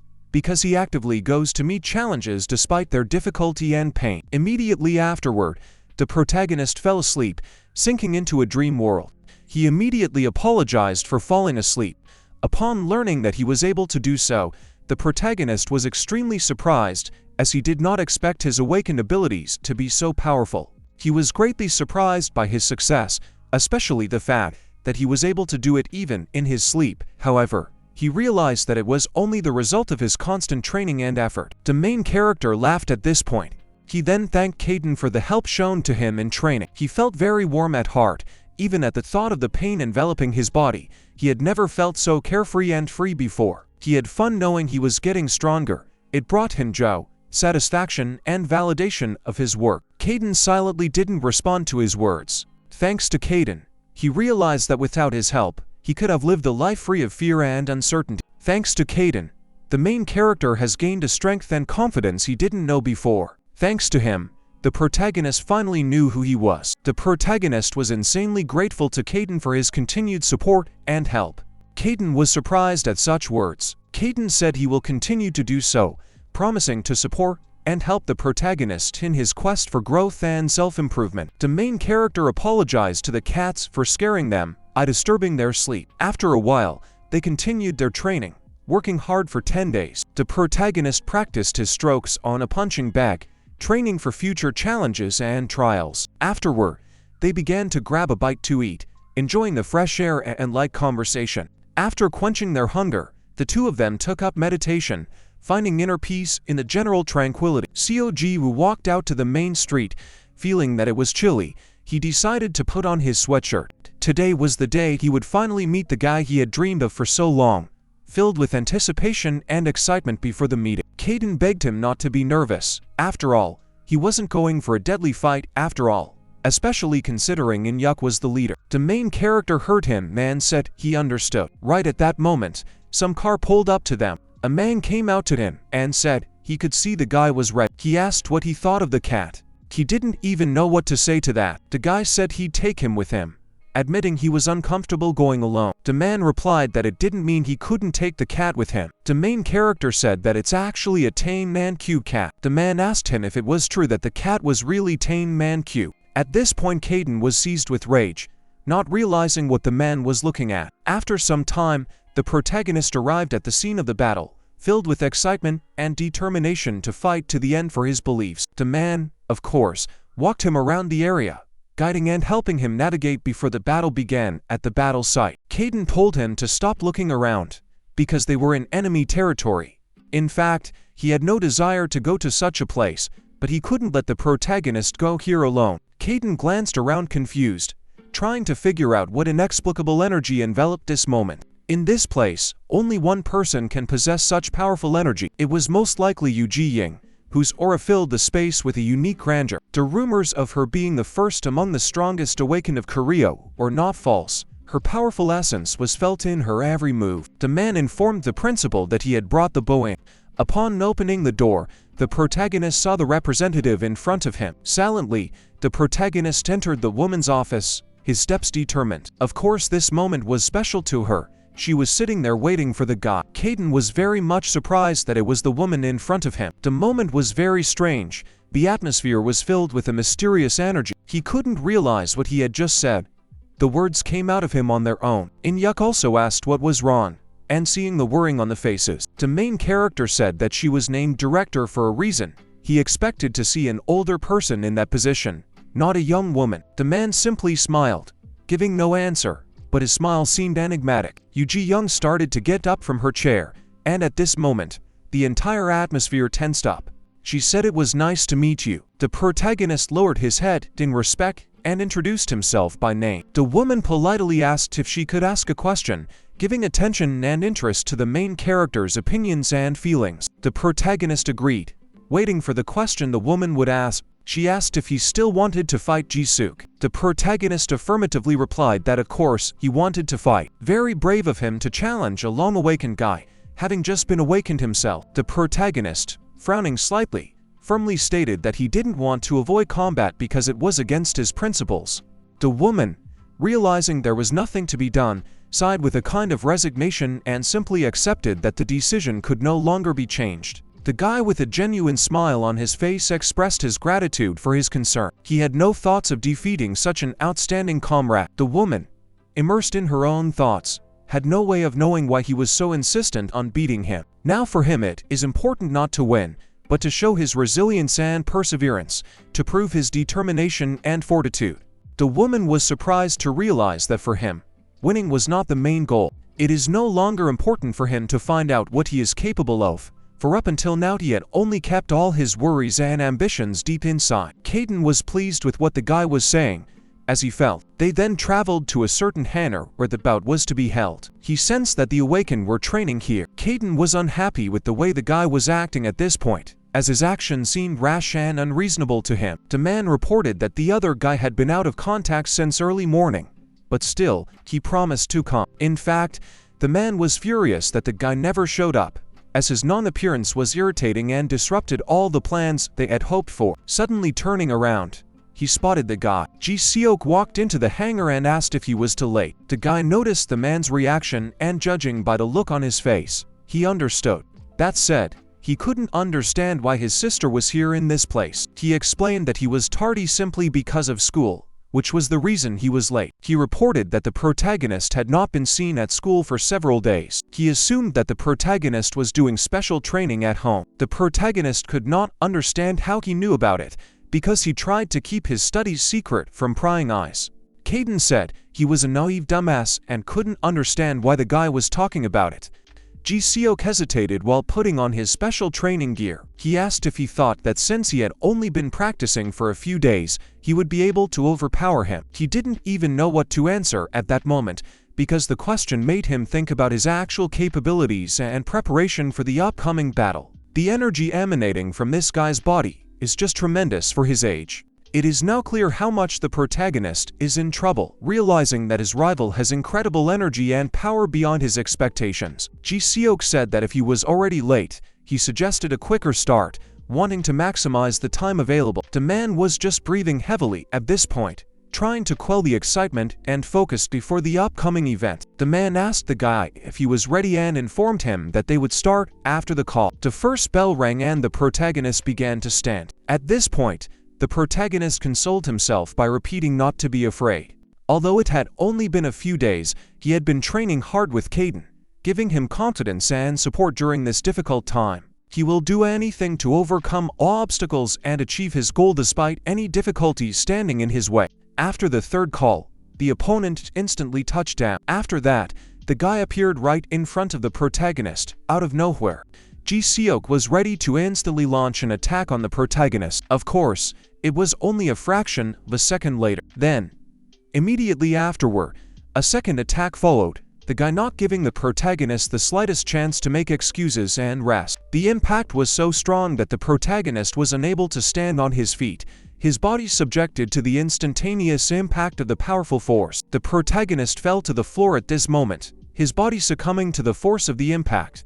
Everyone present was watching intently, their gazes fixed on what was happening. Ji-seok just laughed it off, since it wasn't over too quickly. The boys started back toward the man and his sister. He asked if that was all it was, since he had specifically made the time and came. The man will wonder if he could have guessed that the guy would start attacking from the beginning, but that's what ended up happening. Although Ji-seok didn't exert any effort to the protagonist, with his unique abilities, the blow seemed too strong. They both came here to watch, and for the protagonist, that time seemed wasted as they were in for some completely unexpected and unpleasant events. It's the sister's style to come in here and waste her time on some guy, which the protagonist might find odd or even annoying. Guy couldn't understand why the woman was silent. At that moment, the man noticed something behind the guy's back, which made him pay attention to the incomprehensible event. As it turned out, the main character began to rise despite his unbearable pain. He also realized that he was much tougher than they thought,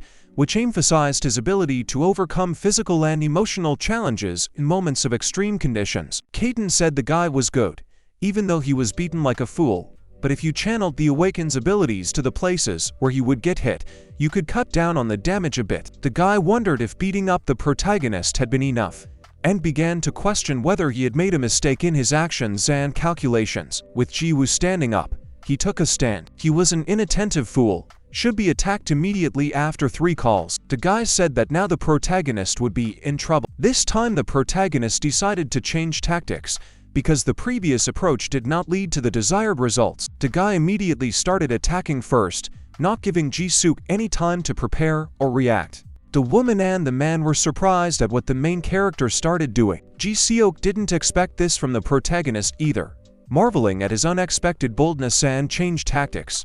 But still the strike was not successful, as the opponent managed to dodge it. However, the protagonist then immediately began to attack him a second time. The guy was really pissed off at what the main character was doing, but still, he restrained his anger and kept his cool, realizing the protagonist was no slouch either, and he kept a close eye on his opponent. Seo Ji Woo then began to attack back. The protagonist's movements were good, and he was confident in his abilities, especially his speed. Ji-seok realized that this was the main character's top speed. The guy was once again amazed by such a protagonist, impressed by his strength and skills in combat. This time, the blow was also strong, and the protagonist couldn't stay on his feet. The guy claimed he could get the same speed as the protagonist. Ji-seok also increased his efforts, and as expected, his movements were incredibly fast and precise. And to top it off, he was able to match the speed of the protagonist. The protagonist realized that the guy had actually accelerated just as much as he had. He wasn't wrong, for his assumptions about the guy's speed ability proved correct. This guy can only follow his speed. Even Cayden can match his top speed. The main character was making the guy nervous at this point with his actions. Everyone present was amazed at the speed of the protagonist. They noticed that his speed had actually increased. Cayden realized that was exactly what he needed. Though much stronger compared to his peers, the protagonist will never match his speed. The guy tried to put the protagonist to sleep, but he still managed to dodge his attack. Then the protagonist himself started attacking the guy back, taking the initiative. Despite this, the guy manages to recover the attack on the protagonist. Ji-seok couldn't figure out if the main characters were really faster than him. The protagonist rejoiced, for everything was happening exactly as Cayden had said it would. Cayden knew his movements would become more confident during the actual fight, but the protagonist exceeded his expectations. The movements of the protagonist were indeed magnificent, and the man didn't expect them to have such a high level of skill and proficiency in combat. The man only regretted that it was Ji-seok who was his opponent, for he was known for his outstanding fighting skills and danger. He realized he couldn't overpower the guy. The guy stated that it was time to end the jokes. After saying that, the guy instantly started attacking the protagonist. Eventually, the guy managed to inflict a minor wound on the protagonist. The protagonist realized that he should choose the right opponent and not attack blindly. The man realized that Ji-seok had really overreacted, realizing that his determination and aggressiveness could lead to mistakes in fighting. The man realized that Ji-seok could hurt the protagonist badly, given his aggressive style and fighting experience. In the guy's opinion, the main character thought he was much stronger. The guy realized that the protagonist could only fight back. Then the guy was ready to attack the protagonist. Although he was using his awakened abilities to defend himself, the protagonist watched the guy's actions carefully. The guy, not knowing how many times he hit him, is surprised that the protagonist is still able to move. Then let him try to defend himself against the next blow. The man had already started yelling, urging the guy to stop because he thought he was overreacting and acting overly violent. Ji-seok really started to use his power to its fullest against the protagonist at this point. At this moment, the protagonist was in unbearable pain. The protagonist really didn't expect such a strong force to be used against him. The protagonist's movements were better than they thought. But the guy who was calm. The man told the guy that it was important not to overstep his boundaries. The guy noticed that the woman and the man themselves allowed this to happen, so why should he contend with these little ones? At this point, the protagonist recognized that the guy was absolutely right. To everyone's surprise, the protagonist began to rise to his feet. Seo Ji Woo once again took a stand at this moment, ready to continue fighting and attacking from the protagonist. Ji-seok is definitely not wrong in his assessment. However, he is still in a fighting stance. During the battle, he channeled the adult's energy to the weakest point in his body and was also able to protect his body with his awaken ability. And it all happened in such a short period of time.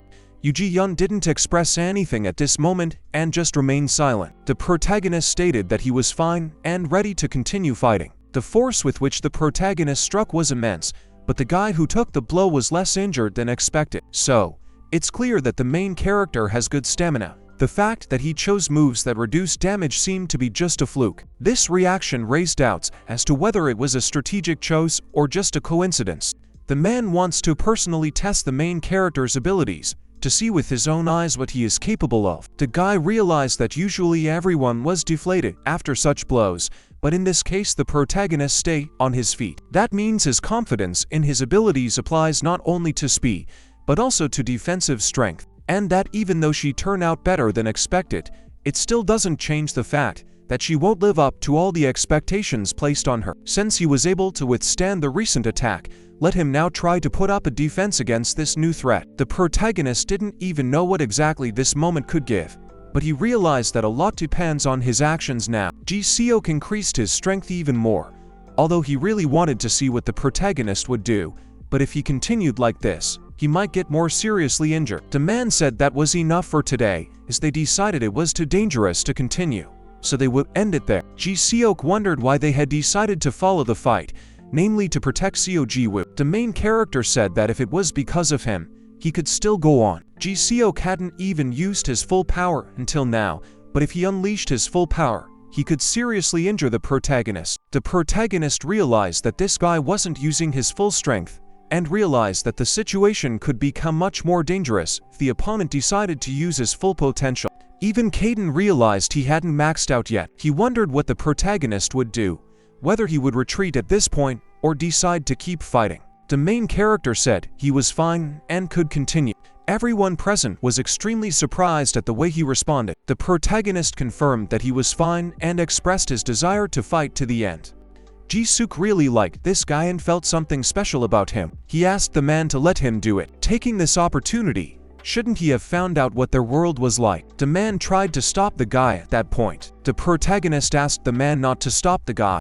Even the woman told him to let them do what they wanted. She was sure the protagonist would do better than they thought. If even the principal says so, so be it. His opinion is the deciding factor. He just couldn't figure out if the main character really had any ulterior motives or knowledge that could affect the course of events. If so, then he needs to carry on, following his confidence and determination. After that, the hero instantly began to attack his opponent. Unfortunately, his kick didn't go through and his opponent easily repelled it, coming back with a counterattack. Ji Seok realized that the main character was doing the same thing he did in the beginning. If he is allowed to continue to act in this way, he risks being at a disadvantage, for his adversary may use his predictability to his advantage. This was likely something he learned, as this guy capitalized on the fight by using his skills and knowledge to win the fight. Their battle was so fast and strong that there was some sort of explosion between them. The two of them didn't strike each other at this point, and then took a pause in the battle, due to fatigue from the intensity of the confrontation. Then they both drifted away from each other. While his soon-to-be weird enough, there is a downside to not being able to use this power at will, and that's how it touched him. Then he should take steps to prevent him from getting any closer. The main character started to stammer at this point and didn't stand still, and the guy only laughed and grinned at him. The protagonist couldn't realize what the enemy had started to use. He could only assume that there was some sort of wall in front of him that his forces and the enemy had created. As it turned out, he formed a wall using his wind power. Kai asked if the protagonist now realized the difference between the two. Seo Ji Woo didn't even know what to say to him at this moment. Cayden realized that this guy really had a lot of experience, and he had figured out Seo Ji Woo's scheme of action. Though in the beginning he was confused and missed the attention because of the movement of the main character, but in time he picked himself up, gathering himself and concentrating on further actions. The man thinks that now the protagonist will have a hard time, as the difference in skill is too great. Ji Seok can actually do it like this. Ji Seok's forces threw the protagonist backwards. It felt like the main character started to dissolve right into thin air.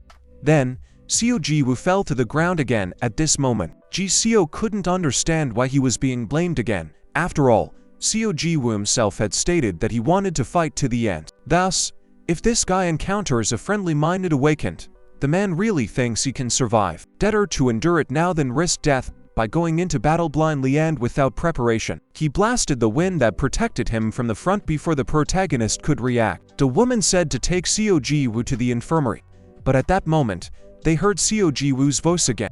Even Cayden was surprised that Seo Ji Woo was able to endure this attack. The protagonist said he was still capable of carrying on. Even the man began to beg him to stop, realizing that the situation had become too dangerous and had reached its limit. The guy was embarrassingly surprised by the protagonist's response. The protagonist once again stood in the rack, ready for another wave of fighting. The protagonist had serious injuries and internal injuries were just as serious, and this was not a case to hold on to until the end. The protagonist said it was his business. He thanked for the concern, but emphasized that the decision is his own. The boy was sure he could hold out until the end. Even the woman stood silent at that moment. Cayden was not happy that the protagonist wanted to continue the fight. It seems the main character was walking down the street, probably after school, leading himself, looking ahead with thoughts that could have been filled with reflections on the past day or future plans.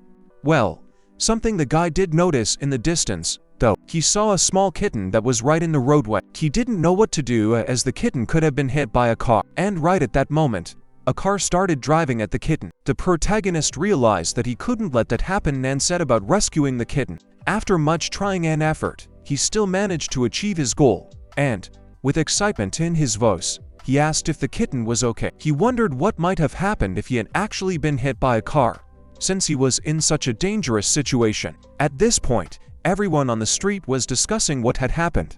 Someone quickly picked up the kitten, which ended up on the highway, and without attracting too much attention, quickly disappeared from the scene. Suddenly, he appeared out of nowhere, which seemed completely impossible, and everyone around him began to wonder and discuss how such a thing could really happen. When our hero finally realized the tragedy of what had happened, he panicked and began to run away from the scene. Someone noticed him using the force and began to wonder if others saw it too. At this time my mom, full of worrying, asked what happened to the guy. The main character, full of suicidal remorse and self-loathing, pronounced that he was truly sorry for everything that had happened. All of this he remembered during the intense battle with the bow, as each blow reminded him of his past mistakes. It was hard for him to even stand. His whole skin ached. Cayden noticed all of this and was not happy with the bow's condition. The man also noticed the lad's condition, and his facial expression betrayed mixed feelings of sympathy and concern. The protagonist said he was unwilling to stop fighting despite his condition. The man was surprised that he was still unwilling to give up, wondering what he was continuing the fight for. Ji Seo couldn't understand what the guy was trying to do either, and what he was sacrificing his life for by staying in the fight until the last. Since he's so stubborn, it can't be helped, Ji Seo thought. Ji Seo decided that it wasn't worth wasting time. This time, the guy would definitely finish this time. Ji Seo realized that everything he does is for the guy. The main character was in anticipation of what would happen to him next. He was stronger than he had ever been before, and it was truly impressive. Despite not looking up to his peers, he possessed immense strength that amazed everyone around him. The guy wanted to hear the words, so he offered to finish it all at once. The protagonist was scared, his heart pounding in unison with the tension. Even now the pain was unbearable, and he didn't know what to do if his opponent offered even more power. The protagonist really thought about it. Although Cayden hadn't seen the guy, he could tell from his stories that there was no way he could beat him. The protagonist expressed his doubts, asking if there was any way to win. Still, there is one way, Cayden said, internally energized by a new hope and determination to find a way to win. The protagonist was interested in what this method was, and he began to think animatedly. He realized that this guy was definitely going to underestimate him, so he decided not to miss out. Eventually his opponent will get used to his movements, and using the least amount of strength possible, will begin to take action. Then he will have a chance. And when that moment comes, he will have to release all his power. The outcome of the battle will depend on it. Win or lose in such a short time is his only way to win. At this point, the guy was ready to deliver a decisive blow to the protagonist. Cayden realized that this particular moment belonged to the guy, and he was tensely preparing for the upcoming decisive blow, sensing it. This time the protagonist was not going to run away. He stood in front of the enemy, ready to accept the challenge and fight to the end. Now he won't have to hide anymore, the protagonist thought. Remembering Cayden's words about not being a monster, the protagonist felt reassured. Now he didn't need to hide. The man and woman were surprised by the actions of the protagonist, suddenly shifting from stealth to overt activity. The guy was also surprised by the protagonist's occupation, suddenly switching to a new activity. Immediately afterward, the protagonist appeared right behind the enemy. He began to use all his strength and was ready to attack. Ji Seok was greatly surprised to meet the unexpected and bold move of the protagonist, who started to use all his strength and was ready to attack. The protagonist had to unleash his full power, and he realized that this was the moment that would determine the outcome of the fight. After that, the protagonist attacked the guy, unleashing all of his power in an effort to gain the upper hand in this fight. The protagonist struck a powerful blow, impressing everyone with his determination and energy. The man and woman were incredibly surprised at what was beginning to happen. After the collision, the protagonist's opponent flew off a few meters, barely touching the ground.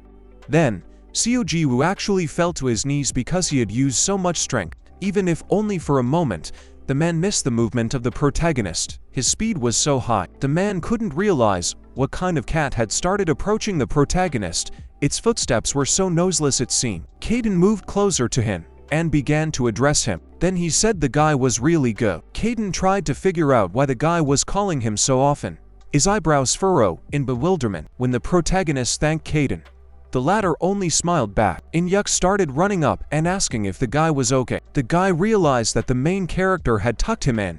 He was hiding the ability to move that fast, but he was sure he definitely wouldn't get caught this time. His confidence was stealing. The sister intervened in time, stopping the guy at the crucial moment and preventing possible negative consequences with her stern gaze. Their own circumstances and the decisive actions of the protagonist closed the door in front of them. The man's words took on a special gravity when he stated that the protagonist was no longer able to move. Looking at the bow after the fight, his sister noticed that he too had learned some lessons and gained some experience from this fight. Well done can be considered not only the main character, but also the guy who showed courage and bravery in this battle. After what happened, the sister turned around and slowly but determinedly approached the guy. The sister praised the protagonist and said it was a good experience for both of them. A smile despite his fatigue flashed across the protagonist's face when he heard the name of his opponent. Seeing the smile on the protagonist's face, Ji Seok was surprised and a little puzzled. The protagonist expressed his gratitude to the guy for agreeing to beat his opponent. Ji Seok admitted that he didn't expect such a response from the main character. The guy wondered if he was mistaken to hear words of gratitude for the beating. The guy turned away sharply, reacting to the protagonist's response. He found it hard to believe that the movements of the main character could be so fast. His last movement was especially impressive. He didn't even have time to catch its speed. Compared to Ji Seok, his quick movements might have seemed imperceptible, but to someone who knew that he had just gained the abilities of an awakened one, the woman just sat there, immersed in thought, apparently deep in some thoughts of her own. Thinking back to that moment when the protagonist used all his power, the man turned to the principal. Given her long silence, probably he was interested in how the main character was feeling, given that he had already recovered from the events. After that, the woman stood up. This moment revealed that the protagonist was actually lying in the war, out of the context of the current event, clarifying the situation. The realization that he had failed again pierced him, reminding him of his painful position in this situation. Despite the defeat, he didn't feel the anger or anxiety he might have felt earlier. On the contrary, he even felt much better. Of course, Cayden was present by his side during this difficult moment, supporting him and helping him through his difficulties. The protagonist admitted that he now feels like a true awakened. Cayden noticed that the main character had already been a real awakened up to this point. A smile lit up the protagonist's face, and he agreed with Cayden. My body ached so much that it was unbearable to move. Actually, the protagonist began to accumulate his abilities, focusing on internally gathering strength for future challenges and trials. Surprise overwhelmed Cayden, learning that the boy had figured out the need to build up his strength on his own, even though he hadn't talked about it. Cayden noticed someone approaching, at which point the protagonist had to stop. Seo Ji Woo heard the door creak at this moment, drawing his attention. At In-yuk's appearance in the war, the guy came to his senses. The protagonist was excited that he actually had a visitor. They informed him that he had been asleep for about 2 days and asked how he was feeling. His fingers are motionless, his ribs tears with pain, and the cracks in his body add a sad chord to this symphony of suffering. In addition, his entire body is covered with serious bruises and deep wounds. The protagonist thought it was really surprising, something that went beyond reason and made him doubt the reality of what was happening. But Cayden thought it was a common thing,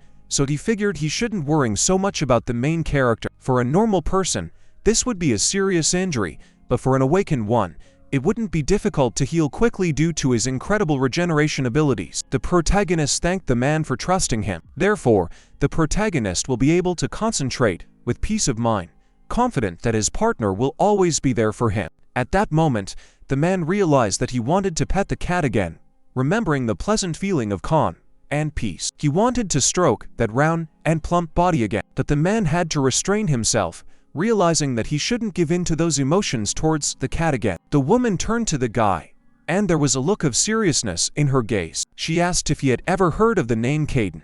At this moment, everyone present was very much surprised, and even the man couldn't understand why the headmaster suddenly asked such a question. She thinks the power the protagonist used last time.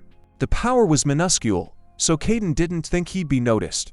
And the woman turned out to be more picky than Cayden had thought to himself. The woman continued to stare at the guy at this point, her gaze insistent. Of course, the woman had specifically asked about Cayden, because she was clearly interested in his identity. He said it was the first time he had heard the name, though it was a lie told for his benefit. The woman just remained silent and continued to stare at the protagonist, her silence creating a tense atmosphere. He was very nervous at this point, feeling the tension in the room build. The woman finally turned away from him and turned her gaze. She wondered what this cat's name was, and there was curiosity and some excitement in her gaze. Cayden couldn't tell if she was guessing that he was the Cayden she was asking about. The protagonist got even more nervous and started thinking out a name, trying to come up with something suitable urgently. He almost let slip that his name was Cayden, but held back at the last moment. He said his name was Caseinate Sodium, coming up with a name that sounded complicated enough. Cayden was unhappy that he had to come up with such a name. It seemed ridiculous and unnatural to him. The man, on the other hand, was surprised that he had such a unique name. The protagonist himself didn't realize what he had just said. The woman said it was unusual, especially considering the cat is around all the time. The protagonist thought that there was nothing unusual here, and he tried to convince himself that everything was happening quite normally. The man asked why the director said that.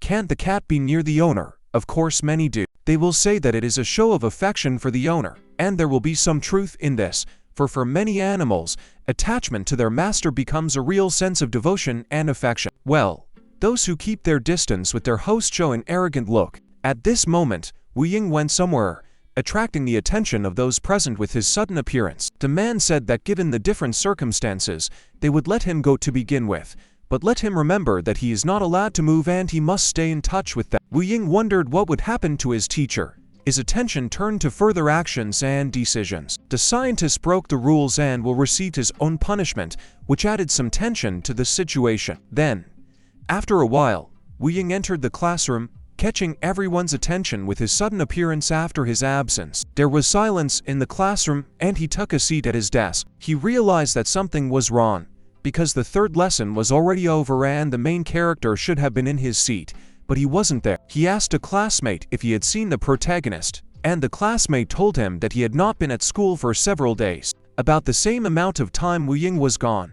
When the protagonist didn't show up to school, the high school students came, for they were looking for him. From then on, the protagonist began attending school regularly, returning after an unexpected absence. At this moment, Seo Ji Woo was feeling tired and sore after the fight that happened between him and the protagonist. No matter how he thought about it, it pissed him off that if this guy recovered, they'd be tied together again. He remembered the guy's words about thanking him for being his opponent. His friends came to him and asked him why he didn't come to school this time. The guy replied that he had some business to attend to. He said it was none of their business at all what was wrong with his face. Didn't want to mess with him anyway as there was something to be said. He hadn't been seen lately. The assholes from the other school were starting to turn up their noses at him, and you had to rip them all off, get what you hadn't gotten from them in a while. The guy said he didn't care and let them sort it out for themselves. The guy was actually quite surprised that their friend had gotten away so easily. They couldn't figure out what was wrong with him lately. At this point, one of them asked where they were going to go to have fun today, and suggested they go to the computer room. Right at this moment, Wu Ying appeared in front of them. They recognized him immediately and were surprised that he had just shown up at the school. The woman said that during the last attack on her brother, it seemed to her that the main character's abilities took on a trait similar to lightning. High speed and even the ability to create lightning are interesting and impressive aspects of the main character's abilities. If her words about the protagonist's abilities were to be believed, it could mean that he had not only one but two abilities. Such an achievement usually required the right method of training. But considering that the protagonist had only recently learned of his awakening, he was short on time. But it definitely wasn't a mistake. Even though it was only one moment, she saw it with her own eyes, which confirms the reality of the main character's abilities. The man really put a lot of thought into it. Come to think of it, some kind of realization came to him. Yu Ji-young was curious about what he came up with. She was hoping for some new ideas and solutions. The man apologized and promised to tell her everything once he was sure. After that, he just started walking away. The woman didn't react in any way and simply remained silent in response, leaving the man alone with his thoughts and decisions. The protagonist, of course, continued to lie in the ward, waiting to recover and reflecting on the events and his new abilities. All the while he lay there shivering in unbearable pain, trying to endure it and hoping for relief soon. Cayden asked what name in front of the woman Seo Ji Woo had come up with for him. The protagonist said he didn't know at the time, but no word beginning with Ka came to his mind. The main character, frowning and scratching the back of his head, said that he had seen the word somewhere but couldn't remember where exactly and in what context it was, which got everyone thinking. Cayden, with his lips pressed together unhappily and his eyes downcast, was still furious.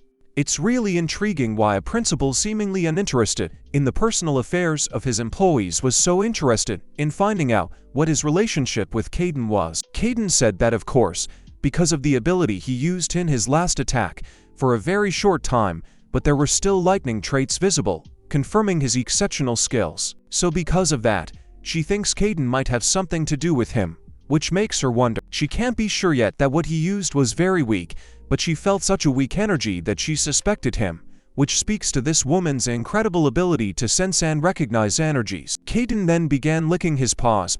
It was his usual ritual after tense moments. Cayden couldn't understand why he kept licking his paws. Cayden stood up suddenly. He said someone was coming this way really fast. He's not just running, he's accelerated using his ability. Suddenly frightened, the protagonist felt the acceleration of the approaching man. A man appeared at his side, his appearance interrupting the tense silence. The lad wondered why he had returned, for his appearance had been unexpected. He came back because he wanted to check on something. This was the moment. He approached right up to Cayden. His movements were determined. The main character couldn't understand why he was looking at Cayden like that, and whether they had really guessed that he was exactly who they were looking for. Inyuk started pulling something out of his pocket. His movements were quick and confident, making everyone around him focus on him. The protagonist and Cayden tensed up at this moment, exchanging a wordless glance. They sensed that something important was happening. He pulled out various goodies and said he had meant to pass it on back then, but forgot. It was a gift for the cat. He didn't know what he would like, so he took a little bit of everything. Cayden came, and because the way he was called made him very angry, his eyes radiated anger and determination. The man then decided to play with the cat. His movements were light and playful. Cayden couldn't figure out what was wrong with this asshole. Now he had to get back. They had an important conversation scheduled with the principal. He said goodbye and told them to stay happy. He said goodbye to Cayden once more separately. He then went back to the principal and apologized once more, his tone humble and sincere. He said he forgot to give the presents to the cat. The woman was surprised and asked what the gifts were. At this time, Ji Seo complained that his side was still sore. He was walking past some store, his gaze distracted, but at this point stopped abruptly for reasons that are unclear. He remembered saying he wasn't interested in it anymore, so let them sort it out for themselves. They've been nervous about him lately. He realized he had embarrassed his friends. At that moment, they just started pestering Wu Ying and asked when he went back to school. One of them said sarcastically that he was glad to meet him, and he would like to see him. Darkness nested in his heart. Suddenly, Wu Ying threw a punch.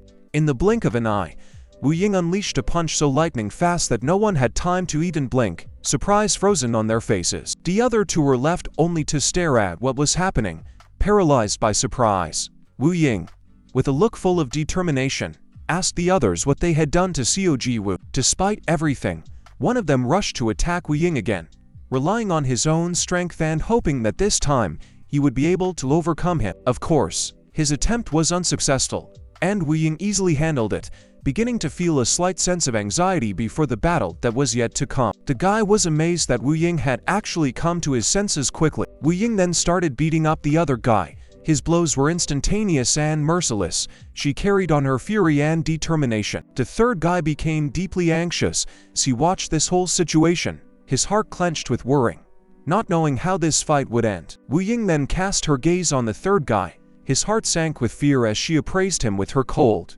piercing gaze. He decided to stop Wu Ying, explaining that his friend had been beaten up by Ji Seok, and after that, he never showed up at school again. Hearing this name, Wu Ying felt a piercing prick of surprise.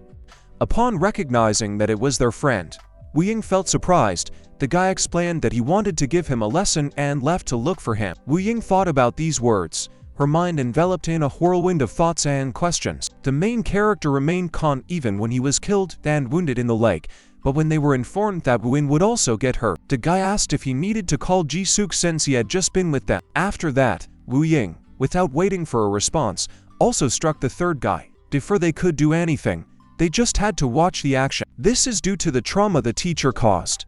At this moment, the guy he was looking for appeared, walked up to Wu Ying and asked what was going on here. Wu Ying simply remained silent, giving no response, only a look that conveyed the incomprehension and tension in the air. Ji Seok instantly recognized this guy, memories of him surfacing in his mind with incredible clarity. He was speechless, so he asked if Wu Ying had beaten these guys. He became furious when Wu Ying didn't even answer his questions and asked him if his name was Ji Seok, which made him even more annoyed and frustrated with what was happening. Wu Ying once again repeated his question. The guy said that Wu Ying was quite amusing, adding that his persistence and perseverance in such an absurd situation made him genuinely laugh and bewilder. The guy then said that he was Ji Seok, dispelling all doubts and putting an end to the misunderstanding. After that, Wu Ying immediately began to approach his opponent. Just at this moment, Seo Ji Woo felt very tired in the war. Cayden was surprised by this, not expecting the situation to take such a turn and for Seo Ji Woo's fatigue to be evident at the most tense moment. The main character said that everything was gone,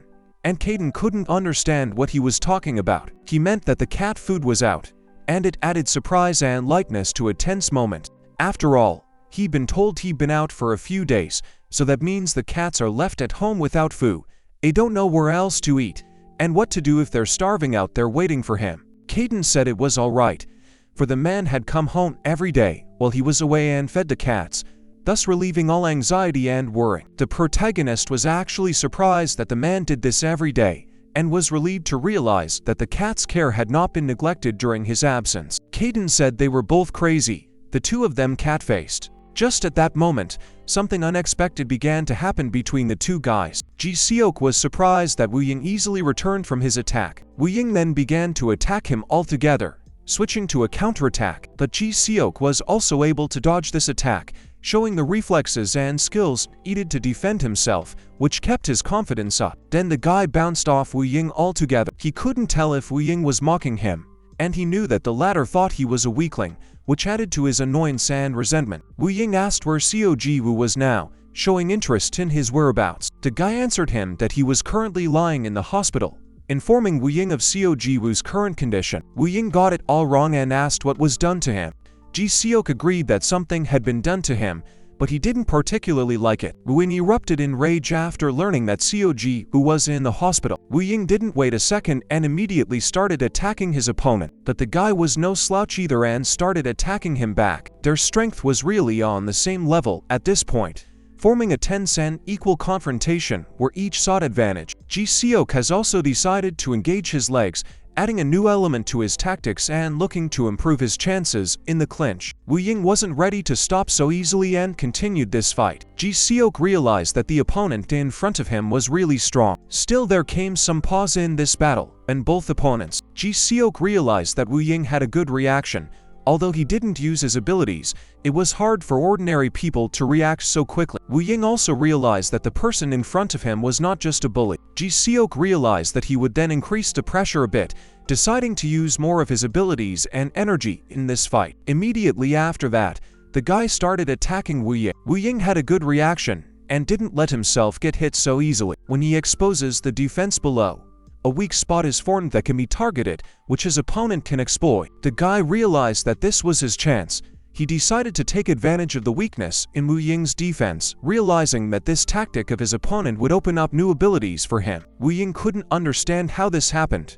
After all, he thought the guy was just an ordinary bully. Ji Seok was surprised that Wu Ying blocked his punch, not expecting such a reaction. The guy then actually blocked Wu Ying's punch, answering his challenge and demonstrating his strength and skills in combat. Ji Seok was still a little surprised that Wu Ying had such skills. Wu Ying gathered all his strength into his fist and delivered a precise strike that pierced the air and shattered his opponent's hopes, leaving an impression of irresistible strength and invincible spirit. Enraged, the guy attacked Wu Ying, but the guy, despite his sore spot, didn't let himself be broken, retaliating with a punch. His rage was boundless, which spoke of intense pain.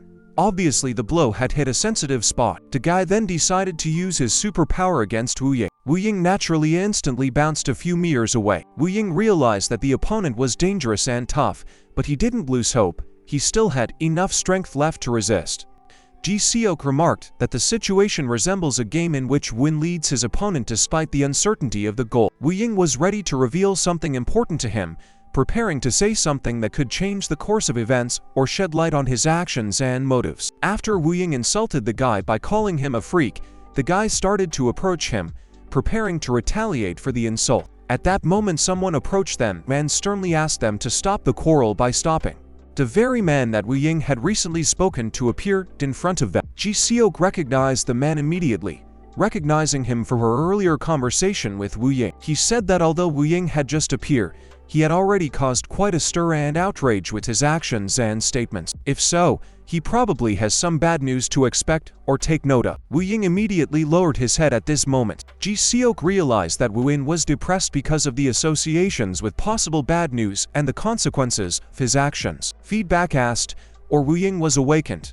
Addressing him directly, the guy remained silent without answering and asked if Wu Ying was also awakened or pensive. His movements showed that he had some strange motives or intentions. He did well though, suggesting that they should handle the situation by having the fight again. After that, the guy started to actively utilize his ability by tapping into his unique skills. The man remarked that if he had been in the guy's shoes, he wouldn't have unleashed the whole mess. On top of that, the use of force in a place like this attracts the attention of citizens. Wu Ying was amazed that his control over the force of the wine resulted in the protagonist being sent to the hospital. At this moment, Wu Ying said the name of the main character. He noted that the guy probably didn't realize how strong or dangerous he was. Wu Ying could no longer contain his strength, falling into a state where his powerful abilities became unruly and uncontrollable. The man asked what was going on with Wu Ying. Ji Seok liked the way this upstart expressed himself. His straightforwardness and sharpness in his remarks commanded respect and approval. The man realized that the situation was heating up.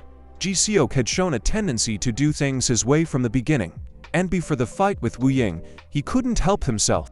That's when someone appeared, adding an unexpected twist to the course of events. It was actually Yuk, stepping in and giving a new twist to the events with his presence. He asked what Ji Seok had done again. He said it was not the first time Wu Ying had incited him. Now, in comparison, Yuk hinted at the increasing tension of the situation and the deterioration of the situation. The man asked why Park Seung-ha had returned to the Asakation's grounds again, claiming that as far as he knew, he had no business here last time. The man replied that he didn't need to know that, probably. He asked whose territory this is now. He knows that this area belongs to Chairman Yu Ji-young, but it is important to remember that no one should interfere with the association. But this does not mean that the Awakened Association must tolerate outsiders on its territory, especially those who seek cooperation with them, without their consent. Things have really heated up between the two, indicating that tensions are escalating. Wu Ying suggested that he could clear things up with Ji Seok somewhere else where it wouldn't draw attention. Wu Ying has more business to take care of with that bastard. The man noticed that lately the children have been completely separated. The man watched the other with interest, trying to figure out how the latter was counted. He'd be better off using the database, he reasoned, realizing that it would provide secure storage and access to the information he needed in the future. At this time, the protagonist was sleeping peacefully, immersed in sweet dreams, not worrying about anything, completely relaxed and peaceful. Suddenly, two guys entered the arena. The man apologized to the woman, stating that they were now in her debt. Her curiosity piqued as to how it all happened, questions popping up in her mind. Someone from the association challenged them, and Ji-suk, Gu-ying, Hyuk and Woo-ying were not on their side. They were only under their control. Judging by his words, whether he should not have been directly supervised. He was eager to make a similar point about outstanding human management, but in his opinion, it was more like Ji-suk's attempt to banter with Woo-ying. Tension was building between them again. The woman ordered them both to stop their argument. Of course, both obeyed the chairman and ended their argument. At this time they turned their attention to the two lads, watching their actions with increased interest and attention. Ji-seok and Woo-in began to use their powers. Both were ready to fight each other, their determination read in their eyes. Ji-seok pronounced that Woo-ying was finished, sending a clear message of his intention and readiness to clash. Ji-seok was easily surprised that he began to follow Woo-ying's orders, taking it as an unexpected turn of events in their confrontation. Woo-ying didn't hesitate and immediately attacked Ji-suk, but the latter dodged in time, anticipating the attack, allowing him to avoid being hit. Ji-seok realized that this traitor had suddenly launched an attack, coming to the conclusion of sudden aggression and treason on Woo-ying's part. Woo-ying noticed that Ji-seok was more adept at only talking rather than fighting. Ji-seok ordered him to shut up and follow his instructions. Woo-in also showed good reactions, easily adapting to the circumstances and increasing his strength, while Ji-seok could not. Their forces were once again equal even on the battlefield. Ji-seok couldn't understand what was going on. Ji-seok realized that he needed to act and began to gather his forces, preparing for a counterattack or defense. After that, he attacked Woo-ying again, but the latter started to dodge in time, avoiding the blow and maintaining his stance. The man noticed that Woo-ying also possessed strength, fighting on par with Ji-suk, and admiringly noted his awakened abilities in psychokinesis, mastering Master Delane's specific style. It seems that the basis of this is to transform external forces and release energy. If this is the case, then the awakened abilities will grow and it will be difficult to anticipate the methods of attack. He realizes that Ji-suk will have to behave more cunningly, given that Master Delane's style is on full display, and admires it. The other man silently watched the fight without responding to his words, which emphasized his concentration and careful observation of what was happening. In-yuk noticed the other man's look. He didn't have anything worth saying. Of course, the battle between the guys continued at this time. Tension was building, and both continued to fight for home field advantage on the field of scrimmage. In the end, Woo-ying was able to strike Ji-suk at this time. Woo-ying then began to use his speed, attacking his opponent with renewed strength and speed, increasing the pressure on his opponent. Woo-ying released his power and started attacking with renewed vigor. Despite this, his reaction was excellent. He began to dodge these attacks. It was too difficult for him to dodge these attacks. He was clearly inferior to his opponent in strength and skill. After realizing the situation, it became clear to him it was necessary to change tactics. Preparing for challenges, he began to develop new strategies to achieve his goals. Woo-ying, without giving up, once again prepared to attack his opponent, putting determination and desire to defeat him into every movement. Then, to Woo-ying's surprise, Ji-seok stepped into the distance right in front of him, ready for action, which made Woo-ying think about his next move. Instantly reacting, Ji-seok began to approach Woo-ying, his every step filled with confidence and determination to achieve his goal. Of course, it didn't go unnoticed by Woo-ying that his opponent had sped up, and it made him more alert and analyze the situation more carefully. At this moment, Woo-ying was ready to attack Ji-suk. His thoughts were focused on finding a vulnerable moment to strike a decisive blow. Even so, Woo-ying had a great reaction and was able to put up a block, defending against Ji-suk's intended attack. While Woo-in was dealing with this attack, Ji-seok was smiling as he saw his opponent showing good skills and reactions, which added to the tension in the bout. Ji-seok quickly assessed his opponent. Ji-seok felt that Woo-ying was a real retard, and this pushed him to be even more active and aggressive in hopes of overcoming his opponent. After that, he altogether threw Woo-ying several meters up and backwards. Ji-seok had no intention of stopping and continued to attack Woo-ying. Ji-seok now looked much stronger and more confident than Woo-ying, which made the latter focus and put more effort into maintaining his position. Preparing to attack Woo-ying again, Ji-seok prepared his fist. Everyone present was amazed at what happened and continued to watch the intense and unexpected fight between Ji-seok and Woo Ying. Ji-seok was now dominating with his attacks on Woo Ying, controlling the pace of the fight and trying to keep his opponent off balance. Woo Ying couldn't stand it, and at this moment, he fell off his feet, his strength running out under the pressure of Ji-seok's attacks, and he ended up on the floor. Ji-seok asked if Woo Ying realized who he was facing, alluding to his high level and dominance in the bout. Woo Ying tried to get up, but Ji-seok was closing in, preparing for the next stage of the bout, his advance showing his confidence and determination to finish the fight. Despite this, Woo Ying began to slowly rise up. Ji-seok was surprised that Woo Ying was actually able to get up. Ji-seok couldn't understand what was going on with his throat, feeling some discomfort or change that caught his attention. At this time, In-yuk began to feel uneasy. Woo Ying realized that Ji-seok was truly capable of anything, seeing how the attack knocked his opponent out.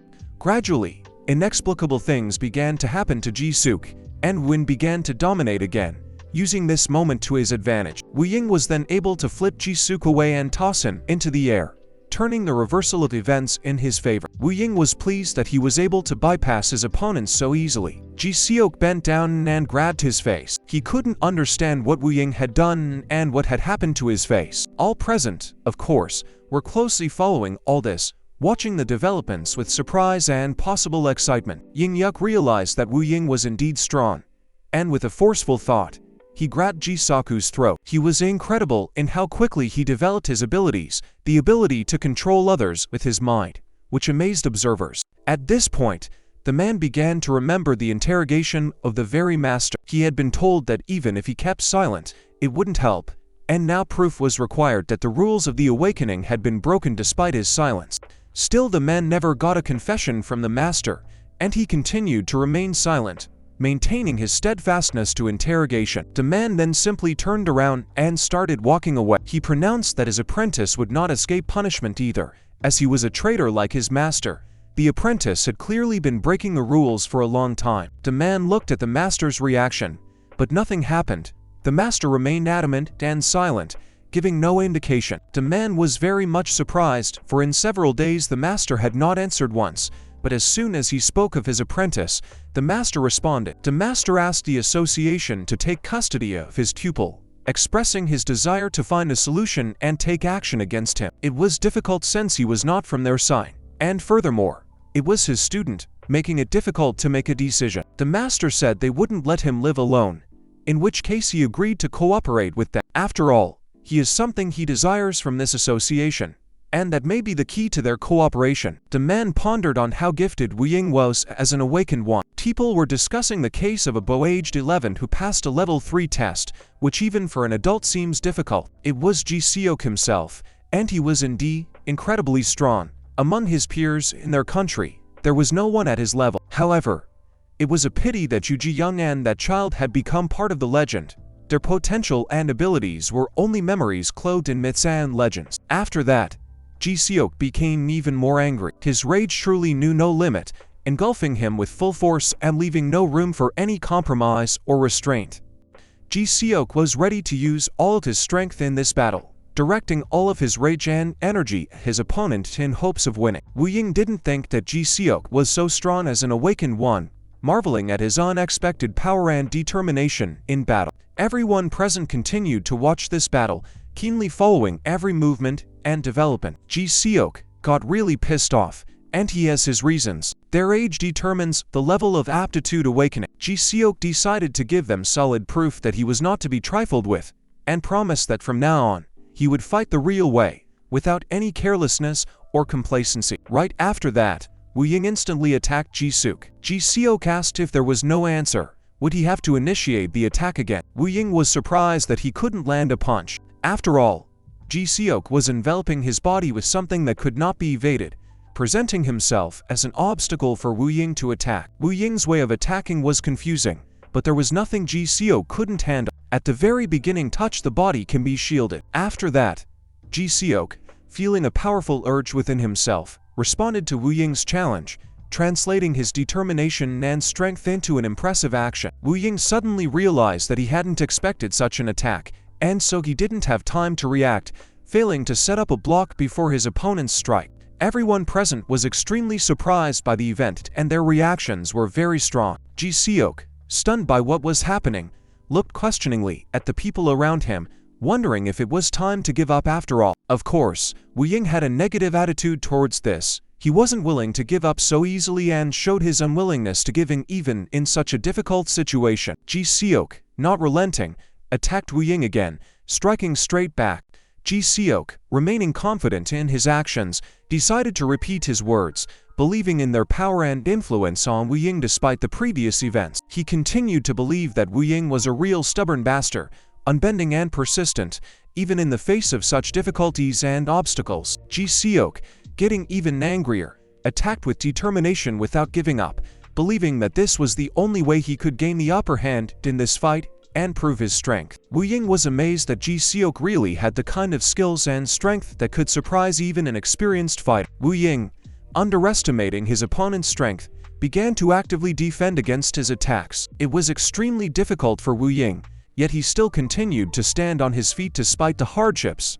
Even the observers didn't expect such a fierce fight between the two, surprised by the intensity and duration of the fight between Woo Ying and Ji Seok. Then there was a pause in their battle, a moment of rest after an intense fight, when both opponents could recover a bit and assess the situation. Woo Ying, standing on his feet, stubbornly looked at Ji Seok, remaining alert and ready to continue the fight despite his fatigue and incredible effort. Ji Seok, asking Woo Ying if he saw it, the jerk had realized the main thing during their competition. From the beginning, it was clear to him that Ji Seok was no ordinary opponent, a world-class power lurking in his body. Directly seeing it with his own eyes was one thing, but it was really hard to believe in Ji Seok's power beyond all expectations and standards, but he came face to face with it. From Yoo Ji-yoon to Ji Seok, each of them was unique and extremely strong. Above all, the power of the legend's influence continued to grow, giving even more significance to this contest and reinforcing its epic character. Woo Ying fought tenaciously despite weak resistance, but with training and the right approach his technique can improve greatly, making him a more effective fighter. Right at this time, the main character was brought in a wheelchair, suddenly interrupting the flow of events and adding a new element of surprise to the plot. Everyone present looked puzzled at the protagonist, not understanding what he was doing here. Woo Ying instantly recognized him and drew his attention, as the presence of the protagonist was an event impossible to ignore in this situation. The protagonist was interested in what happened to Woo Ying, and he began to view the situation with curiosity. Woo Ying was deeply surprised that the main character was so badly hurt. His surprise was so great that he couldn't hide his bewilderment and worry. He looked like he'd been run over by a truck. Woo Ying recalled the conversation with Master when he asked what his thoughts were. He still decided to share his reflections with the Master. The man interrupted him, asking if he had decided to stay where they lived, prompting Woo Ying to reflect on his future and where he was. Yes, because he was told not to leave the association area, and he is contemplating staying there, putting into practice the instructions he received. The man didn't give him a clear answer, only saying okay, leaving Woo Ying puzzled. The man decided to turn to Woo Ying. If he needs something, let him inform people and associations to get the support or help he needs to solve his problems. Woo Ying couldn't understand what the man was talking about. His words must have sounded strange, but even in this state, he had not lost his determination and strength, maintaining his perseverance and determination. Woo Ying only smiled back and remarked that the master was a wonderful person. The man again did not answer him with a word, only a change in his facial expression. He thought of that guy who had evoked some emotion or memory from his past. Woo Ying asked the man if he knew how to master the art that Seo Ji Woo was talking about. This guy who he had somehow forgotten did not suspect that he was Woo Ying's friend. He spoke out in passing, but he didn't even show common sense. After all, he doesn't know that sometimes a man is not so bad, which can cause confusion and surprise in his perception. Up to this point he had been watching and thinking, believing that the man was his first friend in life. And yet, when he covered it in front of him, he showed more than affection. The man doesn't think that Woo Ying is a bad guy, so he would wish him a good life, giving him a chance to improve and change his life for the better. All these memories of course came up when Woo Ying saw Seo Ji Woo in front of him, waiting for an answer to his questions and reflecting on the past. After that, Woo Ying shouted out the name of the main character and felt a surge of rage and aggression surge within him. embittered by the unexpected memory. Ji Seo couldn't understand why Wu Ying suddenly became so animated and showed signs of rage and aggression, remaining puzzled by his sudden change in behavior. Wu Ying was beyond furious and prepared to launch an attack. Ji Seok really couldn't understand what had started to happen. He couldn't understand where Wu Ying had gotten such strength and fury from, one that he hadn't noticed before. Put into a stupor by the sudden display of power, everyone present was also surprised that Wu Ying had a strength that they didn't realize. Wu Ying was resolutely confident in his abilities in this battle. He felt that he possessed the necessary strength and skill to overcome any obstacles. Ji Seok tried his best to defend himself against him at this moment. Ji Seok was indeed now struggling to stay on his feet in front of Wu Ying's strength. But despite that, after a while, Ji Seok managed to stay on his feet and didn't fall down, showing perseverance and endurance in this difficult confrontation. At this time, there was a feeling Wu Ying had already stopped using his strength. After all this, Ji Seok only said that Wu Ying was and still is a true bastard. Wu Ying had expected this and simply remained silent in response, not wanting to deepen the conflict or respond to Ji Seok's provocation. The protagonist didn't even know how he should react to this whole situation. The situation between the two of them had become very acute, tensions were rising, and the conflict was reaching its peak. The man at this time stood immersed in thought, preoccupied with his thoughts. In the country, among teenagers between the ages of 14 and 19, only 3 are equal in ability to Ji Seok. However, besides them, another guy has emerged who is able to compete with him. He thought about Master Dalai, his musings directed at him. How Master Dalai was able to cultivate such an awakened disciple was a question that worried him. The protagonist was still in a state of bewilderment from the whole situation, his mind tangled in questions and doubts, unable to find clarity and understand. He really couldn't understand why Ji Seok was fighting Wu Ying, questioning their motives and reasons. It was unfathomable to Ji Seok where this puppy came from. He couldn't understand how it all became clear to him. He saw closure to finally resolve the situation and understand what was going on. After that, they once again began to use all their strength and prepare to attack, regaining their tension and readiness for battle. Both were confident of their victory, but it was still unclear which one held the upper hand. Suddenly, everyone present closed their eyes as tiny particles began to fly out of nowhere. The protagonist, naturally, was also not left out and covered himself, shifting his gaze away from the unexpected particles permeating the space. Suddenly, at that moment, the protagonist noticed something strange near him. Suddenly, the protagonist was faced with a woman who stood right in front of him, protecting him from those shards. In that moment, Cayden thought she looked like a trustworthy lady that could be relied upon in any situation. The woman silently just looked at him. The woman then silently turned and walked away, and the whole scene seemed like a magical apparition to Cayden. The guy's strength began to build with every second, filling their bodies with powerful tension. The teenagers who were on the same level continued to confront each other, and Wu Ying was no exception. His strength was as great as the others. Cayden noticed that the teens are mentally struggling, full of passion and determination. In Yun realized that if he didn't intervene, further fighting could result in serious injuries for both guys. The man decided to approach Park Seung-ha, and the latter instantly understood his intentions, taking charge of the situation and taking the necessary measures to stop the altercation. Afterward, they both came to a mutual decision to stop the guys to prevent further confrontation and avoid serious injury. Cayden felt that both men had put an end to all the fun, disrupting the atmosphere of the sports game and the joyous pastime. Ji Seok was furious and couldn't understand why a man would suddenly interfere in their affairs. The man said that was enough, but Ji Seok was furious, unable to realize that this was just the beginning, and his irritation only grew. At this point, his sister also stated that he should realize that enough was enough, and she wanted him to have the strength and courage to compete with her on equal terms. Ji Seok instantly calmed down. The man told Wu Ying to stop as well.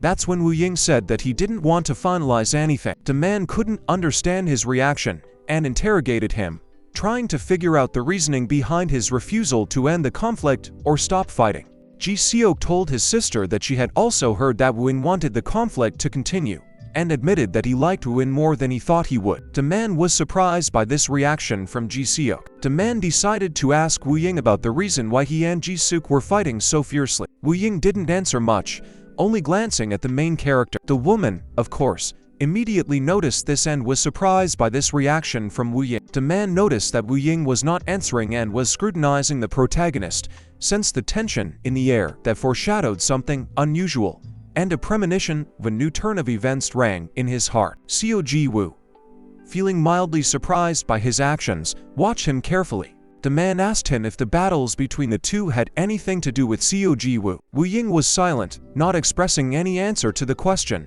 and his silence was so profound. Ji Seok agreed, hinting that he was referring to the main character. The man questioned if this meant that Ji Seok had somehow hurt Wu Ying. The protagonist turned to Julie and asked if it was really true, trying to understand the unclear situation and find out the truth. Wu Ying continued to remain silent. Ji Seok admitted that he was the one who dealt with the main character, which is why Wu Ying came to him. Wu Ying asked why this was suddenly important. Although it wasn't true, Ji Seok still felt that he had done the right thing. Wu Ying remembered that earlier in school, he and his friends used to bully Seo Ji Woo. Ji Seok was slightly surprised by such an accusation. The embarrassed sisters turned to look at him at this moment, their gazes expressing mixed feelings and bewilderment at what was happening. Ji Seok began to claim that Wu Ying was talking nonsense, and then the main character intervened, saying that Ji Seok was really bugging him, adding a new aspect to the already escalating atmosphere of tension. He explained to Wu Ying that he had gotten hurt in the fight with Ji Seok, but only because he had asked him to, explaining his actions and motivation. Wu Ying confirmed that the main character did indeed ask him to set up a duel with Ji Seok himself. Ji Seok flared up in anger and turned to Wu Ying, asking if he had heard everything. His sister continued to watch him at this moment. But if you think about it, then why did the protagonist come here in the first place? Seo Ji Woo announced that Ji Seok had called him, and revealed that he had been brought here by men who said he was causing trouble. This put the man in a ridiculous position. Ji Seok demanded to be directly shown how strong this body was since it had become awakened. He had treated it carelessly before, but now he urged to look at its strength and stop deluding himself. The man thought he was a guide who had lost his way and brought the sick boy here. After that, all three were already lying in the war. The men stated that while Ji Seok is here, he should keep quiet and take care of his recovery by establishing rules of behavior. This also applies to Wu Ying, emphasizing that everyone should follow the rules and show restraint in Ji Seok's presence. Seo Ji Woo thought that the three of them wouldn't be bored because they were together now. The man doesn't know the reasons why they were intentionally placed in the same hospital room, considering Wu Ying and Ji Seok still don't get along with each other. The woman noticed that above all else, it wouldn't be the Awakened representing their country. Wu Ying and Ji Seok weren't originally enemies. She believes that finding everyone together ahead of time for the upcoming celebration is not a bad idea. The two men remained silent. I wonder how the association will handle Wu Ying. At any rate, she doesn't think the association has bad intentions toward the master and his students. If so, how about the idea of sending them back to their side, bringing up the issue of separation and preventing further conflict? The man stated that Wu Ying had been under their control from the beginning. Controlling is obviously not a good intention, especially considering he is a master's apprentice. Instead, they are probably only observing him. At first, the control was only to observe, but when Wu Ying's outgoing abilities were verified, the association has no plans to appropriate him. The man said he didn't have to answer him. He concluded that, based on his reaction, he was right, taking into account the response and arguments supporting his point of view. The woman, seeing the pointlessness of the argument, simply sighed. This is when he dialed the phone. He was told that the two were rampaging, believing that he needed to come as soon as possible to calm the situation and resolve the conflict. The man listened intently to all of this and answered nothing. His silence was a complete mystery. It left everyone around him waiting for his next actions and words. Wu Ying and Ji Seok were indeed at this moment ready to kill each other. Their tension was so high that it seemed like at any moment they could explode in rage and harm each other. And the protagonist was right between them and did not know what to do.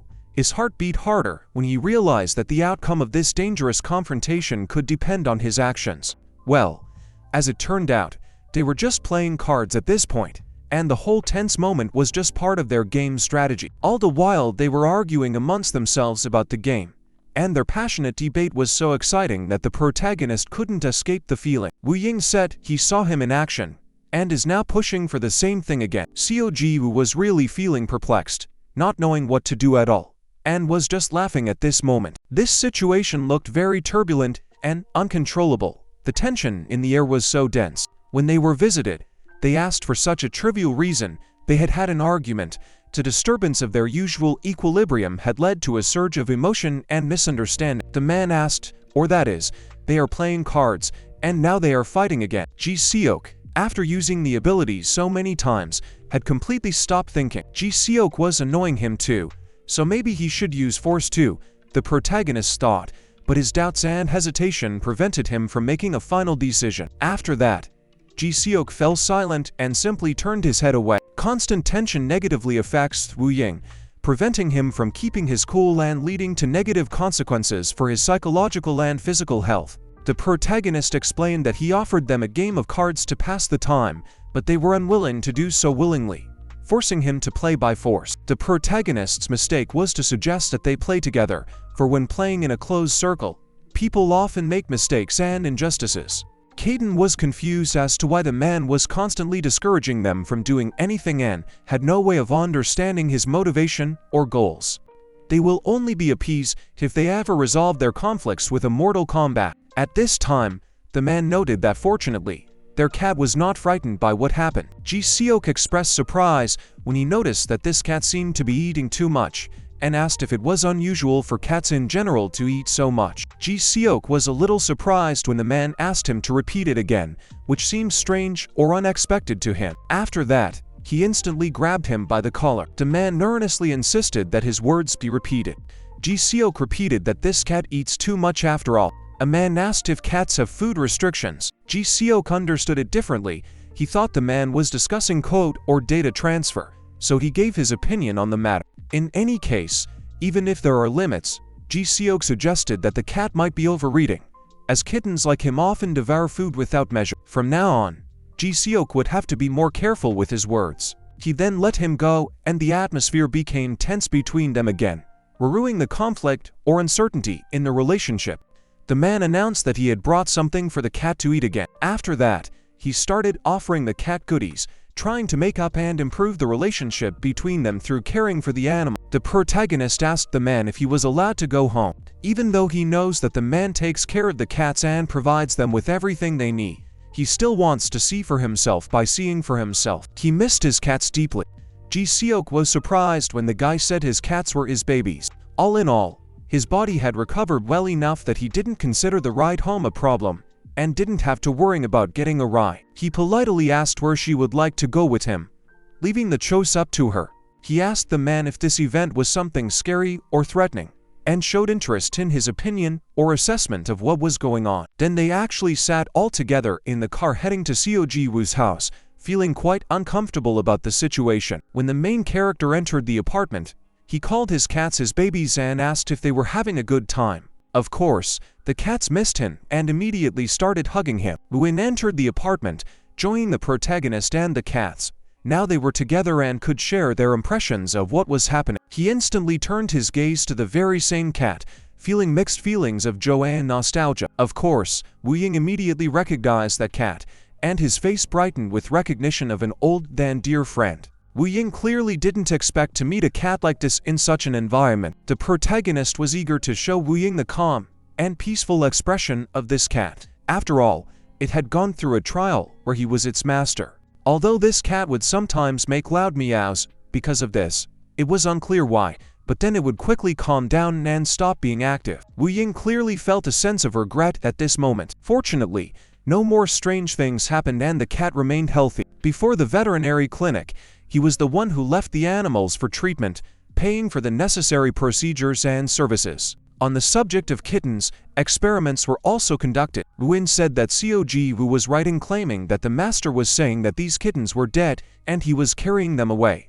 leaving them there. Seo Ji Woo confirmed that all those kittens were going through the healing process. Wu Ying remained silent without responding to this, as he really felt ashamed of his past actions. When the cat lightly touched Wu Ying's finger, Wu Ying felt relieved and hopeful. The cat immediately started rubbing against him, and he watched curiously. The protagonist said that he used to have so much space in his house, but now everything was upside down and the whole house was in chaos. The man told Mike that he would help him with the care of the cats, offering his support and assistance in getting the house in order. Although just yesterday this did not happen, After just one day, they have already managed to make quite a mess around them. These cats had shown themselves to be extremely active and healthy, filling the house with their energy and joy, bringing joy and fun with their cheerful behavior and play. Ji Seok had read about the cat's behavior, which seemed unusual and unpredictable. At any glance, it became obvious that this house had become a real chaos, and it seemed that it no longer belonged to humans,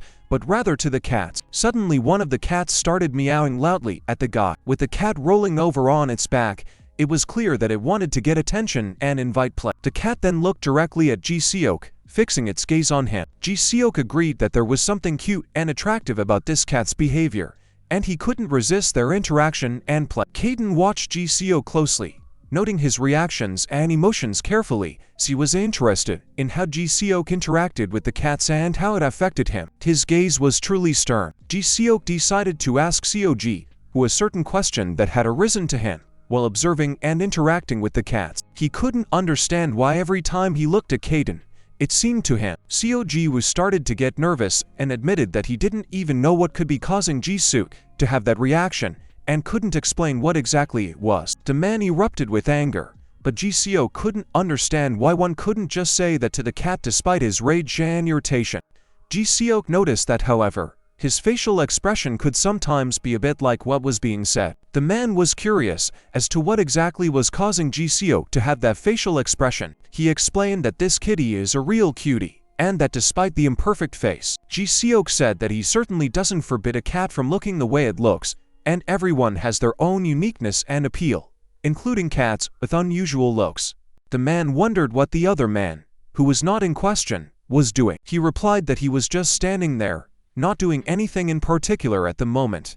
He was just observing the events or thinking about something. In Yauk, for reasons that were unclear to him, thought that the second man's mere standing was highly suspicious. However, he noticed that at that moment, the second man was trembling. Inyuk realized this and resolutely grabbed the cat in his arms. The man immediately became nervous and hurriedly retreated, letting go of the cat, his reaction implying that he was not ready or willing to deal with animals. After that, the man couldn't stand it and said he would wait in the car. He clearly didn't feel comfortable or confident in the presence of a cat and decided to remove himself from the situation. The man then directly asked Ji Seok if he happened to be afraid of cats, trying to understand the reason for his nervousness and aloofness. The man didn't even realize that Ji Seok might be afraid of cats, so it occurred to him that another reason was causing his dislike and nervousness. Ranked in the top 20, Park Seung-ha, who is known for his achievements, actually has a fear of kitties. The man spoke out, saying that the information about Park Seung-ha being afraid of seals is nonsense and that Park Seung-ha himself is perfectly fine. He didn't believe in the veracity of such a claim. He clarified that he wasn't running away or leaving because of his fear of seals, but was simply leaving because he didn't need to stay in a given situation or place. The man certainly did not think this way.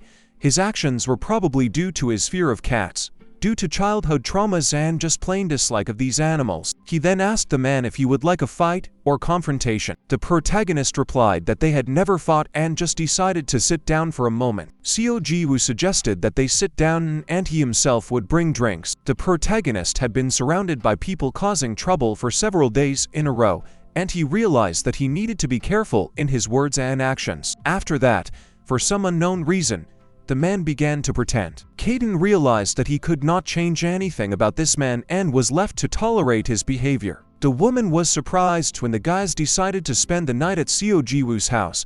She didn't expect them to choose his house and was intrigued as to what led them to this decision. The man said that they had decided to just spend the night here today to get some rest and return to the hospital in the morning for a final checkup. The man said that everything was exactly as he had described earlier and that there had been no change in their plans, so it was safe to follow the original plan of action. She repeated the question once more to make sure that they weren't going to go to Seo Ji Woo to sleep, including her brother, as it was important for their future plans and safety. The man surprisingly replied that it was as they had agreed and no changes had been made to their decisions, so he didn't understand the reason for doubts. The woman at this point thought for a moment. Ji Seok was lying there at this moment, restlessly looking up at the ceiling and couldn't understand what he was doing here. And the three of them had, indeed, all slept in Seo Ji Woo's house despite their initial doubts and were now trying to understand why their decisions had led to this development. Ji Seo couldn't understand why Seo Ji Woo was laughing out of the blue. After all, the situation was quite serious. To be honest, this was the first time he had friends over at his house, and despite the unfamiliarity of the situation, he felt a strange combination of joy and anxiety as he tried to get used to his new surroundings. Ji Seo couldn't understand which friends he was talking about, as he thought they were here by chance, and didn't feel as close to them as Seo Ji, who apparently thought he did. Until today, he had never gone to his friends' houses, and they had never come to his house. Ji Seok remembered the man's words about Seo Ji Woo not knowing anything about the awakened ones and that other people notice his abilities. The two of them and his mom are constantly on the run and have moved several times in a year, so he tries to keep his distance from people. He had a hard time with his daily life, as the constant moving and having to hide his abilities prevented him from socializing normally with people and making friends, making his days lonely and stressful. The protagonist asked Wu Ying if he ever partied with his friends at home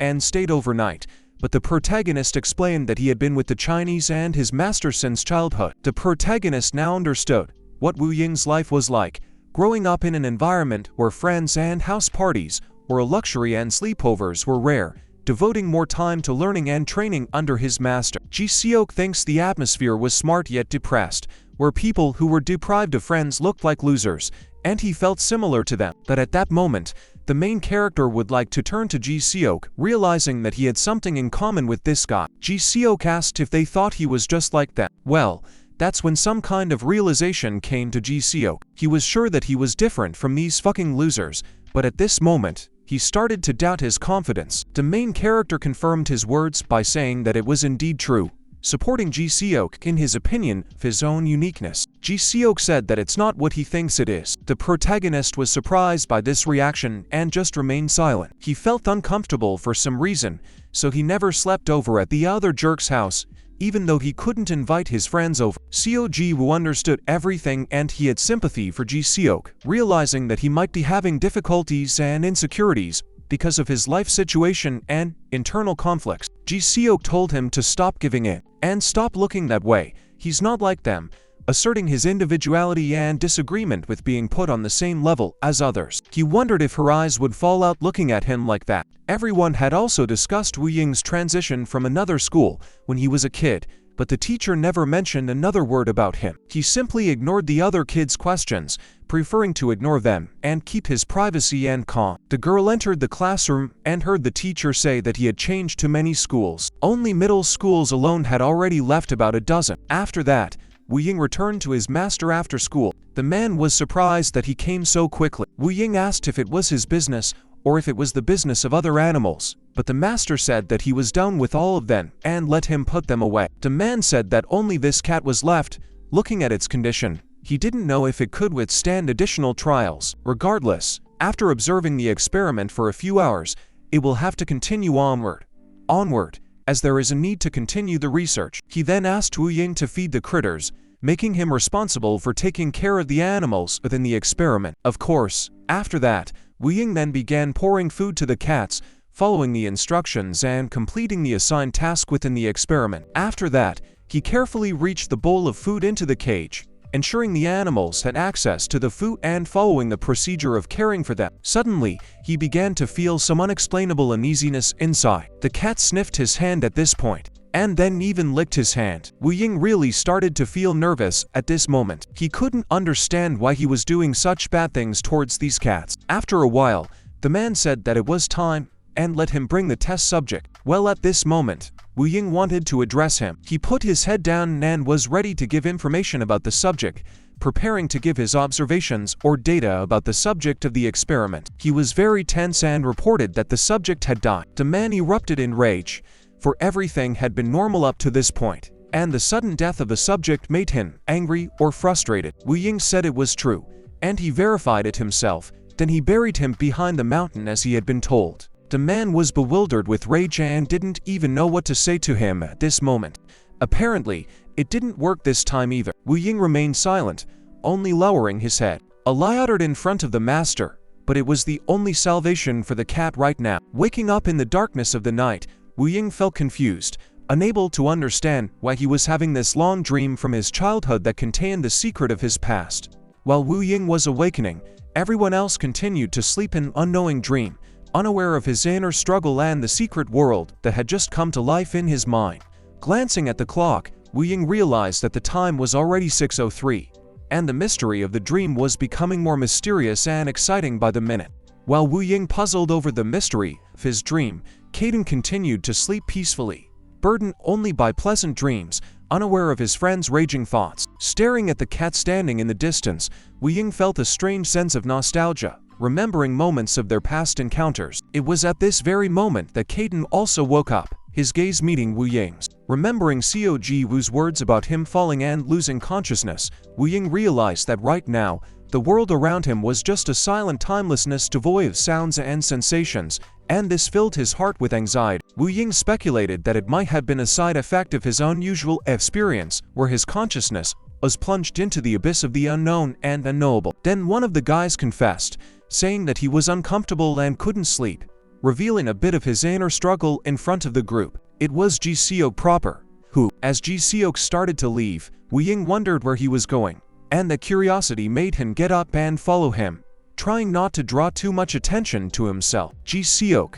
noticing that Woo Ying was following him, stopped and said with cold determination in his voice. After Ji Seok closed the door behind him, Seo Ji Woo, watching everything happening with increasing anxiety, stood up abruptly as well. He couldn't understand what exactly had happened, but after looking around the room, he quickly noticed that Ji Seok was gone, which only made him more anxious and eager to get to the bottom of the situation. Woo Ying then gathered his thoughts and announced that he was going, leaving the others waiting and bewildered. In response to a question about leaving early, Woo Ying said that he couldn't come back later, leaving the others puzzled by his mysterious actions. The protagonist simply smiled after the departing Woo Ying and said a farewell goodbye, remaining puzzled about his determined behavior. After that, he was left all alone in the apartment, shrouded in silence and the mystery of what was happening, staring into space in search of answers. He was really upset after they all left. Cayden expressed that he could live his life in peace now,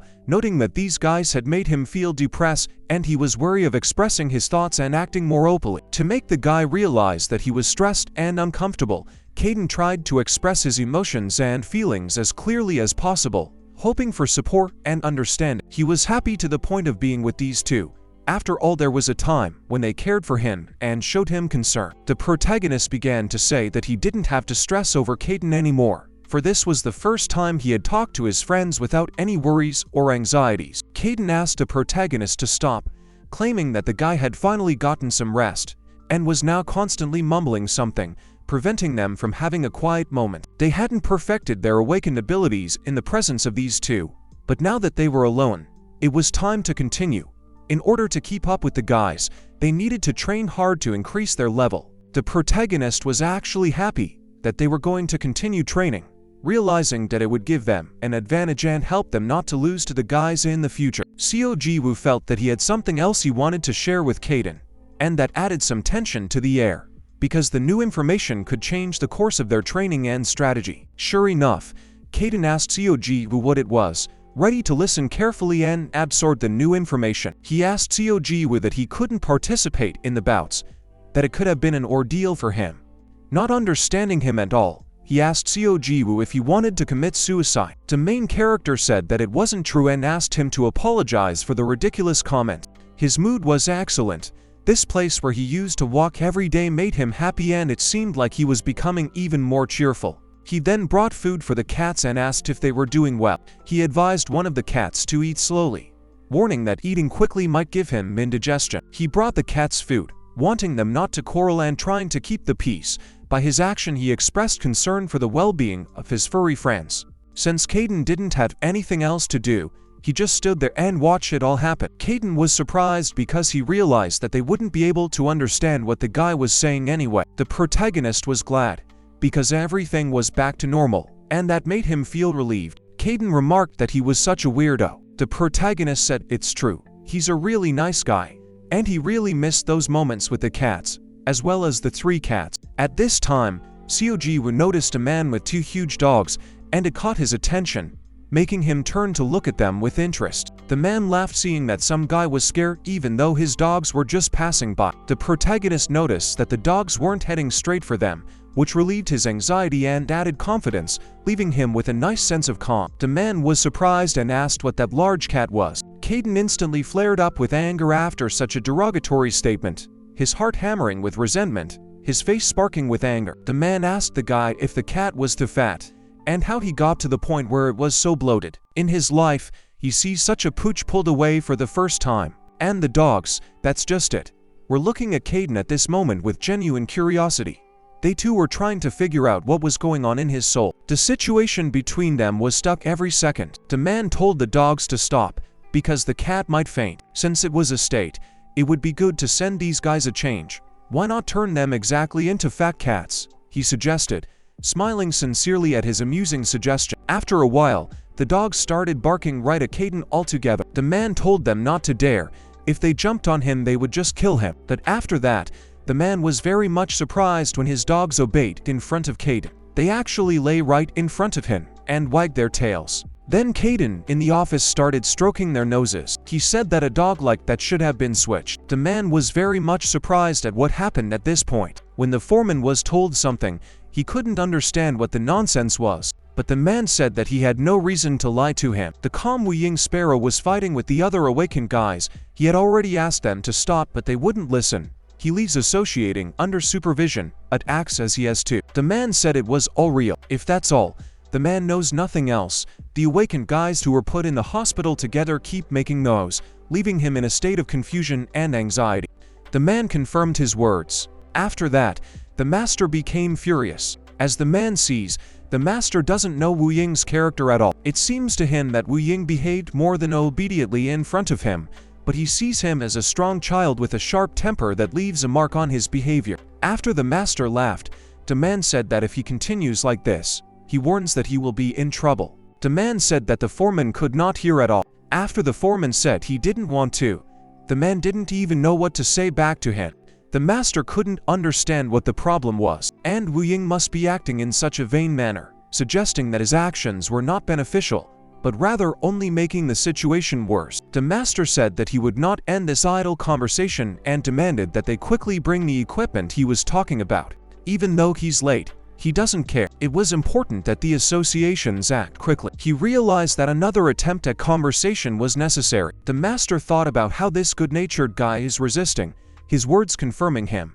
And at this moment, he realizes that the guy is even better than he thought. At this time, Wu Ying has just started to undress, being just at the beginning of his morning ritual after his nap. The protagonist, full of determination and kindness, began to lavish food on everyone around him, glowing with inner light and a desire to help. Seo Ji Woo felt that he had missed a lot of school, even though his physical condition was fine, and decided that it was worth it to return to the institution. Cayden realized that they couldn't stop his friend from deciding to return to school, and after ducking that, he meekly relented, letting his friend go his own way. Right at that moment, the very same cat woke up. Those present, of course, noticed this. Noticing the sudden awakening of the cat, the protagonist asked it if it had slept well. The cat began to get nervous at this point, its movements becoming restless. He just faked it, and without paying attention to the cat, he continued sleeping. The protagonist noticed him pretending to be asleep, as he sometimes did,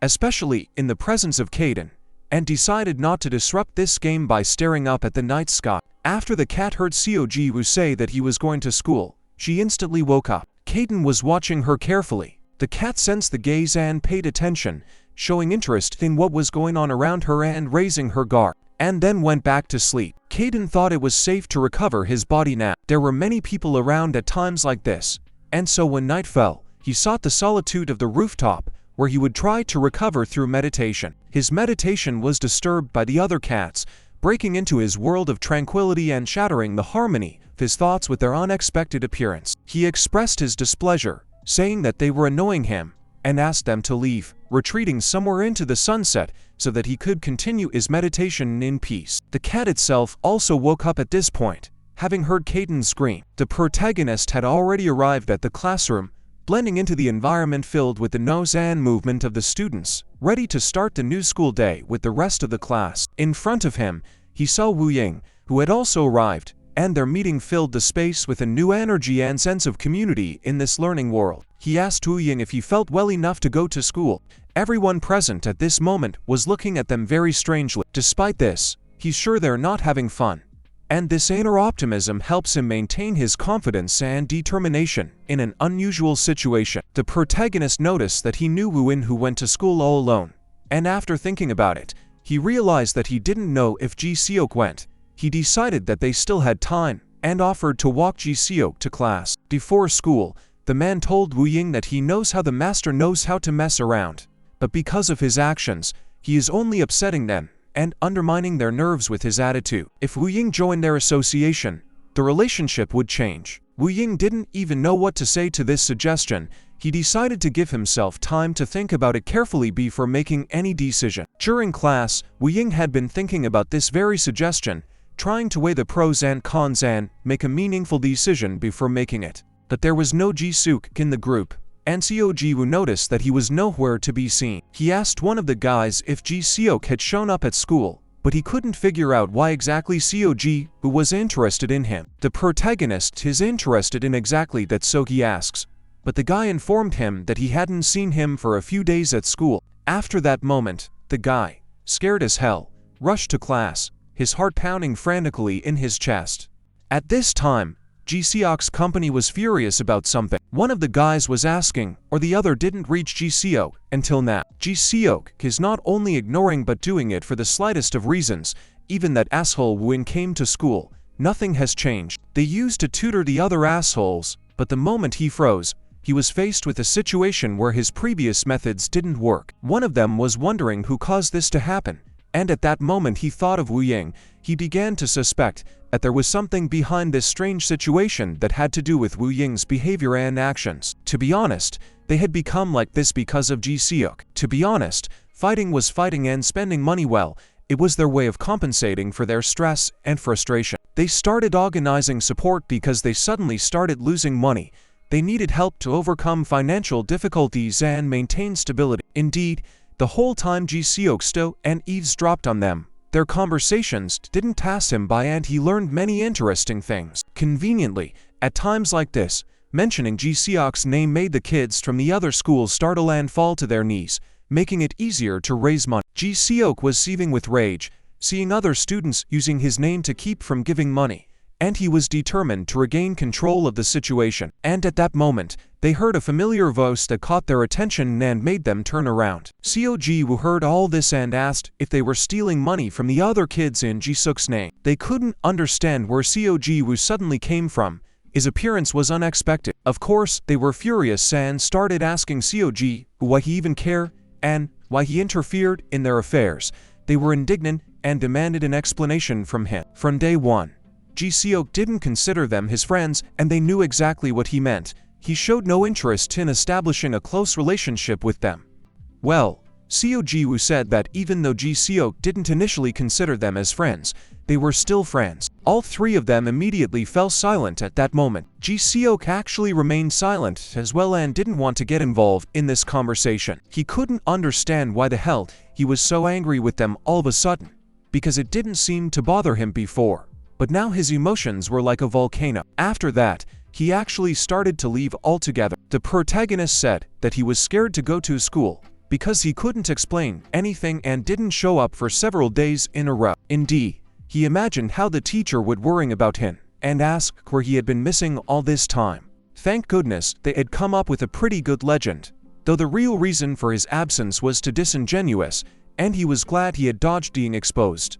Upon meeting Woo Ying, the teacher said that he looked healthy too, happy that the student looked like that. And behind that group, the problem child was also involved in an accident, even though he wasn't in the same car as the other three people. But they were all consecutively involved in the accident. Woo Ying asked if the three of them could have gotten into an accident and not gone to school, because that's what the legend said, trying to find confirmation of the mystical events described in their fictional story. The protagonist wondered about the fact that Woo Ying seemed to be bored by the cat waking up in the morning and his absence. Woo Ying didn't say anything back to him, just remained silent as always, leaving the protagonist puzzled and pondering about his strange behavior. At this moment, Seo Ji Woo noticed someone causing him to take a closer look and reconsider his plans or actions. He noticed that not far away from them actually was Ji Seok. He asked what they were doing since they were now here. The protagonist said that they just went, and right after classes were over. He wondered why Ji Seok had just come, and assumed it was to have fun, wondering what could have brought a friend to this setting. But Ji Seok wasn't in the mood for that at all, which made the protagonist wonder about possible reasons for his unusual behavior. Ji Seok said that if he was here, he would pick him up, adding that they were checking his condition at the hospital today. The main character said that it was good that Woo-in came too, since they could go together. When he came, all the cats immediately started running towards him, and he asked if everything was okay. Cayden began to slowly walk up to him too, instilling a sense of warmth and affection that always accompanied their interactions. He said that Ji Seok had been outside for an hour. As Ji Seok walked in, he was trying to figure out in passing why he was back in this madhouse. Then he pushed Seo Ji Woo out of his way altogether. When Woo-in walked in, he lowered his head. The cat recognized Woo-in right away. The cat became furious at the sight of Woo-in. Ji Seok couldn't understand why the cat was suddenly so angry, greeting his aggressive behavior with bewilderment and a little anxiety. He asked what was wrong with this cat, wondering about its behavior, and looked at Wu Ying suspiciously, looking for an explanation in his direction. After that, Cayden immediately decided to pacify the cat, intervening in the situation to prevent further tension and conflict. Everyone present was surprised by this action, and the cat actually calmed down after he was helped to do so. He told him to think carefully and just calm down, maintaining his good intentions and desire for a peaceful resolution to the conflict. There was some tension between the three of them at this moment, felt by everyone present and adding mystery to the situation. Ji Seok was curious as to what Woo Ying had done that this cat had declared war on him. Seeing the look on his face, Ji Seok was frightened. After all, he had scared such a tiny cat, and he thought he was too big for this. Cayden, not realizing what this cat had to be afraid of, decided to pet him. Suddenly, the cat abruptly snapped its teeth into his hand. Watching the cat claw into his hand, Cayden inwardly felt a secret joy, despite the outward display of pain and fear. Cayden was inwardly rejoicing as he watched, while Ji Seok complained that the cat was biting his hand until it bled, emitting painful moans. Laughing ridiculously, the protagonist glanced at Woo-in, who was so engrossed in the recent incident that he didn't even notice this strange reaction. Saying that the cat looked healthy, he felt relieved and hoped that it was a good sign. After the incident, when Ji Seok calmed down, he opined that the cat was useless and warned that he would regret it in the future. After an emotional outburst, Ji Seok suddenly pulled out some goodies for the cats. Ji Seok offered the cats an exchange. They show something interesting, get the goodies. He was waiting to see his furry friends holding a pack of treats. Ji Seok suddenly laughed and looked at the cat that bit him earlier. He experienced surprise and wonder if he was hoping to get a tasty treat after he had cheekily attacked him. Ji Seok realized that this cat was ignoring him. Ji Seok then changed his attention to Cayden and realized that to get his attention, he would have to show him something special. Cayden couldn't understand why Ji Seok seemed so backward to him. He didn't believe that it could only be due to his lack of intelligence. Ji Seok couldn't understand why Cayden was ignoring him and voiced his thoughts, noticing that he was quick to react to something but not to him. The two boys were completely bewildered by Ji Seok's behavior. They couldn't understand what was going on and their confusion was obvious. A man entered the principal's office and relayed that rumor said that the crime brothers had appeared in their country. The woman was interested in the purpose of their arrival, eager to understand what had prompted them to visit this place, and wanted to know what had brought them here. Now in the process of obtaining and clarifying information, socialization or another party is also looking into their intentions to better understand the possible motives and future actions of those involved. The woman thought about the whole situation, trying to understand all the possible consequences and analyze her next steps to solve the problems and conflicts around her. Then Ji Seok came in and recalled the words of the man who said he would pick him up, but suddenly cancelled and shamefully went to the hospital with those jerks. He also couldn't understand why the atmosphere was so depressing despite his best efforts to create a pleasant environment and maintain a positive attitude among the people present in the place. The man explained the cancellation of his pledge by saying that an urgent matter had arisen that required his immediate attention and prevented him from fulfilling his earlier commitments on time. He explained that it was information about the Crane brothers that had arisen in Korea that could have a significant impact on the current situation and required immediate intervention. They are so conscientious that they are also wanted among the awakened. It has happened that if the amount of money suited them, they have kidnapped and resold both ordinary people and of course the awakened. Their powers are great, so in pursuit of them the rest of us fall far behind, unable to keep up with their swift actions and superior abilities in various fields. This place is the chairman's territory, and they don't know how those infiltrated, but let her be wary of strangers who avoid possible threats and trouble. Ji Seok said that he understood everything and asked from or. However, they had already gotten here. As a check on their part showed, the agents were outnumbered. The deputy suggests that they were following the trail of the crime brothers and finally came face to face with them in this unforeseen and tense event. The man says that another person will take control of Wu Ying. From now on, he would directly pursue the two of them. At this time, apparently the same brothers were walking. One of them asked if they had the wrong road. Their master they had recently seen in the vicinity, suggesting that they were going the right way. In that case, they quickly finished the job and returned. When they entered the room, they realized that there was nothing here, but they weren't sure exactly what the place said. One of them asked when it was reported that the foreman was here, and was told that it was a month ago. In that case, his location could have changed again in that time, so they decided to let the client know what they could find, but at the same time decided to ask for more money. They needed to keep searching as there could be traces left in the neighborhood that would indicate the master's whereabouts. Have one of them relay the information that the information provided was outdated, and that if he didn't want to get into danger, have him send the information to the master immediately. Still, Ji Seok showed up at the school. She thought about the cat that bit him as she stood in front of the treats brought, hesitating to the end, unsure if she should take them. Besides, it ostentatiously poured out in front of him, and then turned away and lay down. Honestly, if one were to make a ranking of arrogance, the fat man would be his tower. As soon as he sits down in his posture, something strange happens. He stares at him in a strange way, his gaze directly attacking his nerves. Ji Seok knew that these guys wouldn't give up or leave so easily. He would still make them give him some information or prove their usefulness to him. He assumed they would demonstrate something to him, so he decided to bribe them by offering a treat in exchange for testimony or information that might be useful. He figured that should be enough, willing to pay more if they managed to complete the task quickly. It was at this point that someone else approached him, drawing his attention. It was his friends, and they asked how long he had been coming. They had heard the news about him getting into a traffic accident and were immediately scared. Ji Seok didn't answer them anything and just remained silent, absorbed in his thoughts. They wondered why he didn't answer the phone since they were so worried. So much time had passed and he still continued to ignore them, which was annoying and increased their worries about his condition and motives for this behavior. Ji Seok apologized and said that he was still feeling the effects of the accident. His head was a mess, and his phone was shattered so he couldn't answer it, adding that it was a temporary phone his sister had given him. Ji Seok then contacted him and told him that he would go to the meeting, making it clear that he was willing to join them or fulfill their request. And he indeed, quietly and without a word, began to move. But on the street, still, someone approached him, drawing his attention. On the street, Seo Ji Woo approached him, asking if he was going home.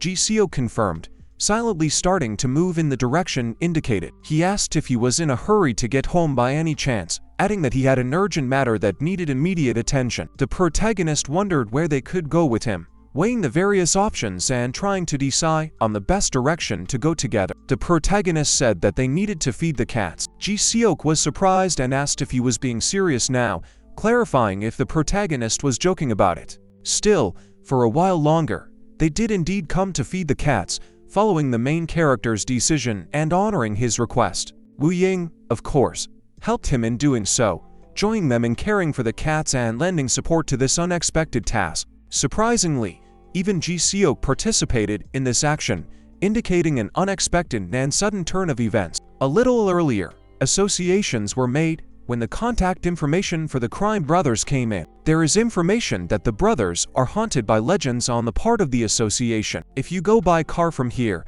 it's about 2 hours, and at this moment, Park Seung-ha is personally looking for them. The woman realized that it's not far from here and thinks that they also need to prepare arrangements. Some man walked in and told them that they had just delivered the goods she had ordered. The woman was very much surprised that the man had come specifically because of the goods she had ordered. The man had also heard that she needed to get this item quickly, which explained his haste and prompt fulfillment of her order. Ying Yuk was curious as to what kind of goods caused the chairman to be in such a hurry. When he realized it, he was greatly surprised. It was a specialized website that sold cat products, and it had the best ratings, and reviews. He was glad that the chairman was finally interested in cats too, seeing it as a nice departure from his usual business and a new interest. At this time, Wu Ying was all alone on his way home, immersed in his thoughts. He was very pensive and had been thinking about something all this time, immersed in his thoughts, deciding on some important matters. He was remembering the whole day today and how they had fed the cats,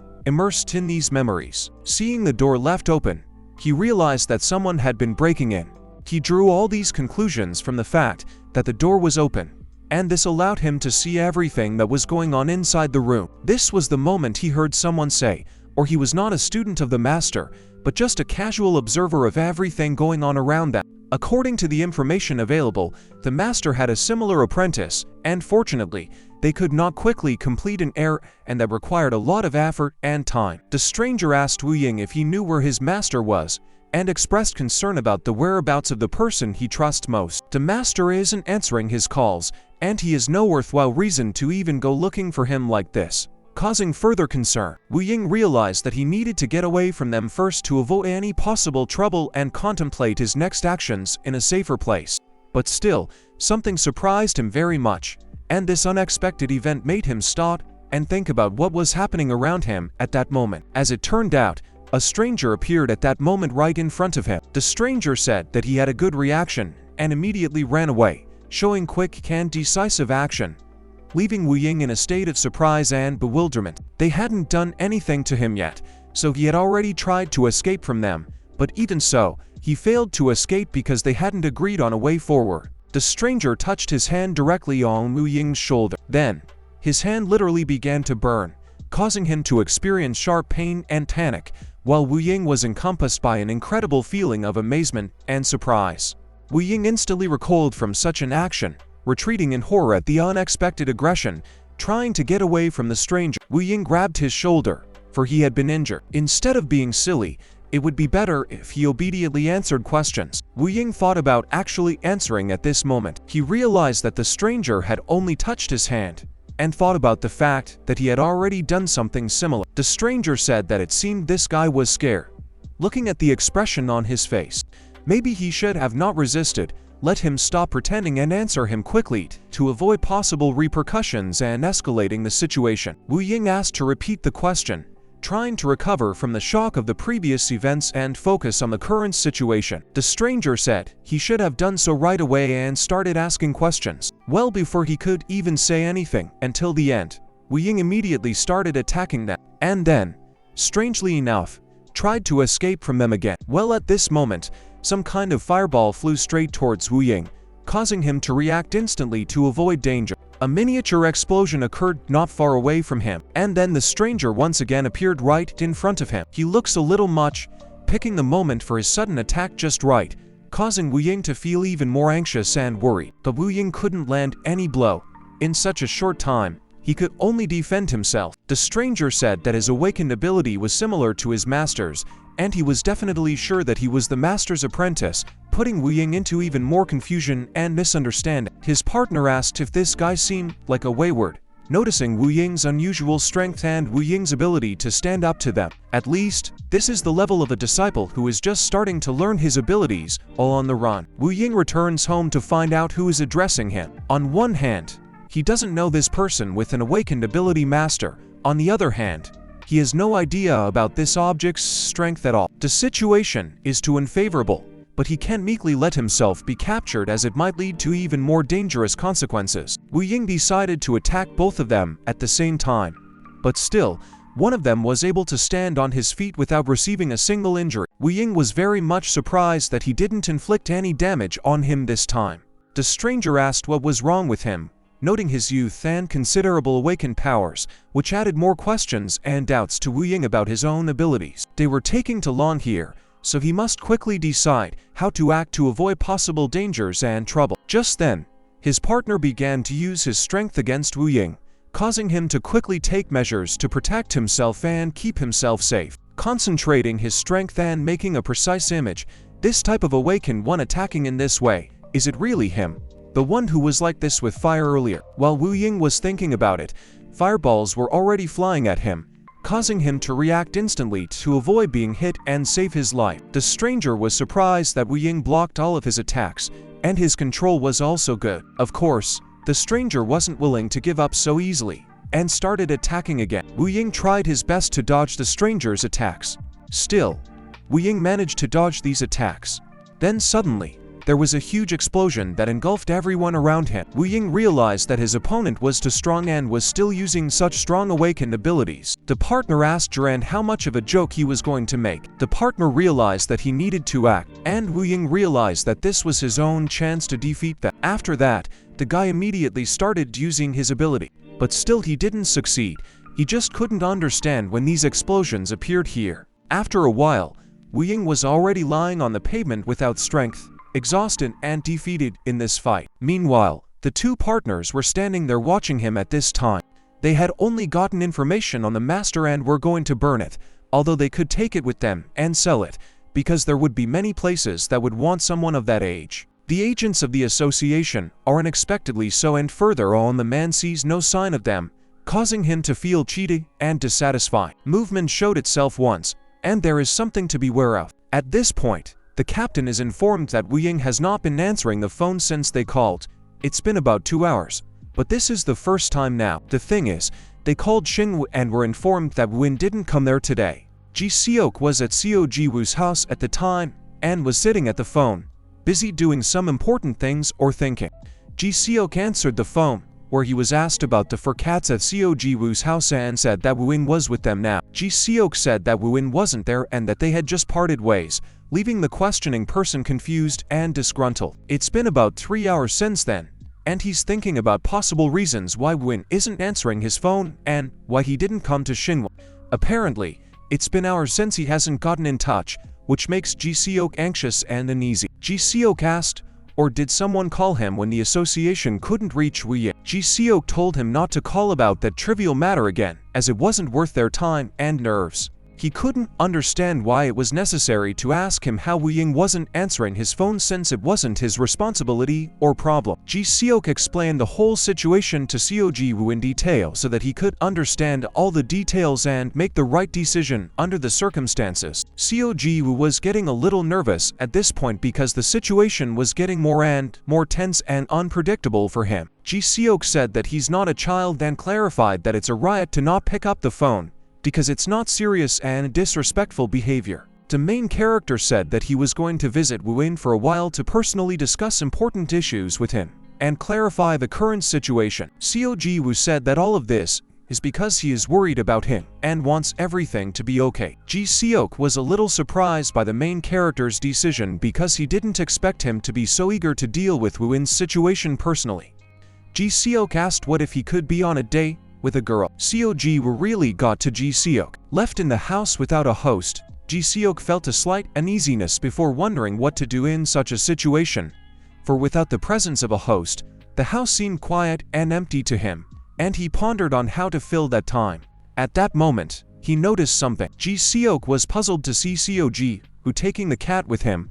He couldn't understand the reason for such an action and wondered what motivated Seo Ji Woo to take the animal with him. They came to the exact place where Wu Ying lives. As they looked around, they saw the environment that was home to Wu Ying. The laboratory. He explained that he intended to stay here for a while. After waiting for a few seconds, they finally crossed the threshold and walked inside the room. Ji Seok couldn't help but notice that it was just a simple basement. A place like this could really be inhabited by an ordinary guy. Then, without any special attention, they missed some door and decided to go inside it, not realizing what might be behind it. When the protagonist entered, he instantly hit the switch, lighting up the room to get a better look at his surroundings and be prepared for any possible threats. After conducting a glance inspection around the room, they found that Wu Ying was not present in his usual spot. Seo Ji Woo was surprised that Wu Ying lived alone in such a humble place despite his high position and wealth. At this moment, a man suddenly appeared in front of them and looked at them and asked what business they were here for. When he realized that the man in front of him was the same man Park Seung-ho was talking about, he realized the importance of this meeting and prepared himself for a serious conversation. The man expressed that he was responsible and questioningly asked if Seo Ji Woo and Ji Seok were here. The protagonist explained that they were here because they were worried Woo-in wasn't answering his phone, so they decided to pay a visit to make sure he was okay. The men were surprised by this response, but looked a little worried by this news, which made the protagonist feel a little awkward. The men explained that they were also looking for Woo Ying, and asked them to take their time returning. The protagonist couldn't understand what had happened. Ji Seok decided that it was probably okay considering Woo-in was just a child, but at the same time kept a cautious attitude because of the unexpected circumstances. At this moment, they listened carefully and heard the conversations of the men who appeared to be undoubtedly awakened, and then realized that there were traces of the awakened ones using their power here. They quickly relayed the information to the captain that they had found no traces of battle in the vicinity of Woo Ying's house. They decided to call for reinforcements given the unusual terrain around the area and the unexpected circumstances they found themselves in. After that, the other guys arrived at the place, and the protagonist suggested that he had encountered the awakened ones less often, which could be the reason for his incoherence. Ji Seok couldn't understand what kind of crazy people were so brazenly deciding to invade their territory.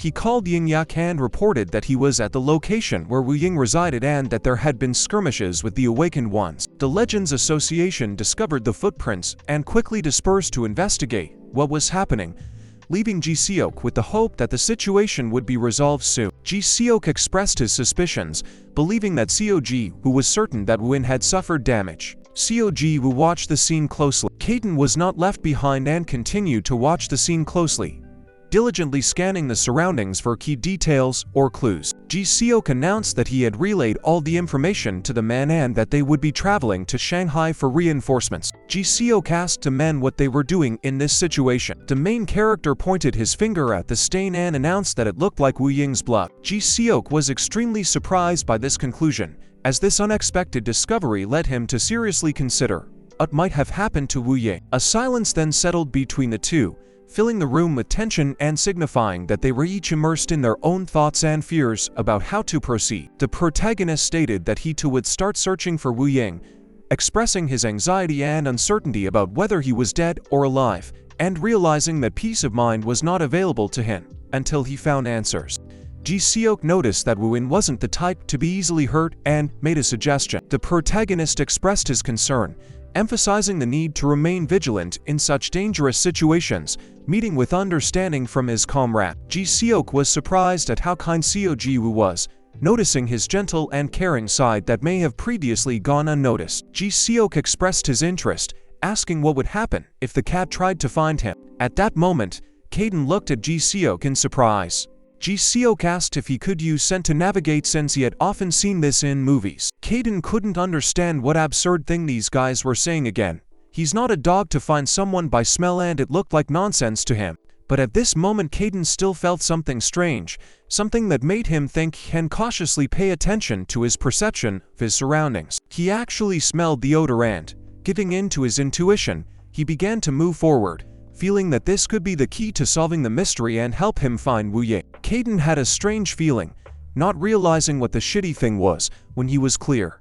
At this time, the two partners dragged Woo Ying over and started questioning him about the whereabouts of his master. He was really good at handling the situation. Since he had developed this method of torture and almost no one was kept away from it, it looked like a small light that, however, made his entire body suffer, making being in this position a real ordeal. Woo Ying was scared to death, although he didn't show it. His inner tension was evident, waiting for something terrible, making his condition even more frightening. This time, with him still holding on, his attempts would be even more persistent and stronger. The man noticed that Woo Ying looked even more persistent than just now and said that he had made himself even stronger for him. Right at that moment, his partner brought in someone new. Jerron asked who this person was. It was an agent of the Awakener Association from Korea who had caught a man suspected of a crime in the neighborhood. Jerron suggested starting by moving the hideout. He then told Woo Ying that they would continue their conversation elsewhere.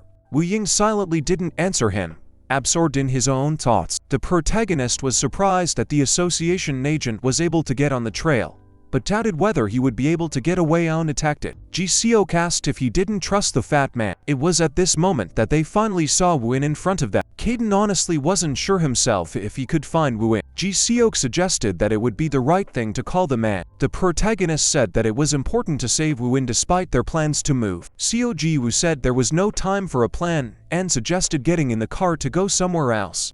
Ji Seok was really unhappy with Seo Ji Woo's behavior in this situation. Ji Seok couldn't understand how they were searching, as he thought that they should use their abilities to find Woo Ying first. At this moment, Ji Seok noticed that Woo Ying had stepped back or moved away from them. One of the men immediately sensed something unusual or dangerous.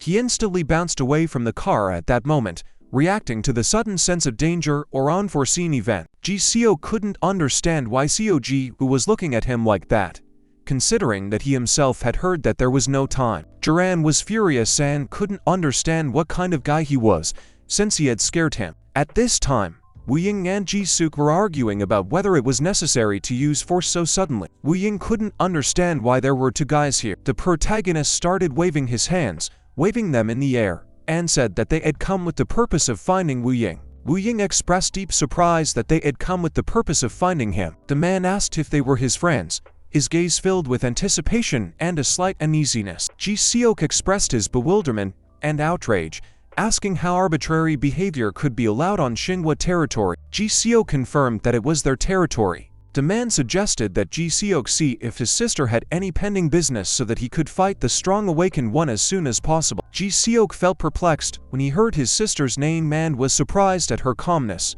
yet he still insisted on fighting. He recalled the words of the man who talked about checking the infiltration of the crime brothers into Korea. Ji Seok directly asked if they were really the crime brothers, a note of doubt sounding in his question. Duran noted that the guy knew them well. This prompted them to speculate on what connections he might have had with the crime brothers. Ji Seok realized that the guy knew them well and doubted if they were really the crime brothers, but it wasn't as hopeless as it seemed. Ji Seok explained to Seo Ji Woo that they were dealing with the awakened, international criminals. Kaiden, knowing this, thought that those two didn't have the level to deal with guys like that. The two partners continued to watch the two guys closely, maintaining their vigilance in anticipation of any movements or reactions on their part. Since they recognized them, it was decided that leaving them alive was not an option.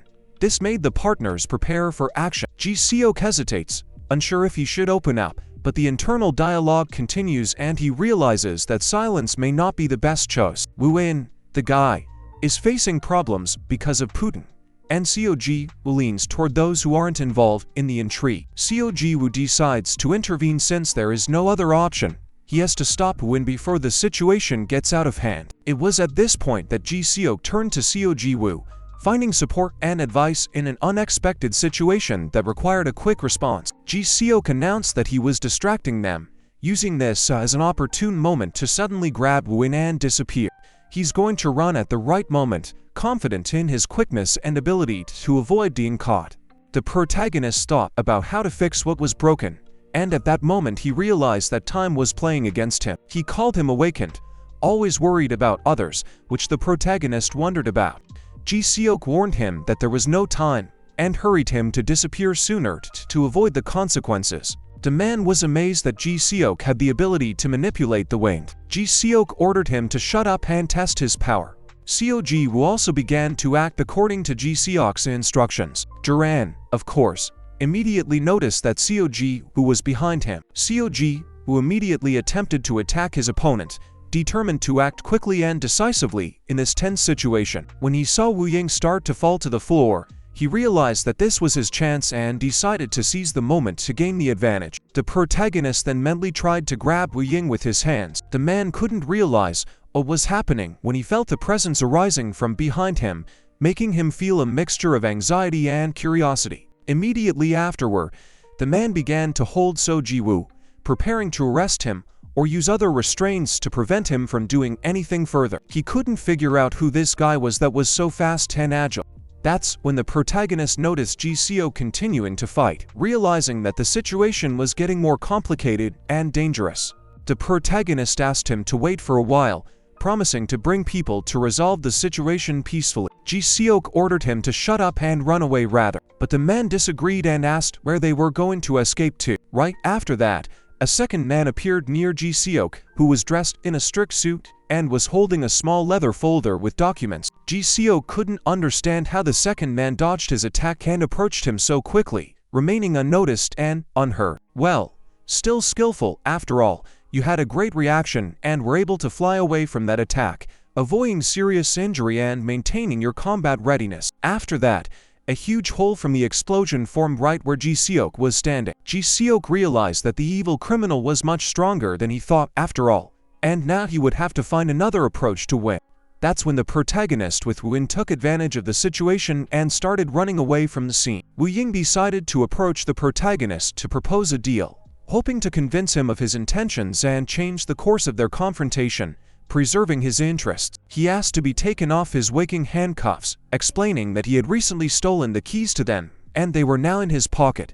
At this point, the protagonist was unclearly looking around for something, probably to check if they were being followed. When they stopped, Seo Ji Woo instantly began to uncuff Wu Ying, acting quickly and decisively to resolve the situation without any unnecessary delays or obstacles. After a few seconds, he did unlock the handcuffs from Wu Ying, giving him a chance to prove his sincerity and help resolve the situation. The protagonist asked Wu Ying if he was okay. Seo Ji Woo looked at Wu Ying with an expression of regret at that moment. Wu Ying said that he would stay and fight. Seo Ji Woo should run to prevent more violence and protect his loved ones. Realizing that he couldn't leave Wu Ying behind, he decided to take him with him, but realized that they might be spotted and chased right away. Seo Ji Woo disagreed and suggested that Wu Ying fight alongside him, realizing that the strength in their combined strength could stand up to the threat. In that case, they can't continue as they are not sure if they will be killed. He's going to knock out the tracker and look for Ji Seok. Wu Ying was greatly surprised at what Seo Ji Woo had offered.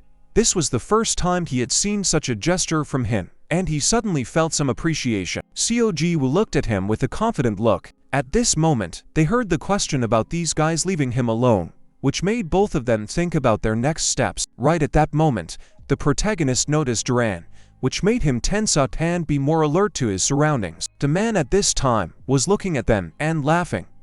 Which criminals using awakened powers must be incredibly strong. Seo Ji Woo thought that Ji Seok also had strength worthy of respect. Still, he couldn't leave Wu Ying and avoid a situation that required his intervention and solution, even if it would bring him more problems. His attack tactic is to build strength and strike instantly. He uses both direct attacks and dodges, including underfoot throws. Wu Ying can't move properly right now, so Seo Ji Woo in front will attack his opponent and he will help from behind, providing support and control. The protagonist said that he understood the guy's plan, preparing to act and react according to the situation to find the best solution. The man, of course, heard this and asked if they were going to fight him, claiming that they were obviously out of their minds. Well, right at that moment, Seo Ji Woo was ready to attack him, but still the man had a good reaction. He was able to back away from that attack. Seo Ji Woo, of course, was not willing to give up so easily and continued to attack him at this moment despite his resistance. The man noticed that he was quite agile, but could not reach his hands. But Wu Ying still managed to attack him. The man even bent down at this moment. Although it was incredibly hard for Wu Ying to do so, he still managed to pull it off, showing determination and strength in this difficult moment. The man was furious because Wu Ying had managed to defeat him by showing his strength and skill in this fight. The man said that they were pissing him off and immediately began to open an attack. Still, Seo Ji Woo had a good reaction and instantly started dodging. Even the ground would explode and scatter if one of them hit the target accurately, meaning an inevitable end for whoever would fall victim to this attack. And right at this moment, merging with himself, he saw this fireball flying straight at him, preparing for a decisive clash. Seo Ji Woo still managed to dodge the attack, reacting quickly and accurately, avoiding danger and maintaining his combat readiness. The protagonist realized that he had almost been hit. Cayden had told him that it was important to keep his spirits high during a fight because the spirit is undoubtedly determined to fight to the end. Normal humans and awakened behave similarly during fights. Though they have similar abilities, in many ways the outcome of a battle is decided by the disposition of the spirit, as determination and attitude have a significant impact on the outcome of the battle. Of particular importance in battles with the awakened is the moment of fear, when lives are on the line, it is important to be extremely cautious and judicious. This was the reason why the battle with Ji-suk was fought to the last, even in the moment of confusion in his mind. He must not forget the fortitude with which he fought Ji-suk. The protagonist realized that it was until that moment that one must not be afraid. If he gets caught, Woo-in will also be in danger because their fates are closely intertwined, and a threat to one is a threat to the other as well. Right at this moment, Seo Ji Woo realized that he needed to act and began to approach his opponent, ready to fight to the end to protect himself and his companion. He then began to attack his opponent with great intensity, using all his skills and strength to gain the upper hand in this battle. The man in a rage decided to use his strength to counter, trying to repel the attacks and respond with the same fury and power. The man was then attacked again right from the back, causing him to be more alert and cautious in his actions. Surprisingly, he just missed this point and said, "Okay," continuing to fight with focus and not letting himself get distracted by the small things. And then, everyone told him to get rid of Wu Ying first. Seo Ji Woo realized that he couldn't let that happen, but when he realized it, it was already too late for any change. Still, Wu Ying was able to defend himself from this attack, showing incredible skill and stamina in this dangerous situation. The man was furious because he had failed to kill Wu Ying, feeling frustrated and angry at the failure of his task. Wu Ying told Seo Ji Woo not to worry about him, but to focus on fighting him. The protagonist was better than Wu Ying thought.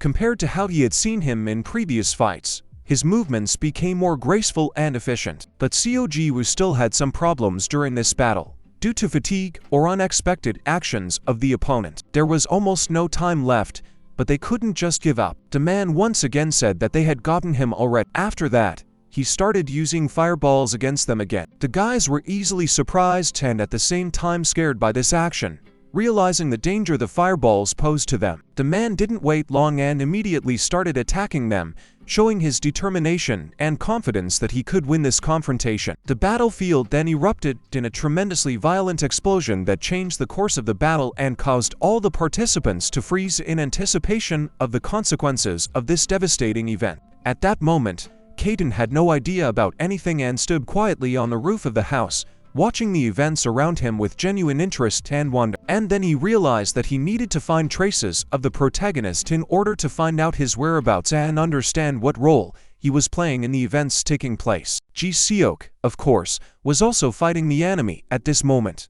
He used all his skills and techniques that he had learned from years of training, hoping that it would be enough to overpower his powerful opponent. But for reasons unknown, the man suddenly had a third arm, which he also began to attack with, strengthening his own. His hand then moved even closer to Ji-seok, which was an extremely alarming sign for the guy who realized the seriousness and danger of this new threat. Of course, Ji-seok tried to dodge this attack, swiftly stepping back and using his agility to avoid the inevitable blow that would have serious consequences for him. Still, the man managed to hit Ji-seok, but not significantly, leaving only a small wound that didn't stop the guy from continuing to fight and fight hard. The man explained that by utilizing the wind's peculiarities, he increases his speed to make it harder to avoid its attacks, but at the same time, he uses up his strength, becoming weaker. After the man's words, Ji-seok once again bounced to the side. Ji-seok was only wondering when Inyuk would actually come, because his appearance could greatly affect the outcome of the battle and help him deal with this strong opponent. The man stated that time was a relative concept, which prompted Ji-seok to think about how to use it to his advantage in this unpredictable confrontation. Wanting to avoid problems in the market, he decided to just kill Wu Ying. The situation forced him to make the decision despite his original plans. Ji-seok's strength increases with every moment, inspiring him to take new actions and giving him confidence in his abilities. At this time, Kaiden, watching the battle, realized that if the situation didn't change, Ji-seok might die. He decided to restrain his strength so as not to threaten his friend. If that guy died, the protagonist would feel unbearable pain that would affect him deeply, changing his life forever. Ji-seok couldn't understand why the cat was still staying here, considering that such a guy was in danger from the fire. Ji-seok suddenly let out a loud scream, causing the cat to instantly react and run away from him. Cayden was easily surprised to find out that the guy was telling him in complete seriousness to run away immediately. The man claimed that in this country, The Awakened were not hostile and not willing to sacrifice themselves for their friends in a critical situation. He called them pathetic guys, soaked by the world, who have lost their resolve and strength, which made me wonder about the true meaning of their involvement in conflicts. This particular moment suddenly brought with it something that struck Ji-suk hard, making him wonder about its meaning and the consequences that could result from this event. To Cayden's surprise, he suddenly just sat on the man's head at that moment. Cayden smiled wickedly at this moment, feeling an advantage over the man, which added to his confidence in his own abilities. Incredible events began to happen to him, and Cayden decided to help Ji-seok in this battle. Ji-seok was genuinely surprised by all these sudden developments. Upon landing, Cayden noticed that his plan wasn't as effective when he was in the guise of a cat, and admitted to it. Ji-seok, of course, was startled and instantly bounced back, reacting to Cayden's sudden confession. Cayden explained that he only used his powers lightly, as the guy would recover soon, but his sister would be arriving soon, and they should be vigilant as her energy was already fast approaching from afar. Cayden asked Ji-suk if he could even hear what he was saying. Don't let him even think about going anywhere and divulging it, or he's doomed to die, Cayden warned, reminding Ji-suk of the importance of caution and keeping secrets in such dangerous circumstances. Cayden, not getting a response from the guy, decided to slap him to get his attention or call him to consciousness, not wanting to tolerate inaction in such a critical situation. After that, Cayden suddenly decided to run away, leaving the guy alone. Ji-seok felt mixed feelings and bewilderment, unable to realize what had just happened and how many times he had been killed. Right at this moment, the man had already woken up, adding a new element of surprise and tension to Ji-seok's confusion and worrying, not letting him know what to expect next. He tried to explain to him what had happened and asked him what had happened to him. Of course, since Ji-seok himself had no information about what had happened, he remained silent, not knowing how to explain the situation that unfolded in front of him. And then, when the man finally got to his feet, he admitted that he himself didn't understand what had happened, calling for a united effort to find answers to the unanswered questions. And just at that moment, Ji-seok's sister appeared, adding even more confusion and surprise to the already tense situation. Of course, Ji-seok was glad to see his strong sister, whose presence brought him a sense of protection and self-reliance in this unpredictable world. The man looked at his new opponent carefully, studying her strengths and weaknesses. The man wondered if she was the one who had attacked him. Since the woman couldn't yet understand what was going on, she simply silently accepted the remark as an answer, remaining alert and ready for further action. The man noted that he would take the attempt into consideration, but warned that he would not be defeated that way. Well, this was the point that made him very uneasy about something. He noticed that it was as if an impenetrable shield had formed around the woman, which he could not penetrate. Indeed, this greatly surprised the man, leaving him perplexed and making him wonder about the strength of this woman. After that, the woman actually wanted to spring into action, preparing herself for the next step in this difficult situation. She folded her arms and began to utilize her power, focusing on energy and magic, preparing for further action or attack. Then she formed a magical dome right around her. The man realized that it was a cleavage of space. For someone who could master space splitting so quickly, it could be the result of long and intense practice or unique innate talent. The man asked if the woman in front of him was the same Yu Ji-yeon from Xinhua. Ji-seok at this time was telling the man that he had held out quite well before, but he was definitely going to be finished now, recognizing his weakness in front of the opponent's might and foreseeing the inevitable end of this battle. He said that it was too late to grovel and beg for mercy, accepting his fate with dignity and without unnecessary humiliation, preparing for the final battle or the last act of humility. But the man only laughed. The woman said that Ji-seok shouldn't waste his time with pointless tricks. Of course, he listened to his sister and immediately set about carrying out her instructions. The woman was determined to kill the man on the spot. The man said how great it was that they had met. He declared that he would defeat her, the strongest awakened of New Korea, and become the best in the world. The woman asked if he could really kill her, challenging his confidence and testing his determination and willingness to fight to the end. The man could not understand how such a powerful energy had suddenly appeared, marveling at the strength and suddenness of its manifestation. He noticed that this energy continued to grow, becoming more powerful and intimidating, and realized that his opponent was becoming even stronger by the second. After that, the woman began to apparently use all of her strength, concentrating her energy. Such a strong wind rose up around the area that everything in its path shifted. The woman had such powerful forces that her presence was changing the surrounding reality. She said that she didn't think his level was enough to fight her, questioning his strength and confidence. After that, the man found it hard to stay on his feet, his strength beginning to wane under the pressure of her powerful energy and indomitable will, and he realized that his chances of victory were rapidly melting away. He was surprised that the woman was ignoring him, and realized that this was not the way to end the fight. He couldn't hold back his determination. The woman's energy began to spread over a wider range, filling the space around her and amplifying her influence, making her presence even more overwhelming and intimidating. After that, the man became exhausted and collapsed breathlessly on the floor, unable to withstand the powerful pressure of her expanding energy and her superiority in this fight. Ji Seok was glad that his sister had come to the rescue and help. The woman immediately asked how things were with the other guys, and at this moment, the man remembered about the other guys. At this time, Wu Ying was completely exhausted, his strength was depleted by the powerful energy, and he lay breathless. It was the same situation with the main character. He was exhausted, deprived of strength under the pressure of the powerful energy and lay on the ground breathless, unable to take any action. Seo Ji Woo noticed that he couldn't move at all, feeling his body completely exhausted under the pressure of the powerful energy. The man asked if Seo Ji Woo was dead, and after that, he received a kick right in his face. This made Wu Ying very angry and he decided to stand up for his friend, feeling furious and ready to protect his comrade from aggression and injustice.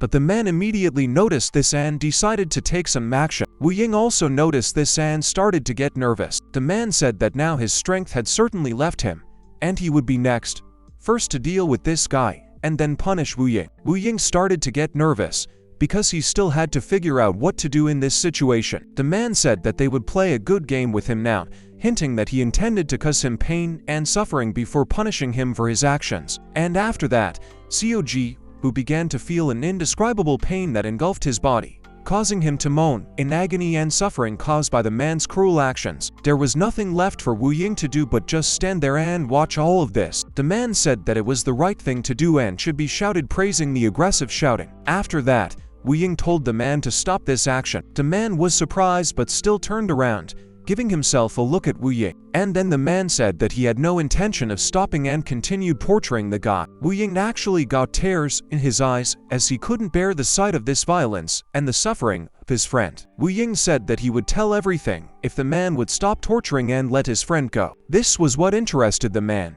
and he turned to Wu Ying, ready to listen. Wu Ying reminded him that he hadn't asked about the master's whereabouts, and not only that, he offered to fall quietly to the bottom with them. The man thought that was not a bad offer, and showed some interest. And didn't they say that they should get out of here faster, because they don't have time either?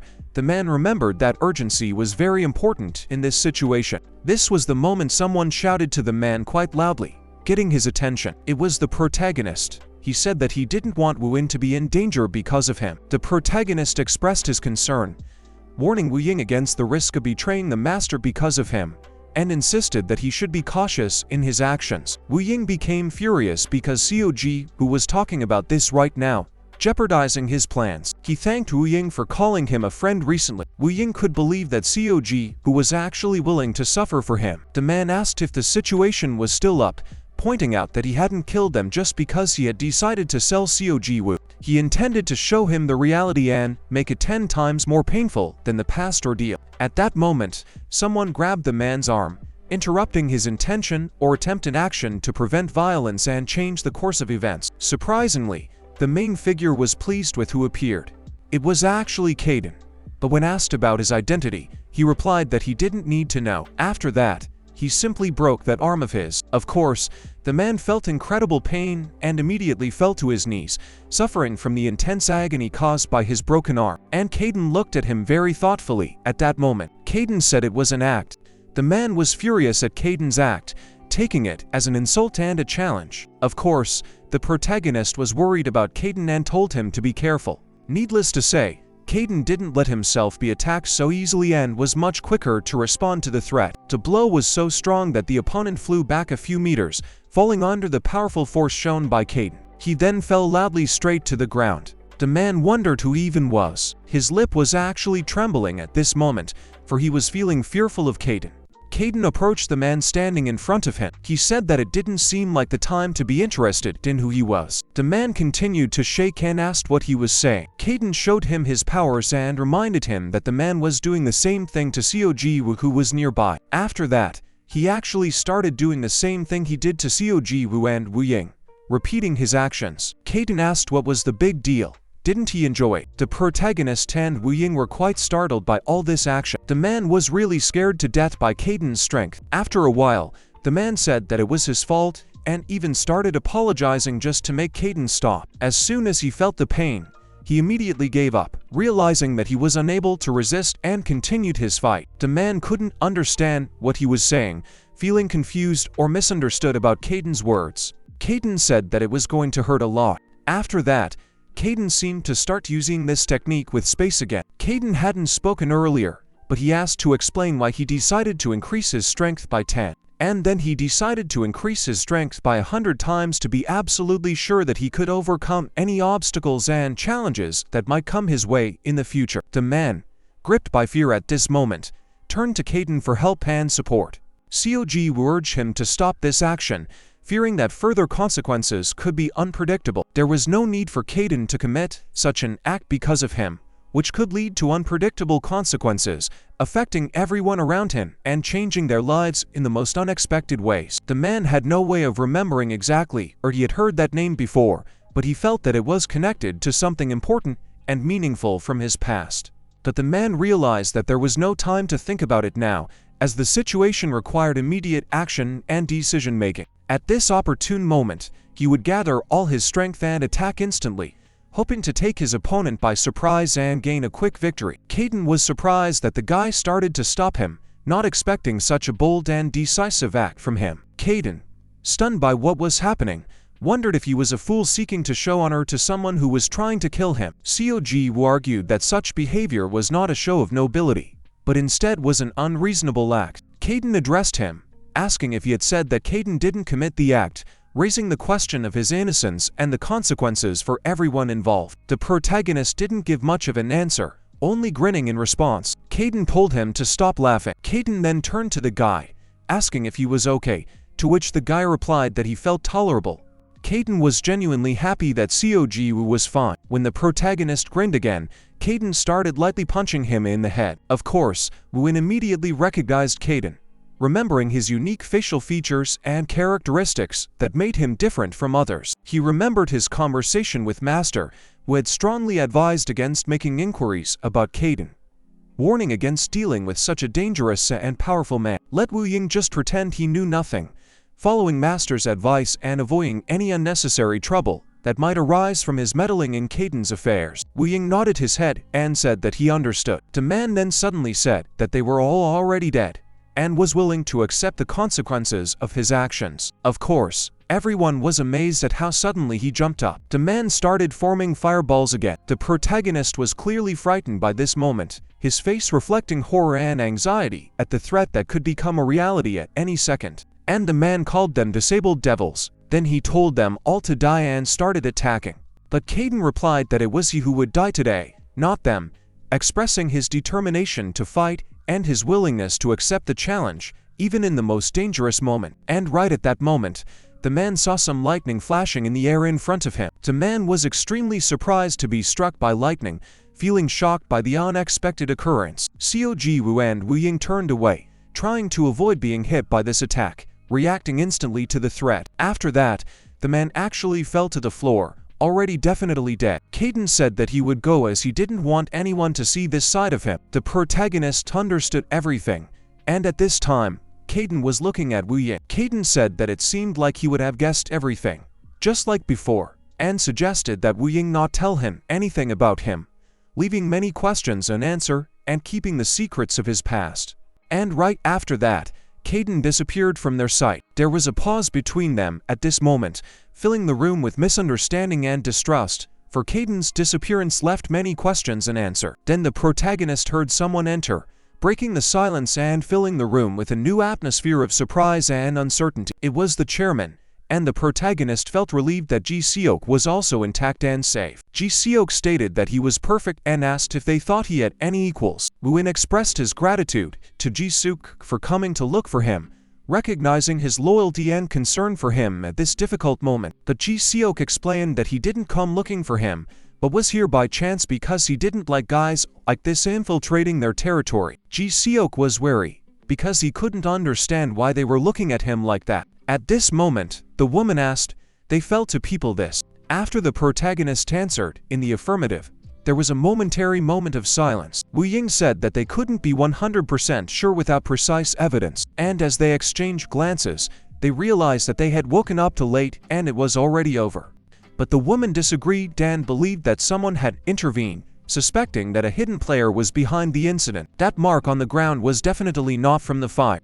Ji Seok thought it was even worse since the guy's condition looked like he was fighting someone. Remembering how the cat had landed on his head, he realized that this could have been the beginning of a chain of events. Ji Seok was sure that this was clearly the cat's work, and his involvement could have led to unexpected and dangerous consequences for everyone involved. Ji Seok didn't know if he should tell his sister, worrying about the possible consequences and the effect it would have on her. But then he decided that he wouldn't tell his sister after all, deciding not to bother her and avoid the possible trouble that this information would cause. If he did tell, she would probably think he was crazy, and then it would come out that he had failed to keep Cayden's secret. The two Crane brothers were currently in a coma, completely isolated from outsiders. Preparations for immediate interrogation upon their awakening had already been finalized. The woman asked if they had figured out how they ended up in this state, demanding clarity and explanation as to what had happened. The man thinks the path they chose is related to the master.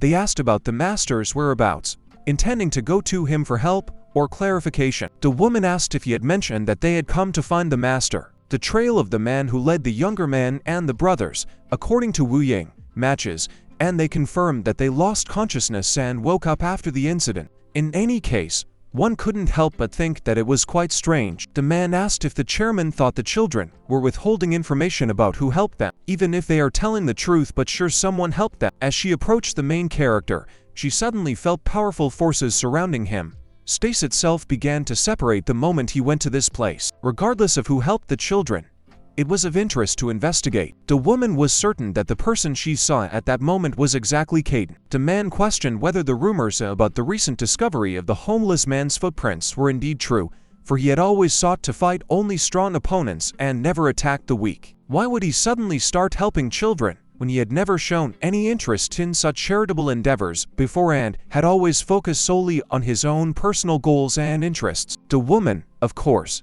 did not know all the reasons for this unexpected behavior either, for until then she had never noticed any desire to help children or do charity work. The man really wondered about Cayden's involvement in these events. At that moment, Park Seung-ha approached them, seeming worried and clearly wanting to say something important that would shed light on the situation and dispel doubts. The man asked why he had come again, if it was only to ask the association again to release those brothers they had recently caught and were holding. Well, actually, she said that was the reason he had come to her, because it was very important to him to make sure that his brothers were released and brought home as soon as possible. A little belatedly, he heard that the agents on their side had been found dead in the safe house. The man thought about the whole situation, trying to put all the pieces together in his head and find some logical order in all the chaos and mysteries that surrounded him. In-yuk was surprised by what the man had told him, for the information was completely unexpected. Then he simply remained silent, deciding not to comment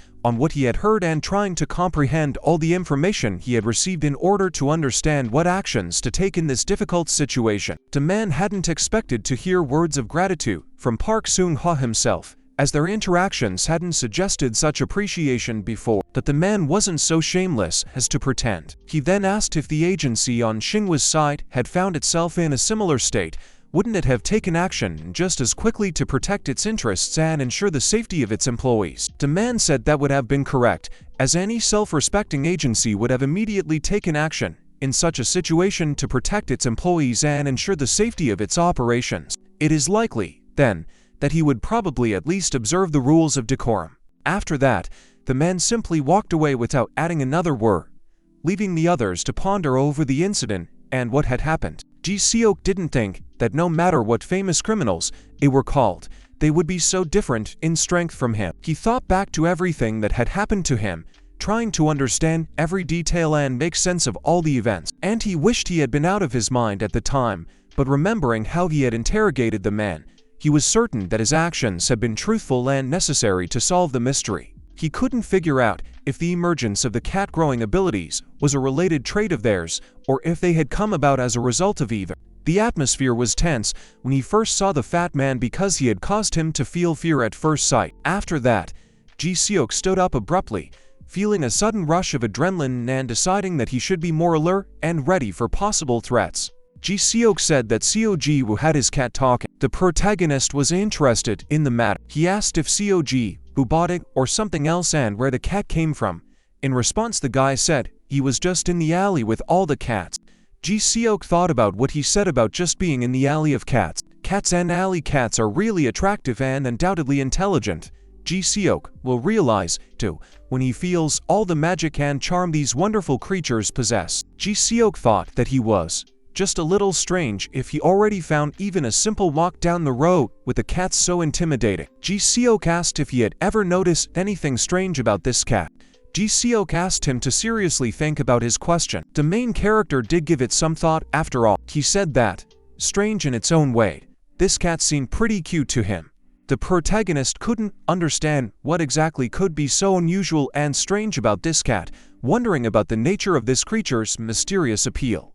Then, as Ji Seok was about to tell everything he knew, he remembered Cayden's words that he would face death if he gave out the information. Ji Seok then abruptly stopped and realized that it was better for him to keep quiet. The protagonist was interested in what Ji Seok wanted to say after all, sensing that his words might hold the key to unraveling the mystery that was so terribly in the air. Ji Seok then realized that he'd better act like a soldier and keep quiet. He said that his cat was too cute to cause any suspicion or alarm. The main character said that their kittens are good at following humans, contrary to expectations, because many people think that cats are not very attached to humans, but they often show loyalty and do a lot of things for their owners. And at this point, Woo started talking about doggies, adding his commentary to the discussion about animals. The main character noted that if you watch them having fun, it looks really cute. Ji Seok thought that these guys were really mistaken. They have no idea how scary that cat is. Ji Seok really thought that they had no idea about Kaiden and called them ignorant fools. When Ji Seok said that he was short of breath,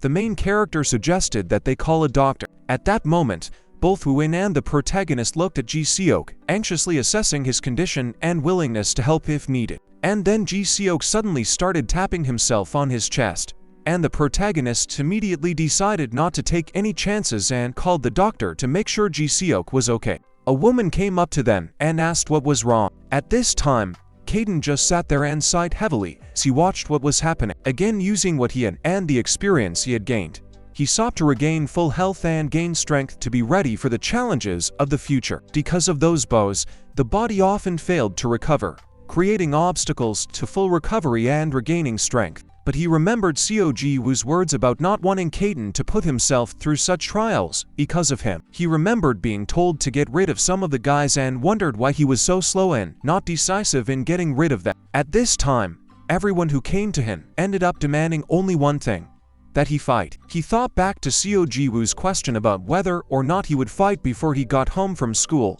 pondering the meaning of the question and its implications. He explained that his body wasn't fine, and so let him stay with them until he recovered. Cayden realized that there was nothing to be done here, and once again he could begin to recover and build up his strength in preparation for new trials and challenges. As it turned out, Cayden had been in some sort of box the entire time, which explained his absence. Inyop told Ji Seok that he needed to recover further and only then check out. So why did he leave? Ji Seok said everything was fine and the guys were being discharged too. He asked if he was alone in the hospital. The man said she dressed whatever she was wearing. Compared to them, he confronted the man stronger and was sturdier, so he thought he was perfectly fine and able to handle any challenges. At this moment, the woman wanted to approach her brother to ask for help or support for some problem or situation. Ji Seok decided to very aggressively find out what she wanted. The woman asked if he happened to be dating Cayden.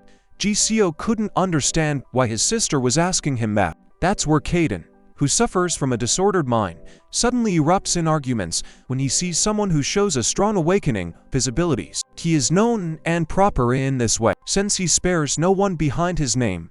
The nickname break has taken hold, expressing his intransigent attitude towards those around him and his tendency to cause conflict and irritation. The woman remained silent when the guy didn't say anything back, realizing that the conversation had reached an impasse and she didn't know how to continue any further. The man realized that, judging by his reaction, he didn't seem to. He is up there with extraordinary power, but his character is full of darkness and negativity. Still, the woman had something else for the guy to say or discuss. She asked if he knew that this time was dangerous. Ji Seok lowered his head and said that he understood, and why he was doing that, and even called in between.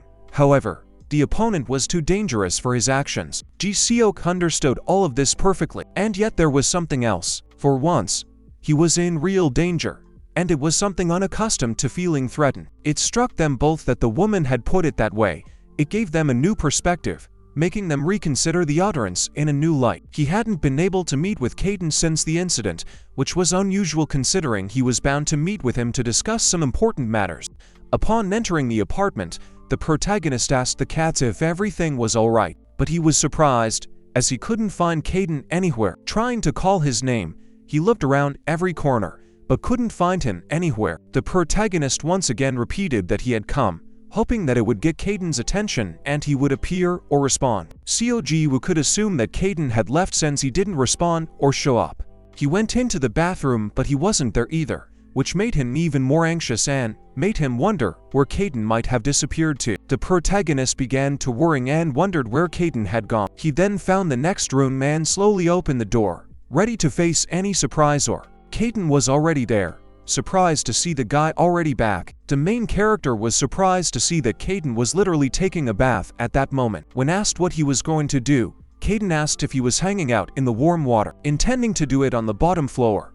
But those cats were getting on his nerves, so he came here, trying to find some peace and privacy from their pestering. He then decided to climb out of the bathtub, feeling that his time spent in the warm water was exhausted and it was time to get on with his business. The protagonist decided to help Cayden, who had come to rage about his fat. The protagonist decided to say something to Cayden. This time he spent a lot of energy because of him, but decided to apologize, realizing that he had caused him trouble. But when Cayden stopped him, the guy actually stopped talking. He thanked Cayden again, since he always helps him out. Cayden suggested that instead of carrying a useless game, it would be better for him to wipe the water normally. Seo Ji, who didn't object and simply agreed, accepting Cayden's suggestion as a reasonable and practical solution. Let him first of all shine his teeth and focus on training.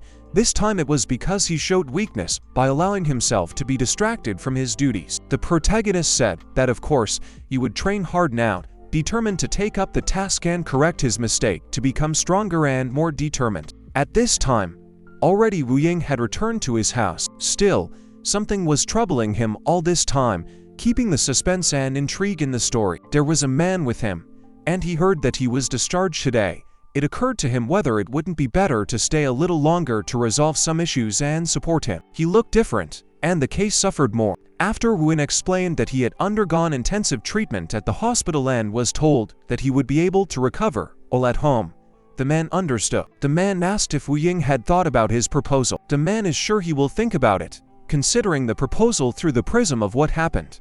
An awakened person needs to join something. It's reasonable, especially for someone like him or a master. Suppose if he joined the association, he would be able to take advantage of the accommodations provided from the start, and thus there would be no need to endure this environment, which seemed logical and convenient. Wu Ying asked for some more time to think. This was what had been troubling Wu Ying all this time.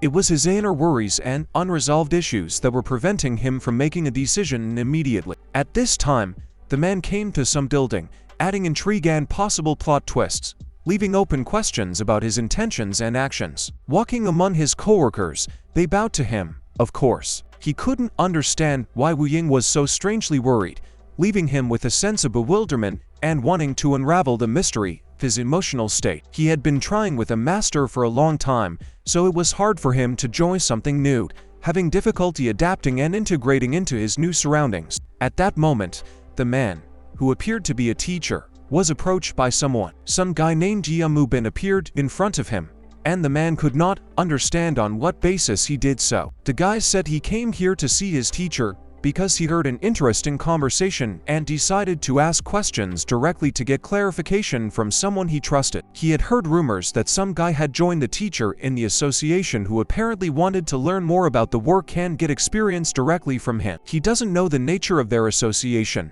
but even so, the teacher himself suggests him to join, and the man keeps postponing his answer, pondering whether to make this important decision. The man didn't even know what to answer at this moment, as the situation took him by surprise. The teacher could not understand how on earth they had gotten into a car accident, as the situation seemed completely inexplicable. He couldn't even believe what was happening, as not much time had passed since the previous car accident, and it seemed unbelievable to him. The protagonist was silent at this point, and didn't know what to say, as the words stuck in his throat, and he felt confused and helpless in the situation. The teacher asked if they were traveling in the same car with Seo Ji Woo this time, and if it was the same other group they were with that had collided with a truck, causing the accident. Luckily, the two of them don't seem to be badly hurt. They're probably pretty scared. Let them recover, get back to normal and gain strength. The main character said that's what they would do, promising to support each other and help during their recovery from the accident. Inyuk advised them not to worry about school problems and to get more rest. He assured that everything would be fine and that he had already sorted everything out 100%. With a thumbs up and a smile, he inspired confidence because he had indeed solved their problems. This gesture was a bright symbol of success and promises of a better future. The main character laughed. Apparently he liked this facial expression very much. The cheerful reaction indicated his joy that the problems had been solved. At this time, Ji Seok sat in the classroom, deeply immersed in studying the material, scrolling through the pages of the textbook and taking notes without taking his eyes off the process. No matter where he looked, information about Cat Alley and the abilities of its inhabitants remained unclear. Nowhere could he find confirmation about the outstanding traits of the place or its inhabitants. Ji Seok pondered, thinking back to past encounters with Seo Ji Woo. Doubts arose as to whether his friend was being sincere or hiding something important. Or it could have been not just a cat alley, but something related to Fat Cat Alley. Just then, a stranger approached the boat, catching his attention with an unexpected question. It was his friends who had heard about his new accident. They hadn't seen each other for a few days and were alarmed. Inyuk told him that there's no need to worry about school and come up with the maximum possible reasons. He also emphasized that they are always ready to help him in any situation. They noticed that his injuries are minor, which relieves their worries. It allows them to focus on how to help him recover and support him in his time of need. One of them overhears a strange conversation about Woo-in, Seo Ji Woo, and him being together when the accident happened. Ji Seok said that he had no idea how it all happened, remaining completely bewildered at what had happened. Of course, the guys didn't particularly believe this, continuing to stare at him suspiciously, examining his reaction and trying to figure out if he was hiding something. One of them asked what that reaction was, explaining that his friends were worried for that very reason and approached him with questions, keeping the conversation tense. Ji Seok couldn't understand what kind of friends they were that didn't believe him even in such a difficult situation and looked at him with suspicion. He remembered their conversations about how they called Ji Seok a bugaboo and said that over time, middle school had outgrown the singles fights and patronizing, and where so much money came from. It was a mystery to him, as Ji Seok, who he didn't think had any special sources of income. But how could they know? They were from good families. Ji Seok really didn't see them as friends. He remembered asking Seo Ji why the latter had intervened, knowing his opponent, and remained puzzled about his decision to join the conflict. He answered, or rather asked if it was possible to sit quietly, without knowing when dangerous situations arose, or if it was necessary to get into a fight, while supporting one's friends. After that, Ji Seok only smiled back without saying a word, but his smile could convey a hint that he agreed with his interlocutor. He asked if the guy was really comparing this to friendship. All three of them were very surprised by Ji Seok's behavior at this moment. They were stunned by his silent response, unexpected, after their usual active reaction. Still, one of them asked what exactly he was talking about. As they walked outside, they couldn't understand what was wrong with Ji Seok. This wasn't the first time he was acting strange and making up ridiculous things. They acted somehow. They didn't collect money despite all the circumstances, which surprised many around them. but it was their firm decision and principled stance, unchanged always and everywhere. They realized that they needed to quickly regain Ji-seok's mindset to continue moving forward successfully, overcoming all difficulties and reaching their goals, keeping the team spirit and motivation of each participant. One of them, when the moment arrived, sighed heavily from the whole situation, and then he raised his head, because he must have noticed someone, and it immediately attracted his attention, making him worry and attentive to what was happening around him, so as not to miss something important. He saw the same guy, the captain's apprentice, standing in the distance, watching everything carefully, and it made him think about the importance of the upcoming conversation and actions. They noticed that he was very different, and it was very strange, for his behavior and appearance did not match expectations. At this point, they just approached the guy, determined to find out what was going on and discuss all the nuances that could be the reason for his unusual behavior and appearance. They started asking who he was, what his outfit was, and how he got to the school. They noticed that he looked like a girl, and even if he wasn't, they were sure they would be convinced he was a girl, and they heard his voice. The guy then spoke up and asked if they knew a guy named Wu Ying, since he went to this school. Judging from their reactions, he realized that they didn't know who Wu Ying was and asked where he could find him. All three guys were surprised that he spoke to them since it was unexpected. One of them became furious and asked. After that, he was immediately hit right in the leg by this guy. The punch was so strong that he couldn't stand on his feet and instantly fell to the floor. Yi Soo-bin suggested that he shut up and answer the question, instilling seriousness in his tone and demanding an explanation for his inadequate behavior. The two guys were furious that the guy was allowing himself to behave like this. Their irritation was growing by the second, and they wanted to take action. Of course, they didn't immediately start attacking him that very second. They exchanged glances first. At this time, the three guys were just returning from school, unaware of any incidents that had occurred in their absence. The main character asked if Ji-seok would like to stop by the cat alley and feed them before going home. Ji-seok agreed and replied why not. His reaction showed openness to the idea of helping and caring for animals, and it was in the nature of his friendly and helpful character. He asked Seo Ji Woo if his entire backpack was filled with cat food instead of books. Ji-seok was sure that Seo Ji Woo wasn't studying at all, but only idling. This is the moment Woo In, hearing such words, put his head down. Then, the protagonist and Ji-seok noticed something unusual not far away from them, which caught their attention and made them pause to take a closer look. Ji-seok immediately threw his gaze into the distance. Yi Soo-bin asked them why they were looking at it like that. They were very much surprised when they realized that Ji-seok's friends were lying there. The guy asked all three of them if they were their friends. The main character, of course, looked at Ji-seok at that moment, but he remained silent. And then, without giving an answer to Ji-seok's surprise, the protagonist simply said that they should go. And Soo-bin was surprised by this reaction, although he didn't show it in his behavior. The guy realized that he now had to wait for these consciousness jerks to come. The protagonist was easily surprised by this reaction of Ji-seok, but decided not to discuss it further and just follow his instructions to avoid unnecessary misunderstandings and delays. But then he abruptly stopped and said that there was no need, changing his mind or simply noting that the situation had changed. To his surprise, he abruptly turned around and started walking towards his friends. Just at that moment, the guy was trying to bring them to their senses after being beaten. And just at that moment, Ji-seok turned to him. Ji-seok angrily told the guy to put his hooves away. The guy was puzzled at being treated like that, but still remained silent.